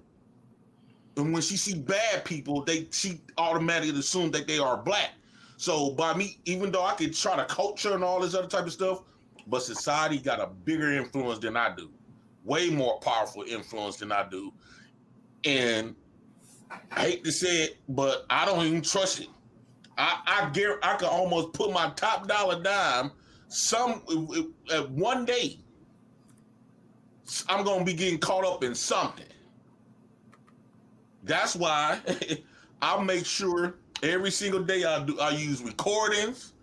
I protect myself. I don't trust now anything that considered to be a black woman. Period. I don't trust So them. what you see on the skin on the screen is the doll test. It was a psychological experiment designed in the 1940s in the United States to test the degree of marginalization felt by African American children caused by prejudice, discrimination, and racial segregation. We're going to watch this, and the reason why we're watching it is for information and educational purposes only. By no means do we mean to go against the copyright, and I will be using it as a commentary piece. So what you're describing, JP, was something that was already set in place, which goes back to what I was saying before. What we are seeing right now in our culture was done to our culture many years ago to do exactly what is being done right now. And so that's why I say I respect what you're saying.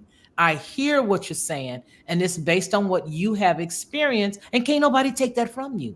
Nobody can take away the experiences that you've had.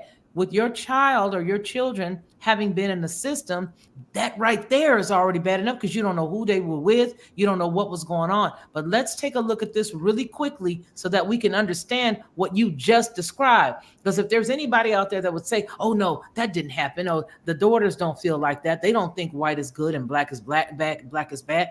Listen to this, and you will see that what Jay Prince just described was done so many years ago. And now we are seeing the influence of this. We cannot ignore the things that have been put systematically in place to cause divisiveness and division. Let's take a glance.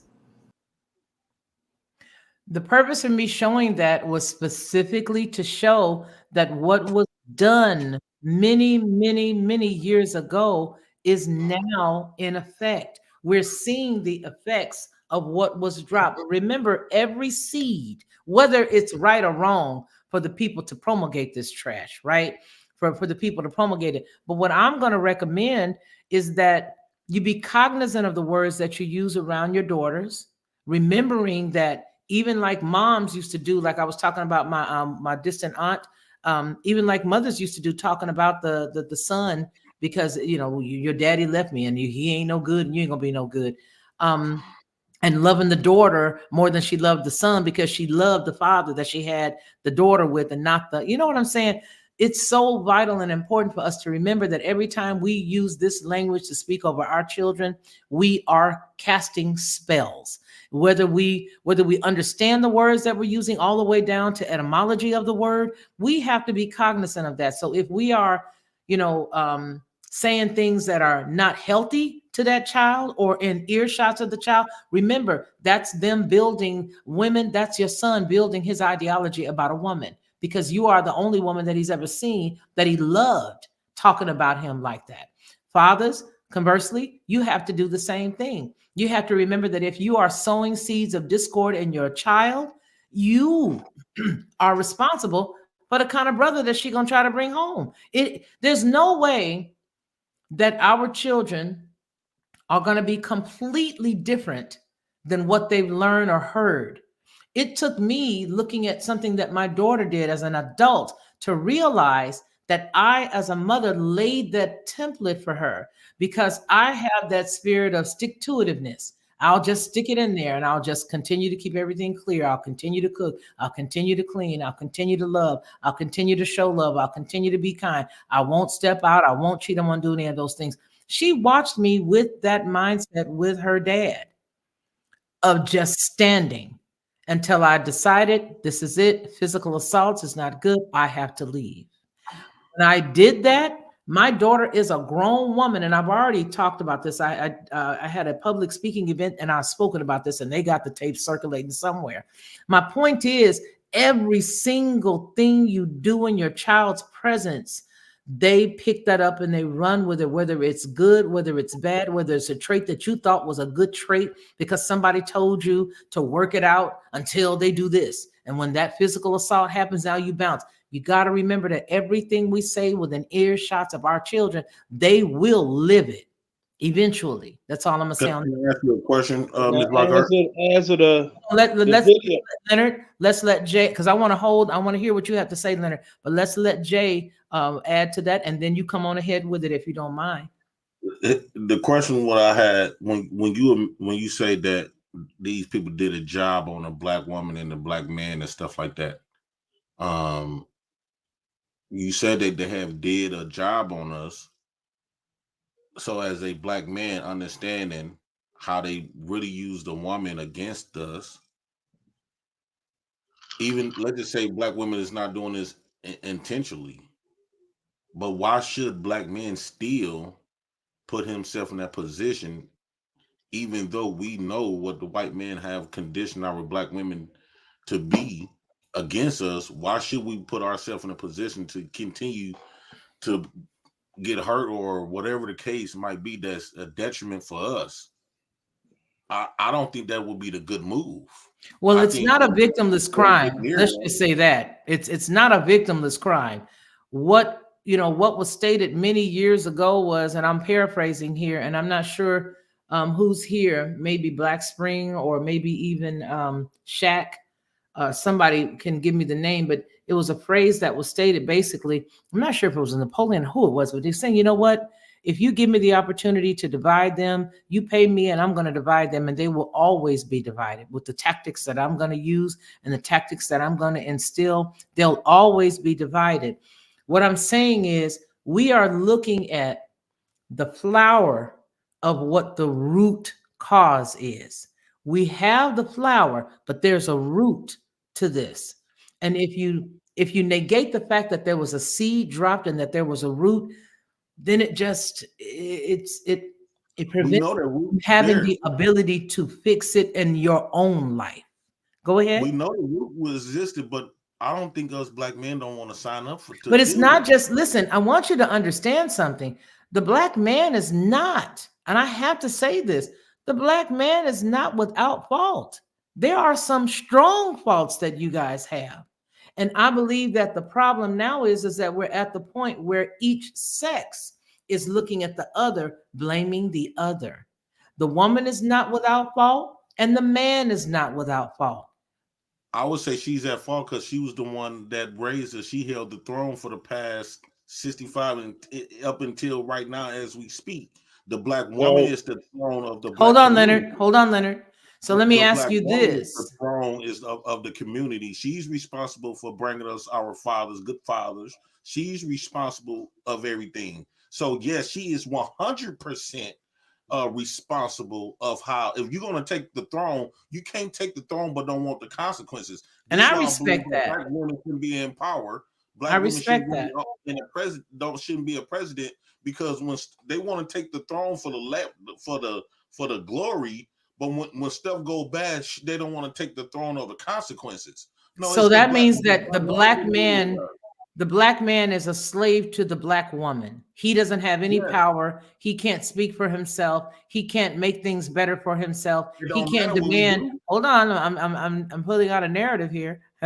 He cannot demand what goes on in his household. He cannot make sure that his household is run in a fair and systematic way. He cannot make sure that. So what you're saying is, even the households that don't have the opposite sex in them, that man is powerless?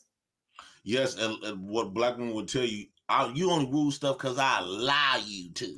What I'm saying is, if he bringing in some money, she might allow him for a little time being. I cannot sit here and believe, but I will not accept that it's all on one person, because it takes two. It takes two in a relationship.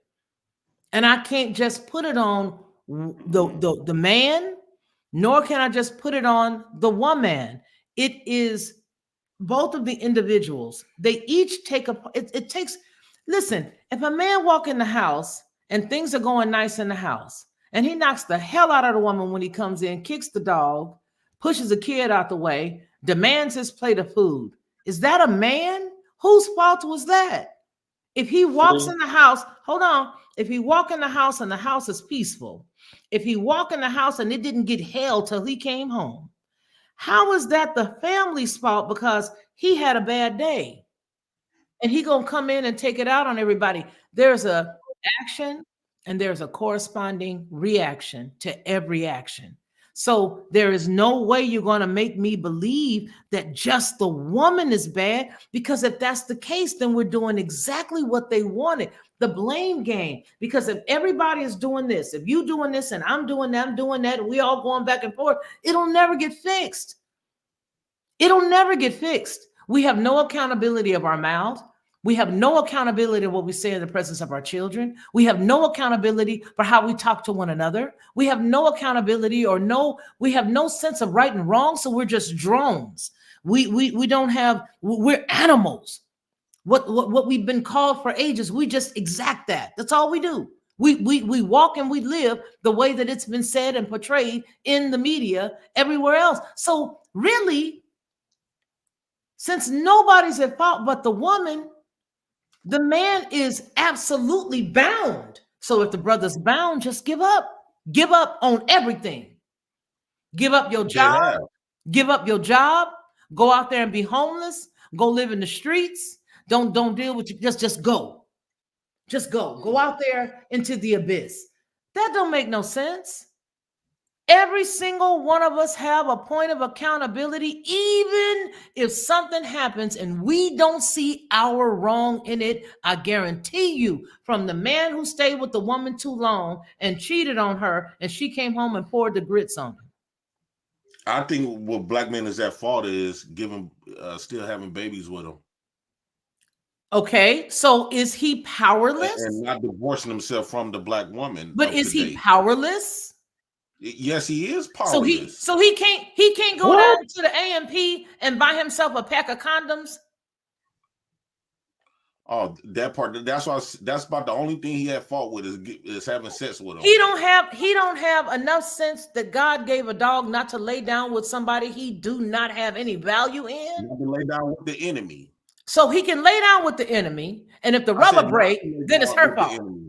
Huh? No, I said, see, a lot of black men, there's not a realization that the black woman has become his enemy. No, so he's still I think here go the problem. Here go the problem. If you keep walking around with the mindset that everybody who is caramel colored, that every woman who is caramel colored is your enemy, I guarantee you're gonna be right. I would no, but Ms. Lockhart, I would say that we should walk around like every black woman unless they prove that they are not. But yes, she won't have the opportunity to prove. She doesn't have the opportunity to prove it. She don't have the opportunity to prove it. She don't have the opportunity to prove it. I don't want us to get an opportunity where we're gonna get fucked. She'll never have the opportunity to prove. Listen to this. Listen to this, JP. Listen to this, JP. She will never have the opportunity to prove that she is a good person, because we are energy. When you walk into a room and you can see there's been an argument before you ever stepped in, you always say, wow, the tension's so thick in here, I could cut it with a knife. Why? Because you energy. So if you automatically feel like a brother gonna think you and he think you nothing, that you are nothing but a reciprocal for his raggedy sperm, okay? If that's all he gonna use you for, sister, keep moving. Keep moving. And that's what I'm gonna say to everybody. Don't lay down with somebody who automatically don't have no respect for you. I'm sorry, go ahead. That's the only thing that black women have shown us that they was worth. I'm gonna tell you this. I'm gonna tell you this, ladies, and I'm gonna tell you this, men. Okay, men who run up on women who feel like the only thing that you are, no matter whether they white, black, purple, green, or yellow.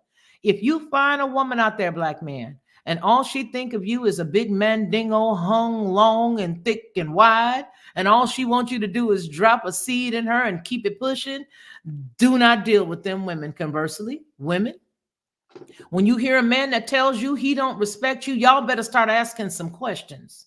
What do you think about mothers and fathers? And what do you think about relationships today? Have those hard conversations, because when you hear somebody come at you with, I don't like no black women ain't this and that, and I'm like, you better run, because then you're going to be a statistic, because this brother done already told you what he think of you. He's already told you. The thing goes into hold on. Let him respond, Leonard, and then it's Leonard's turn. Okay, I would say it's not the black man's fault of how we view them. This is the image that black women done gave us these views. Only thing I'm just doing is just speaking it what the image that they presented. If they presented otherwise, I would have had better, better compliments or whatever. No, black women gave me all of these negative perspectives about them and experiences with them. I didn't do this. Black women did this. So I'm going to say that you don't speak for all black men. It's a lot of black men across the globe who feel like I did. But we're not global. We're here. Look at that black man you just pulled up. That man ain't from here. I don't know where that brother from. I don't know where that brother from. The moment they touch America, he go through some Western shit. Western stuff. Let me tell you something. Wherever they came from, whatever country it is that they came from, this country is far greater than any country they came from, or they would not be here. That's what I'm going to say about that. That if there's any people that come like that gal came from Somalia, one thing's for sure, and two things are for certain. That heifer wouldn't have been able to run that game in her country. But there's game in all people. Why? Because there's good and bad. There's the yin and the yang.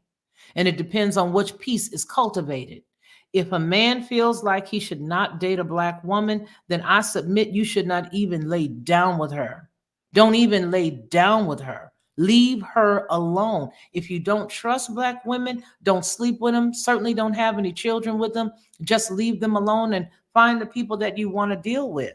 If you decide, like you said earlier, not you, but you in general, but you made a comment earlier, if a man decides that he does not want to have sex with another woman and he'll be just fine till the day he dies, then please just stick to that, because there is a train wreck. You are going to harm another human being who literally laid themselves down with you because they believe something you said. Now, are we leading with, I don't trust black women, I don't like them, I can't stand them? When you meet a woman, is that the conversation that we have in JP? Are we having the conversation that says, I don't like you, I don't want nothing to do with you, all I want is to have sex with you and possibly have a baby? Are you literally having that conversation and then the dodo bird lays down with you?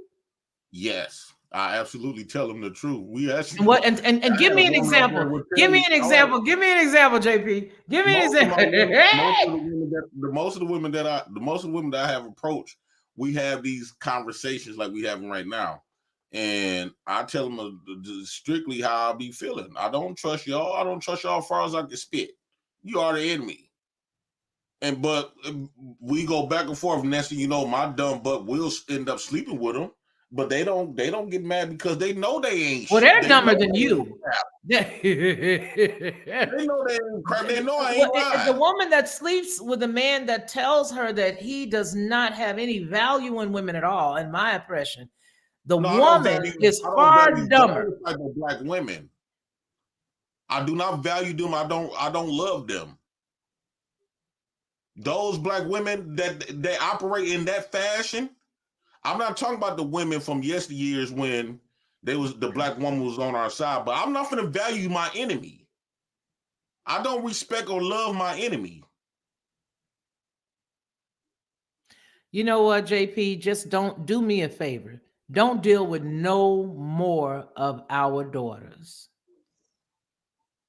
Don't deal with no more of our daughters. You make it sound like I did something wrong. Don't deal with no more of our daughters, because we do not understand the power of the connection, physical connection. We have no idea of what intimacy really does.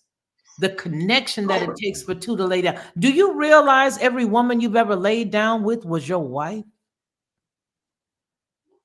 Every woman that you've ever laid down with, that microscopic amount of blood has bonded you together with that person. That is your wife. That is a marriage. The consummation of the sexual act is the consummation of the agreement to you two to be bound together.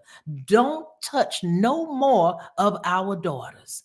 Whomever it is that needs, because you know what? Listen, you're not going to be well, and she's not going to be well. She's not going to be well, and you're not going to be well. And that goes for any men in here. If you don't like the woman, if you can't see yourself with her, which is what I taught my sons, if you can't see yourself married to that woman, I told all four of them, do not lay down with her. If you can't see yourself with her forever, don't touch her. Leave her alone. Let her go on to somebody else. And you've been hurt, and he's been hurt. And this one, we've all got our own trauma. And all I'm saying is, it would behoove you to just take some time, all men and all women, write it down on a piece of paper what your weaknesses are, what your insecurities are, what made you trigger. Was it mama? Was it daddy? Who was it? Was it the uncle? Was it the aunt? What made you the way you are? And then pick those things apart so that you can be better for yourself and better for your children, better for your loved ones, and better for your community at large. Because all that's happening is bodies is hitting the floor. The bodies are hitting the floor. Let the bodies hit the floor. Let the bodies hit the floor. That's all that's happening. I got another one. I gave him some. Now he don't know I can't stand him, but I'm gonna give him what for. I'm gonna make him have trauma. He really liked me, and he was a nice guy, and he didn't mean anything. He didn't mean any harm. There's a lot of men. There are a lot of men that are out here right now that are hurt because there's a woman who's got a vendetta. There are a lot of women out here that are hurt right now because there are men out here who've got a vendetta. And all y'all doing is making more broken people to be more bitter against the up. Do you see how that wheel goes? It's like the hamster running on the wheel. It's like the hamster running on the wheel. It's exactly Black what it women is. have It's like a become hamster. the sex doll of all Look, races of men. There's too many black people, they know better and they don't do better. And that's the bottom line up front. Myself, I know for a fact, there are certain type of women you can't pay me to be with. Okay? You from the south side of Chicago, the west side of Chicago, you from Milwaukee, you are from any of the boroughs in New York. Nah, that's all right. I pass. I keep on moving. I keep it moving. See, I don't sit there and try to prove anything to and no, I'm not gonna do it. Now you have Black America, from what I've seen, have totally lost all sense of morality, right? Used to be back in the day, you had to have X amount of money to get you some honey, and if you got her pregnant, you got married, and you worked it as long as y'all could work it. If it lasted a lifetime, it lasted a lifetime. If it didn't last a lifetime, at least you went into the situation the right way. That ain't done no more. Since doggone the mid-90s, it's baby mama, baby daddy syndrome, which is sick. And as to the statement that was made, the consummation between the two, I'm like, no, I can't agree with that, because you do have a lot of people that had situations where their humanity was taken by another human being. And there was a transference of blood. And that DNA is how some people got caught taking somebody's humanity. Well, That's not a marriage. In this particular situation, what I'm talking about is a man who has accepted a woman, and the woman who has accepted the man, and they lay down together. Whether I understand. I'm not talking about. Listen, let me clarify something. I understand what you're saying. Let me clarify something for my listeners. I need to clarify that because you make a good point. First of all, thank you, Mr. Walker, for being for supporting the channel tonight, for being one of our sponsors tonight. Everybody who's given tonight, I thank you so much for sponsoring the channel and the show, for both Jay Prince on his side and mine as well. But I want to make something very clear, absolutely crystal. And I hate to keep saying this, but I will tell everybody, go all the way back on this channel, not Headlines with a Voice, but on this channel. And you will see that I was a victim of rape. You will see that I was a victim of molestation. I'm not saying that if somebody does that to you, you are married to them. That's not what I'm talking about.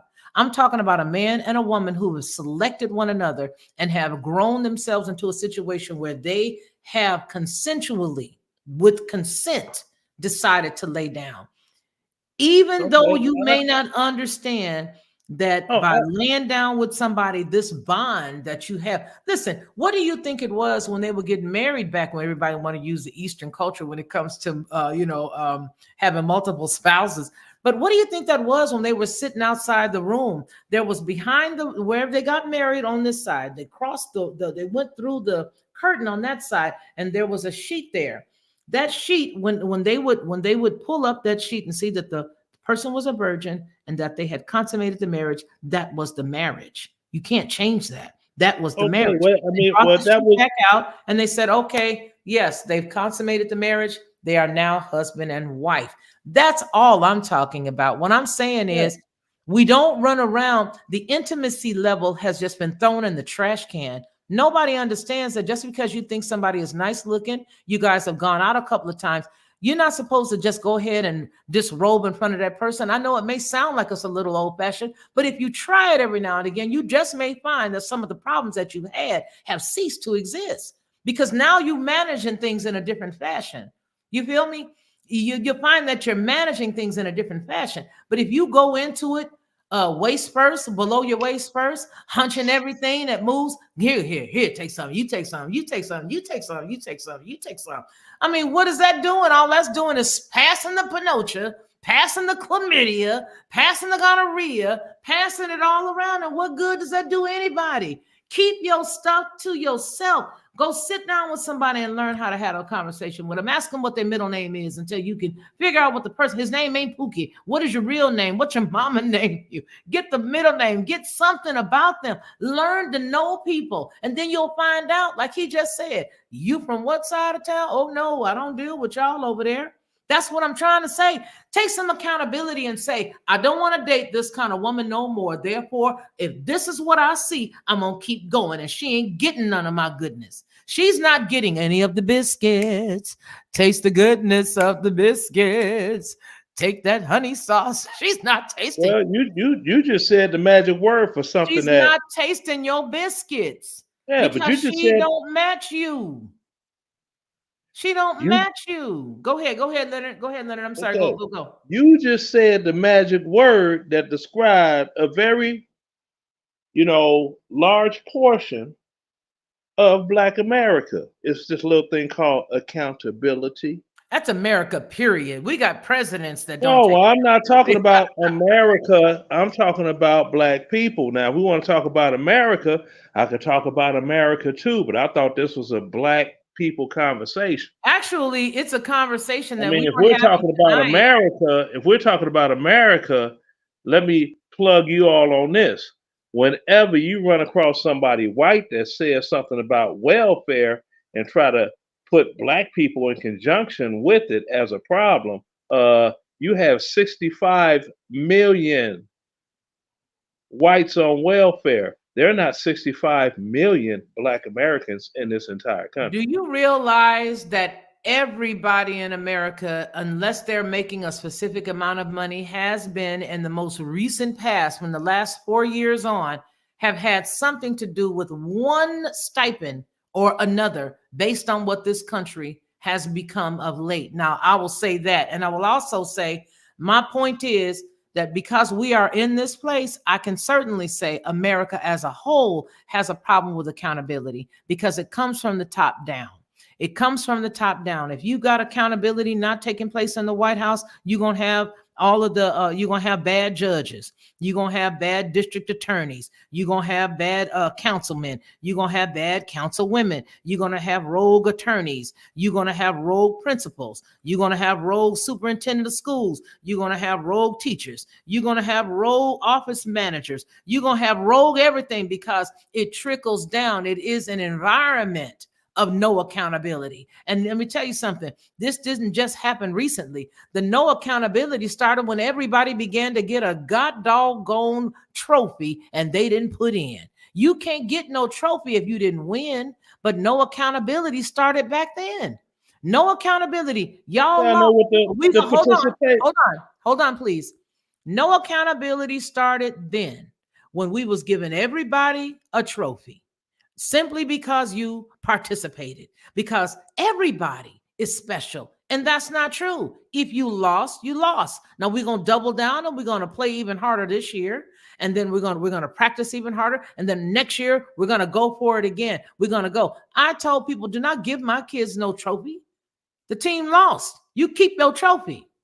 So next year, when we came back the next year, my boys was hitting them like they hit them. Like right now when they playing football, my grandsons, they hit them like they hitting them. This is Alabama. You gonna get hit out here. You playing football or you gonna get got. No, I need you to understand how to take care of your body, how to train. I got one that plays soccer and he's a beast. You do not allow kids to walk around feeling like they are the winner for everything. That's no accountability. Well, I didn't lose. No, dude, you lost. No, we all got a trophy. No, you lost. It starts with the little stuff. It starts with the little bitty things. And after the little bitty things, then it picks up to bigger stuff. It picks up to bigger things. That's just the way that it is. That's just the way that it is. It starts out with small, then it comes to something bigger. And now the whole place needs an enema. The whole country needs an enema. Everybody is stuffed up because you cannot divide yourself from accountability. Go ahead, JP.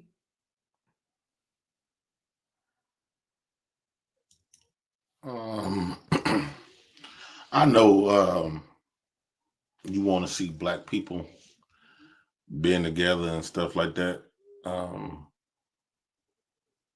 But like you say, man, is the black love stuff ideal is gone.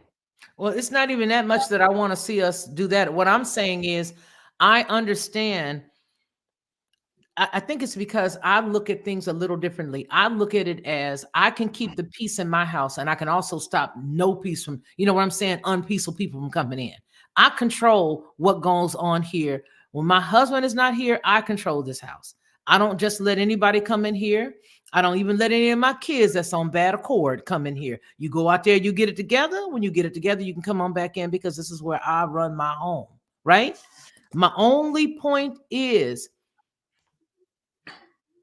if you have a man in your life, ladies, and you guys are of like mind because you took your time and you guys got to realize that you like one another and that it is going to work, do some things for yourself, ladies. Set down some rules of the things you will and you will not do. I don't care how old you are. You don't have to be my age group. You don't have to be 59 going on 60 to understand what I'm saying. What I'm talking about is just common decency that you give somebody on the streets. Make sure that you understand how to fight fair. Make sure that you have vetted this person, because you could reach a man who later you understand he never liked you in the first place. He never trusted you in the first place. So you seeing all of these messages dealing with the brother, and you don't realize you thought y'all was of the same mind until down the line you find out he don't trust you. He don't like you. So you weren't misfiring, sis. You weren't misfiring. He didn't like you. He I don't just want think nothing to that do with you. I just think that before black men, before we start dating black women again, until black women can prove, and not just say can prove that she's on a black man program, I don't think that, especially talking about marrying her, hecky no. If she don't prove, one, tear down that system, all of the stuff that was used against to tear black men down, if we don't see, because black women, you have participated in everybody else's movements but her own. You can participate in everybody else's movements, feminism, all the other type of stuff. So if we don't see black women start tearing down systems and that was used against black men, we understand why. You don't have to, but don't be sitting up here requiring for us to be marrying you. No. Can I chime in on some of this real quickly? Yes, please. Yes, please. First and foremost, shout out because JP, that's my boy right there. But like for instance, I would say like yourself, Mrs. Lockhart, like when they talk about women of protection that are worthy of protecting, you are definitely one of those women, especially with your energy. And I know that you don't have any anti-black man hatred, anything like that. If it was a situation where it was in the street, or I see somebody accosting you or someone speaking rude, I would definitely step up and make sure that situation is taken care of. And there's plenty. Let me tell you something. You know where I live. Oh yes, I know. So I keep a little something on the side where I'm gonna be all right. But I'm just saying, I'm gonna be all right. Trust and believe it. I'm just saying in general. And I appreciate that. To y'all be the glory. And you know what's crazy? The amount of black men that are not talked about that put their lives on the line defending some of these women out here, they end up losing their lives. It was a young man. This happened about 5 years ago here on the south side of Chicago. He got into a domestic dispute trying to save this woman who was being attacked by her boyfriend. The dude went to the car, got his pistol, blew his brains out. That's why I tell my son to call 911, be a good citizen and dial 911 because you don't know what the whole story is. It's plenty of men that does that. Now that woman he defended, is she going to is she going to give money to his girlfriend or his widow that he's left behind while he's in the morgue with a toe tag on his body?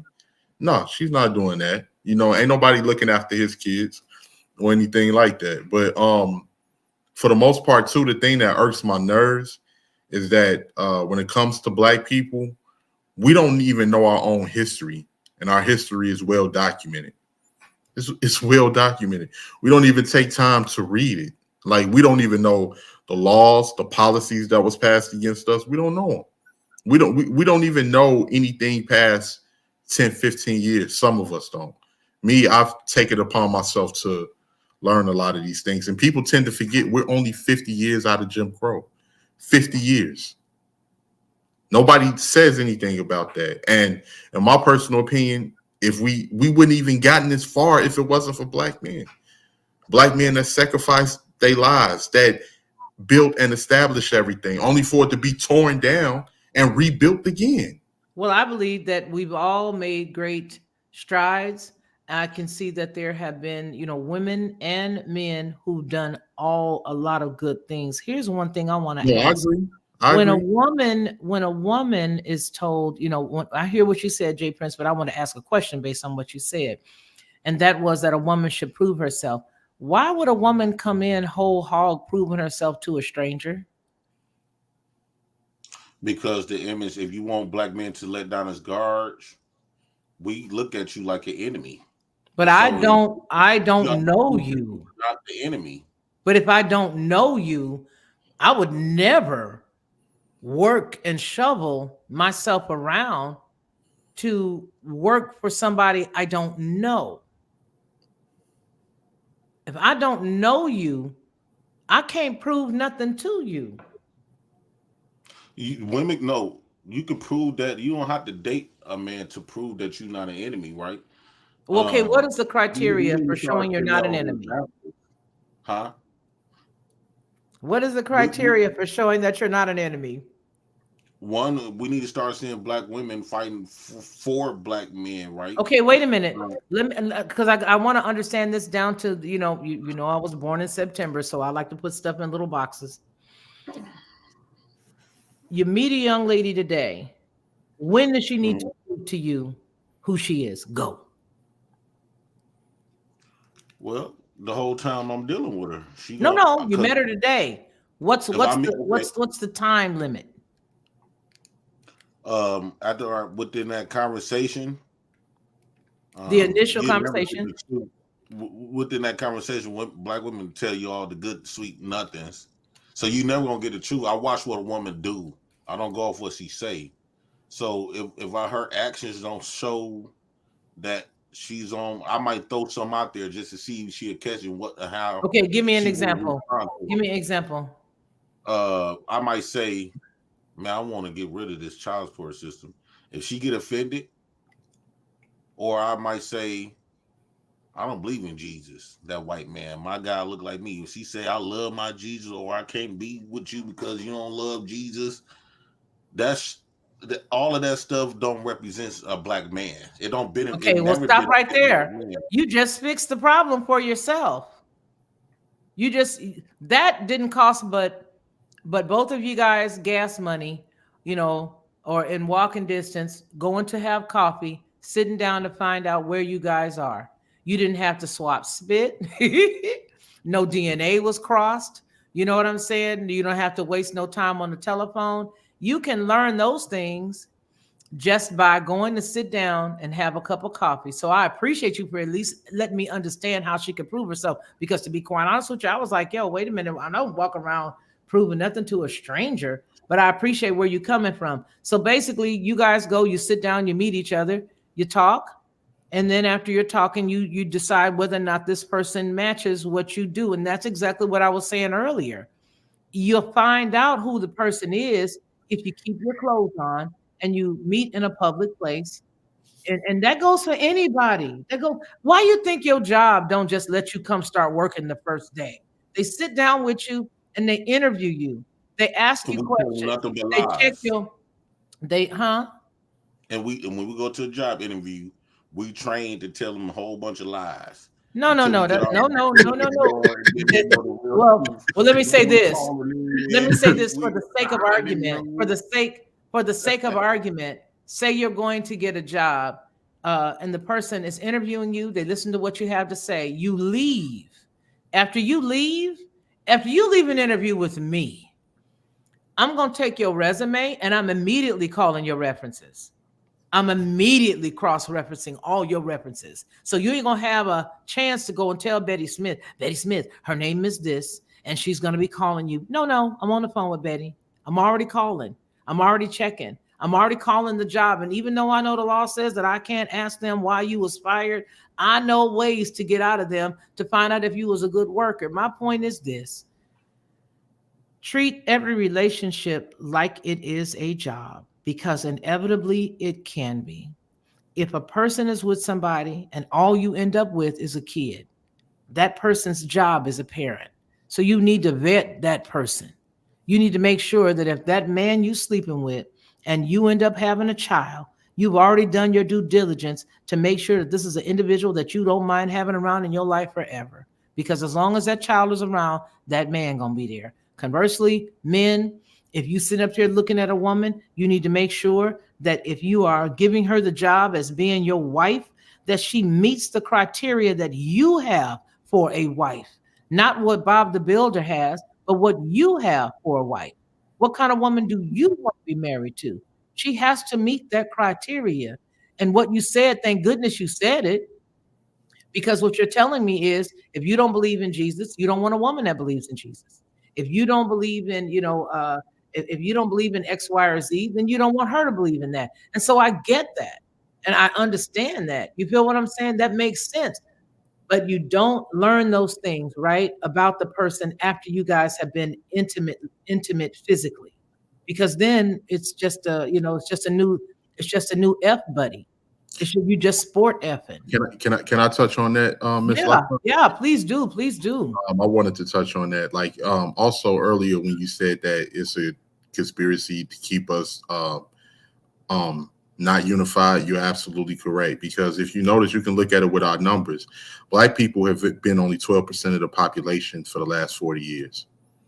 When you count in abortions, when you count in prison industrial complex, drugs, homicides, different things like that, it's been purposely done because coming out of slavery, they had to figure out what they're going to do with an ex-slave population that they once made money on.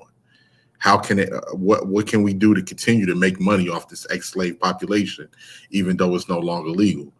Come in the 13th Amendment, the prison industrial complex. The reason why it's laws like that now, like loitering or trespassing or different things like that, because those was laws that was created to have petty reasons to throw black men in jail to keep them doing as labor. Now what we're seeing that's coming in is a large majority of, it's a large influx of migrants that are coming in to offset the black vote, because apparently the Democrats still need the black vote, and they're trying to figure out a way, how can we get these people to vote for us without giving them anything? Because we've been voting for these people for the last 40 years and not getting anything. Well, the women have gotten some crumbs, but the men have gotten nothing. And what you're seeing now is that since we're having to push towards reparations, they don't want to pay that. And also you have what they call benign neglect. And I'm pretty sure you're familiar with that term, which means that don't mention black people, just say people of color or different things like that, so you don't have to directly promise them anything for their vote. So, it's so much that's going on. Myself personally, of course, I don't hate black women. I love me, and I love the women that love me. The women that don't have no love for me, I don't have no love for them. And I know that's not all women, or not all of our women, anything like that. So, like my thing is that when you look at the situations that are taking place, like as far as I've never been that type of person. If I see the red flags, sweetheart, I don't want to touch you. I got discipline. I don't even want to touch you. I don't want to. But like for instance, when you talked about the women that bypass on the smart guy, say he was corny, he wasn't a thug. Those are the same women fast forward 15 years later saying it ain't no good black men. And they're because not. they ruined them all. You know what I mean? They run them all away. They run them And all the way. They go to the white girls, and then they go to, then some of them are just single and they abstain from dealing with people altogether. And the funny thing is the situation, right? If if black men was that bad, a lot of these women wouldn't even be talking to us of other races. And that irks some of these women, like certain women, like for instance, I would say even certain women in the chat, when they hear other races of women say, "Oh, I love me some black men," they don't like that at all. I've heard it all from other races of women. All black men are laid back. They so cool. They know how to solve this issue and that issue. Like, and literally, of course, black women have played a part as well. As a group of people here in America have played a part, but I'm just talking about the men at this one particular point. We've literally influenced the world. The same men that they say that they want of other races try to walk like black men, talk like black men, imitate black men. Every possible trend that you can think of, all of our inventions, everything that we've pushed forth for our people and have tried to build and rebuild. Of course, we've been sabotaged in the process. So the fact that a lot of people don't even know, they can't tell you about the 1957 Highway Act. They can't tell you about how black men was denied the first 100 years of the GI Bill, even though we fought in every war that this country has had and came back and still was disrespected. They can't tell you about redlining and how we've been locked out of business loans. They can't tell you about eminent domain or how we had property and everything all over this country and it was snatched away and taken away and we was chased out. They can't tell you any of these because unfortunately these people that make these ignorant statements, they don't know their own history and they don't really care.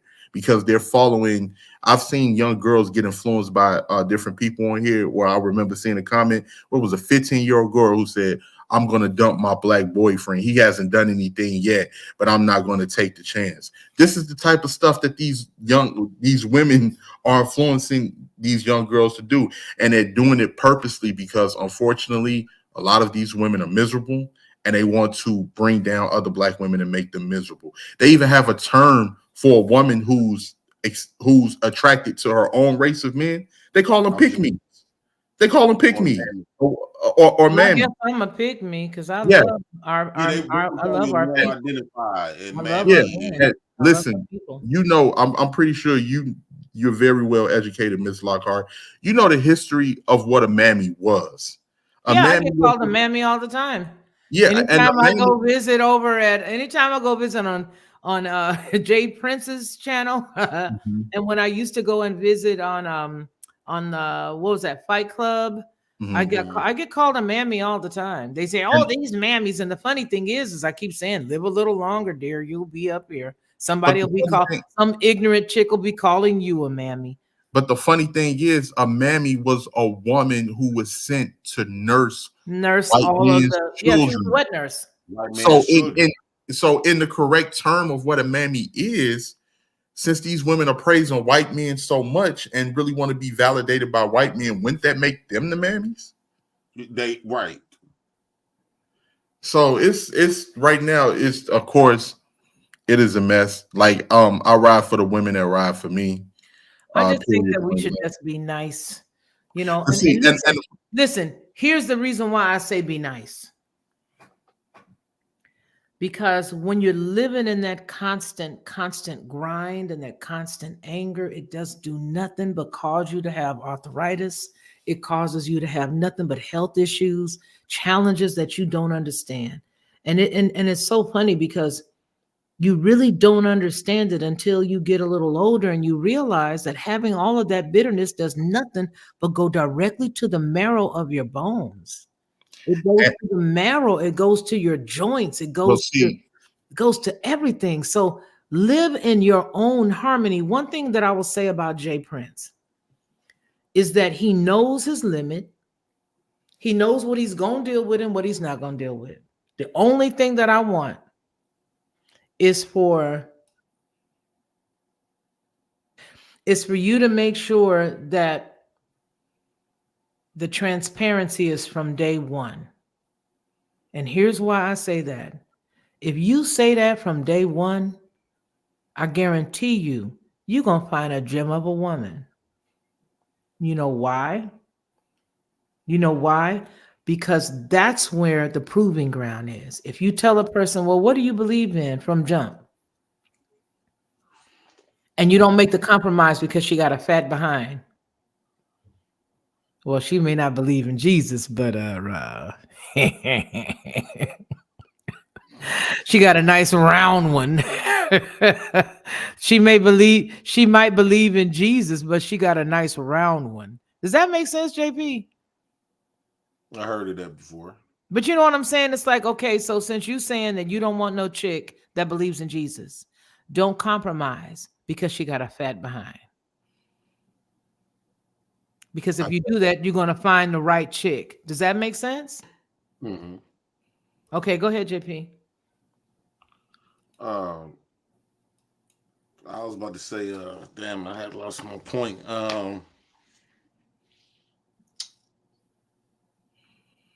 At this point, you know, I don't know what else to do with when it comes to being with black women. The only reason why I still have sex with them because there's no other options to create black kids. If I had a choice, I think it's just over. I think that black men and black women need to stay away from us. I mean, because how many more times do black men got to recognize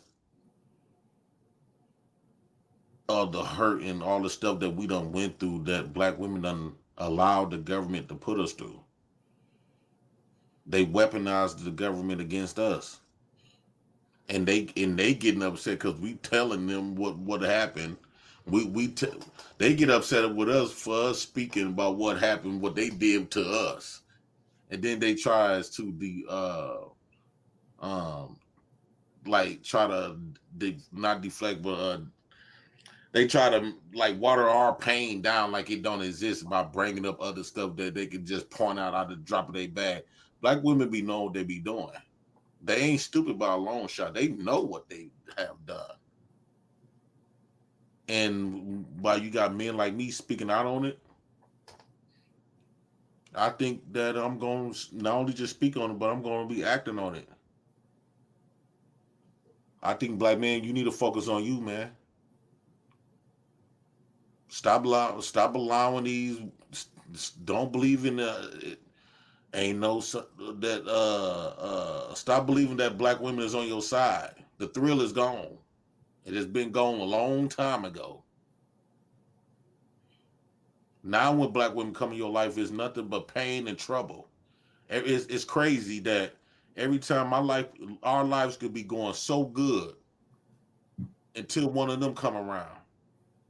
Now we losing shit, we get angry, we getting pushback conversations and stuff. Dog, why should we have to? We don't have to deal with that from them. Let that white man take care of that black woman. Stop letting them telling you, oh, I'm gonna go with a white man so they can guilt trip you off your stance. No, let that white man deal with her. Cause they do that junk out of manipulation to get your attention. So basically what they telling you, well, if you don't want to, if y'all the black men don't want to put up with our stuff, a white man will, Asian man, we'll let him. We're not buckling down. Can I just address something real quick to what JP was saying, right? The crazy thing is, right, like I've been respectful since being on this platform. I haven't called, like when I look at the chat, I haven't called anybody out their name. I don't have to. Just because some people in the chat disagree with my talking points, I've been said that I'm complaining, that I'm acting like a woman, that I'm a coward, questioning my sexuality. Now, how you gonna sit here and question my sexuality because you don't like what I'm saying, but you out here hanging out with the fun boys? The fun boys is your best friends. You fight for their movements. You get your hair done by them. But the same people that you fight for their movements to undermine black men's masculinity as far as leadership within the community, those the same people now that you're going to use them as an insult to insult me because you don't like my talking points. So that's the world we live in, unfortunately. But of course, I'm not. I love my women. I love the women. Like I say, the women that love me and support me. I have nothing but love for them, and they know that. You know, I've never had a problem with women or anything like that. And the women that it's simply when it comes down to it's a certain sector of women in our community that do not want to change. They don't want to acquire to any standards. The reason why they do a lot of these different scare tactics and trying to put black men down is because they feel like that they should have control or they should be over black men, because they know the stuff that they do in this community, as much as they say that they hate black men or black men the worst thing ever, they can't take that to nowhere else. They can't take that nowhere else. Let me ask, I'm going to ask everybody in the chat right now, for all the women, all the black women here that love black men, put a 1 in the chat. Put a 1 in the chat. It's going to be interesting. If you are a woman here and you love black men, put a 1 in the chat. Come on. Come on. Somebody, anybody. I don't want they love. Okay. Athena Noir, myself. Casey, you guys got 2 votes.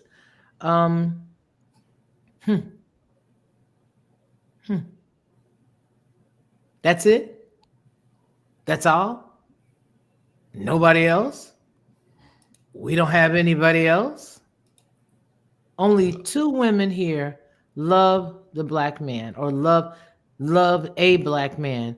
How many of the women in the chat have a man? Put a 2 in the chat if you have a man. If you got a man in your life, I don't know, Ms. Lockhart. Some people be lying on here. They'll say that they do. In reality, they don't. They be in situationships. Well, what does a situationship count for? A situationship accounts for having a child not really being stable. Because I always thought a situationship was a woman who was with a man who had a woman. No, a situationship is when you are with a man, y'all just messing around.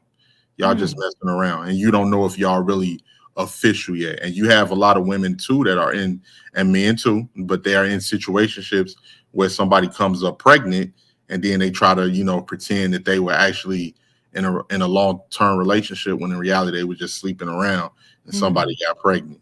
And that plays a lot too. But I know my and it's not even about whether you're rude or you have respect, because I got respect for everybody. I don't have to. Are you married? No, I'm not married.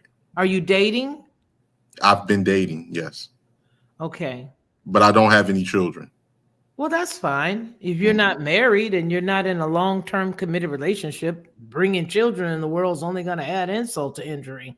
Well, yeah, I knew that purposely. That's why I never did it. And I wanted to be able to give my child the necessary resources that my child needs to be in a stable household. So I purposely. Lady D made a good comment, and she's being honest with herself. I don't mean to cut you off, but I'm looking at her comment. She says, well, I haven't had a man in 10 years, and I love it. There are a lot of people who do like their independence and don't want to be in a relationship. That's a lie. But you know what? No. Some people just like being alone and don't want to be bothered with nobody. And then there are other people who do. For 10 years, Ms. Lockhart? For 10 years?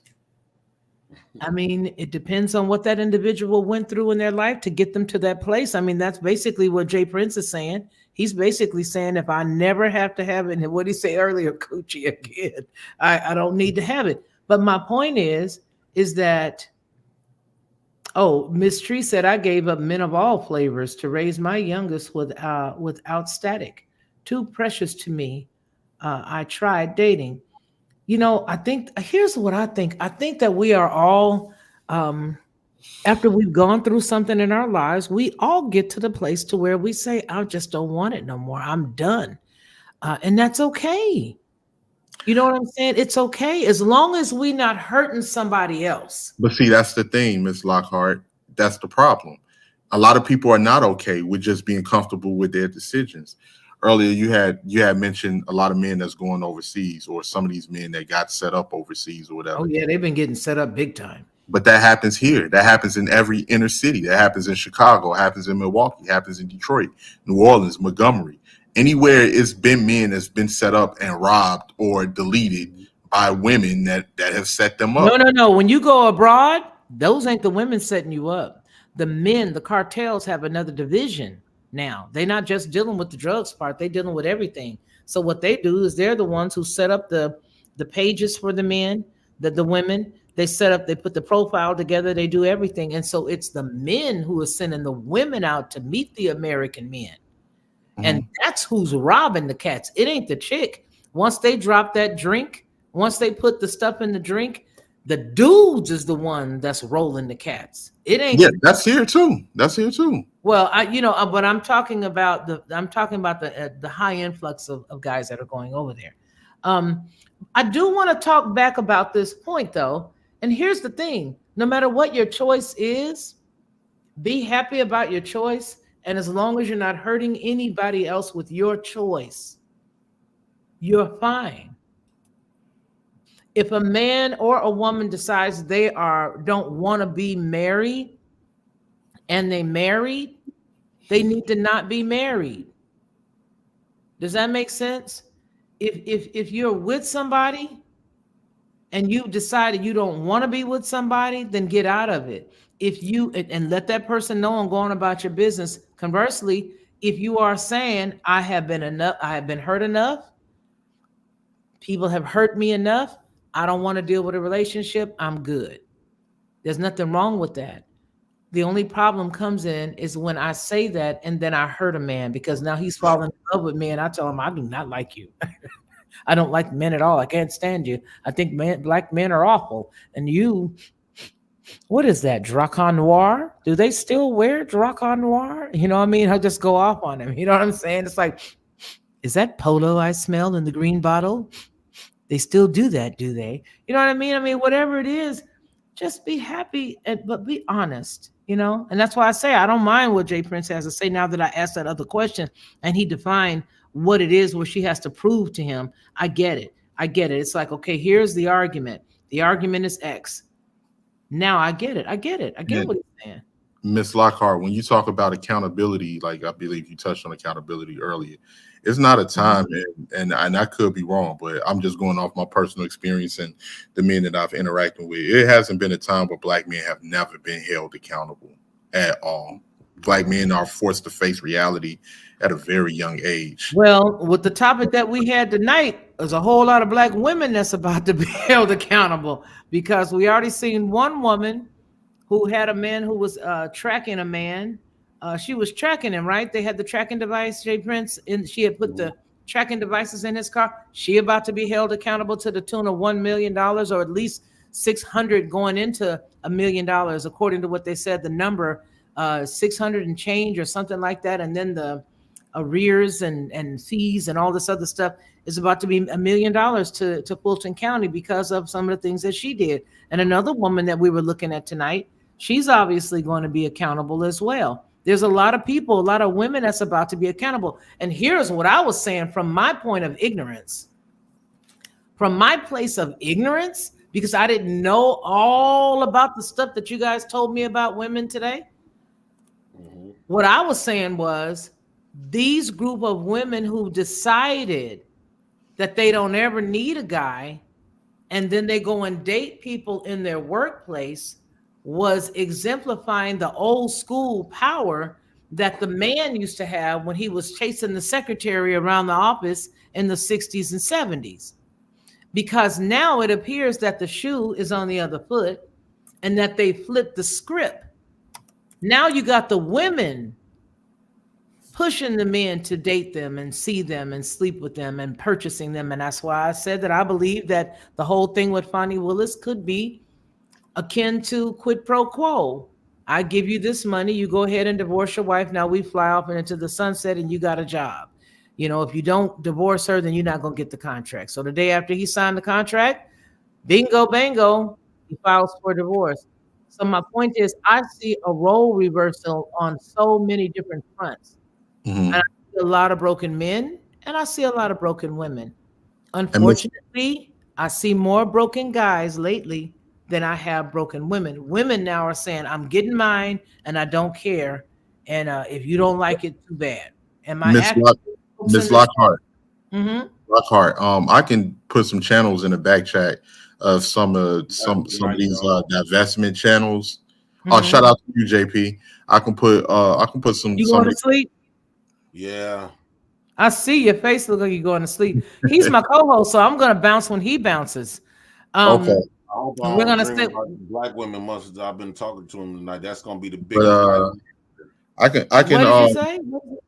I said Wait a I hope I minute. don't Well, you dream. know what? No. You know why I don't want to see those? Because I don't want that to come into my spirit. I really don't. Okay. I really don't. I really don't. I have to guard my spirit with all due diligence. I have to guard my heart with all diligence. And I don't want to see it. I believe you, and I believe that it is out there, but I also believe that a lot of people are hurt, and it has a beginning, it has a middle, and it has an end. And I believe that if there are women out there that have been hurt, then they're going to tell you how they feel over the airways, because that's coming out of them. That's what they experience. I have not walked in their shoes.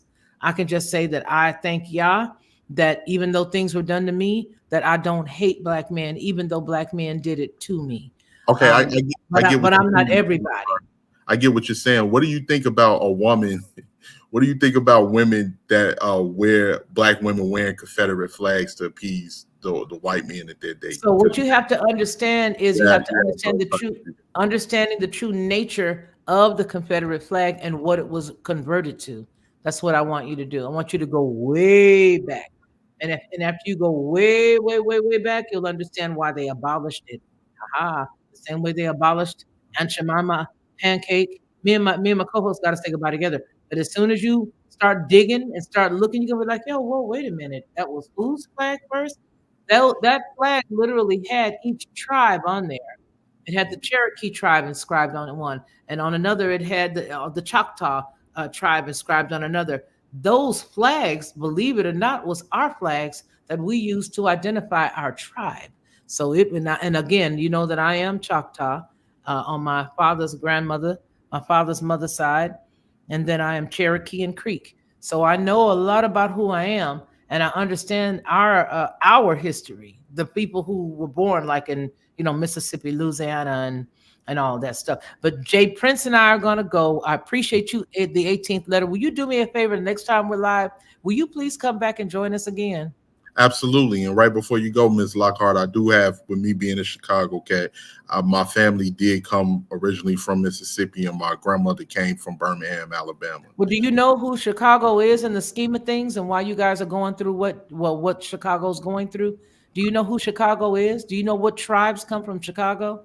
I believe, if I'm not mistaken, the Illini tribe, the Iroquois, and it's quite a few. Boatloads. So if I believe it was parts of the whole chunk too. They had regions in Illinois. It's a strong chance your people are not from Africa. Mine aren't. I mean, we went back about six generations, and we're still digging. We're not even done digging. We're nowhere near done digging. So yeah, so you may not be from out there, although there are a lot of great people who are, and that's a good thing. I appreciate you, kind sir. Thank you so very much for joining us. JP and Thank you for having me. And we will talk to you soon. Thank you, sir. All right. Shout out to you, JP. You have a good one, Miss Lockhart. It was a pleasure speaking. Bye bye. So now, JP, you and I are, you're sleepy, I'm sleepy. But I do want to thank you for, as usual, a very stimulating and scintillating and all that other stuff conversation. You say a lot of stuff to provoke thought.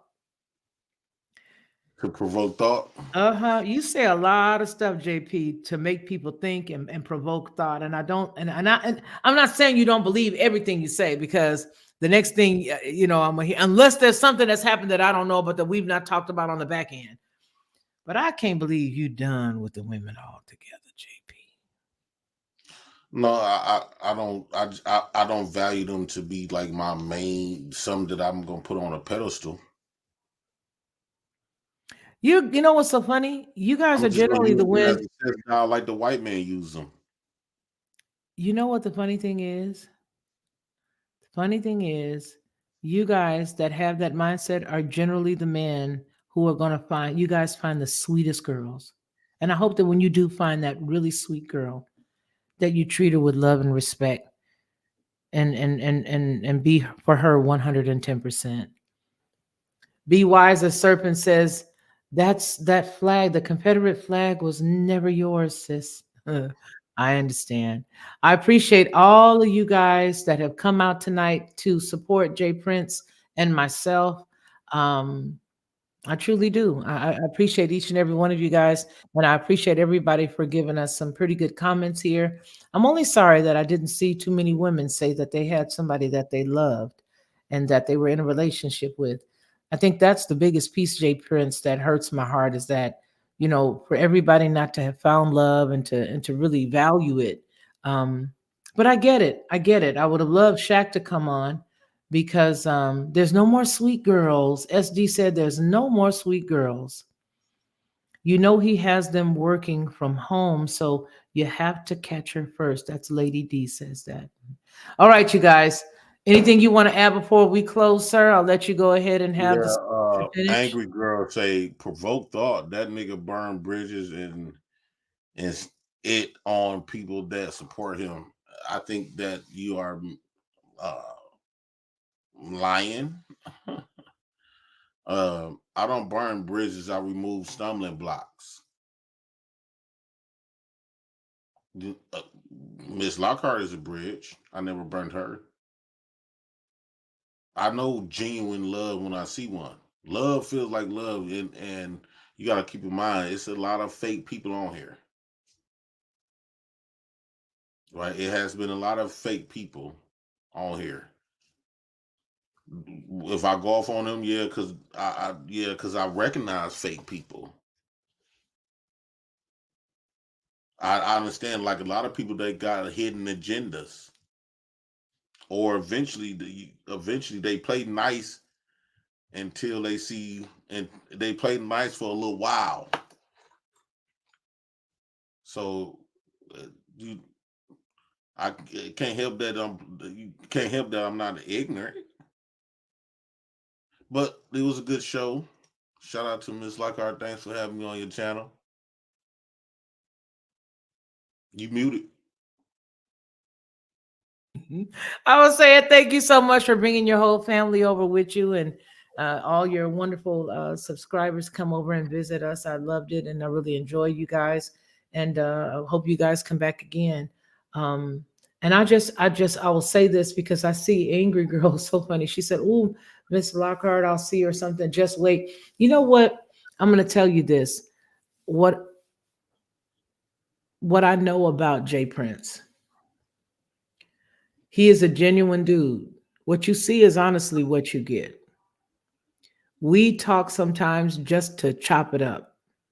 We'll toss different ideas around about show topics. Some we've done, some we haven't done. But I will tell you, I would rather have somebody around me who expresses thoughts that don't match other people's thoughts because it was their own organic thoughts. Right.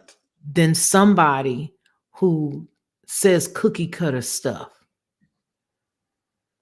I don't like people who say what everybody else says.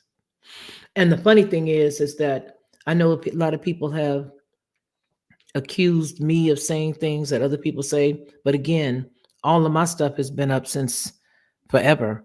On this channel, you can find before any of these other cats and ladies started saying what they say about relationship and love and problems and family issues that I've been saying it all along. And I just believe that if you're a kind person, then you should be kind across the board. If you're a forgiving person, you should be forgiving across the board. If you find somebody who doesn't care for you, then you should just walk away quietly and leave them alone. So what I'm trying to say is he's not a cookie cutter. He's telling people up front, this is how I'm rolling going forward. If I care, I'll tell you. If I don't, I'll tell you. But this is where I am now. I'm not dealing with any more of that. And I think that's really what he's saying. I'm not dealing with any more fake people. I'm not dealing with any more backstabbing people. If I deal with somebody, they're going to have to I'm going to have to know that I know they're really in my corner, because I've had people close to me and they've hurt me. And I don't think there's anything wrong with that. But I find it curious that we throw rocks at people while they're here in the earth realm. And then when they're not, we want to act like they were gods. That's for somebody. Who? I don't know. I don't know who that was for. I don't know who that was. A lot of these people, they be nice to you long enough to build their little channels up, and then that's, you know, they going against you. And man, Miss Lockhart, you know how many people that came around pretending to give me that fake love, and next thing you know, they up there gossiping about you with somebody else. With a lot of times with your own eye. So this stream shaped me. Like these coming on these shows shaped me to recognize of people who they really are. That's why I haven't been putting too much effort in, because it's like talking to a bunch of fake people. You know, I don't like socializing with fake people, because they go with the wind. Whoever's a popular opinion. Clout chasers, I do not like those type of people. Ain't nothing genuine. I think being genuine, authentic, you got to hang around authentic and genuine people. These people go with the wind. Well, one thing I'll say, like I was just saying to the young lady, is Jay Prince is a real good guy. He's a real good sweetheart. He's a sweet person in his heart. And we all respond to life based on the way that life has treated us and the hand that has been dealt to us. And as we grow along, we grow and we learn how to take it and deal with it better every day. I want to tell each and every one of you guys, thank you so very much for joining us this evening. It has been a pleasure being with you. I'm going to go ahead and pull you down, JP. And I want everybody to remember what we always say here on the Lockhart Perspective, and that is, make sure that you take care of yourself.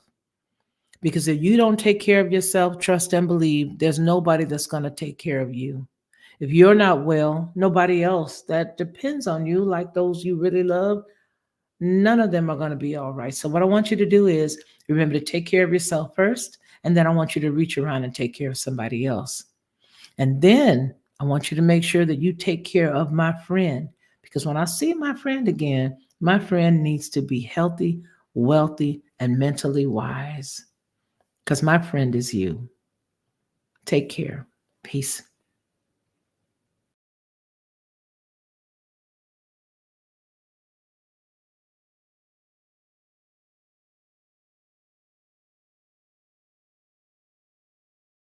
To receive instant notification each time I upload, please hit the subscribe button and the bell notification.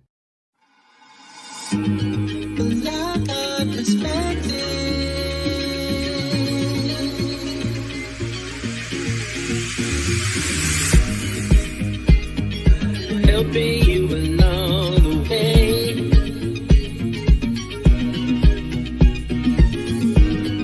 Helping you to make it through another day. Yeah. Everything you need to know that you never knew, that you need to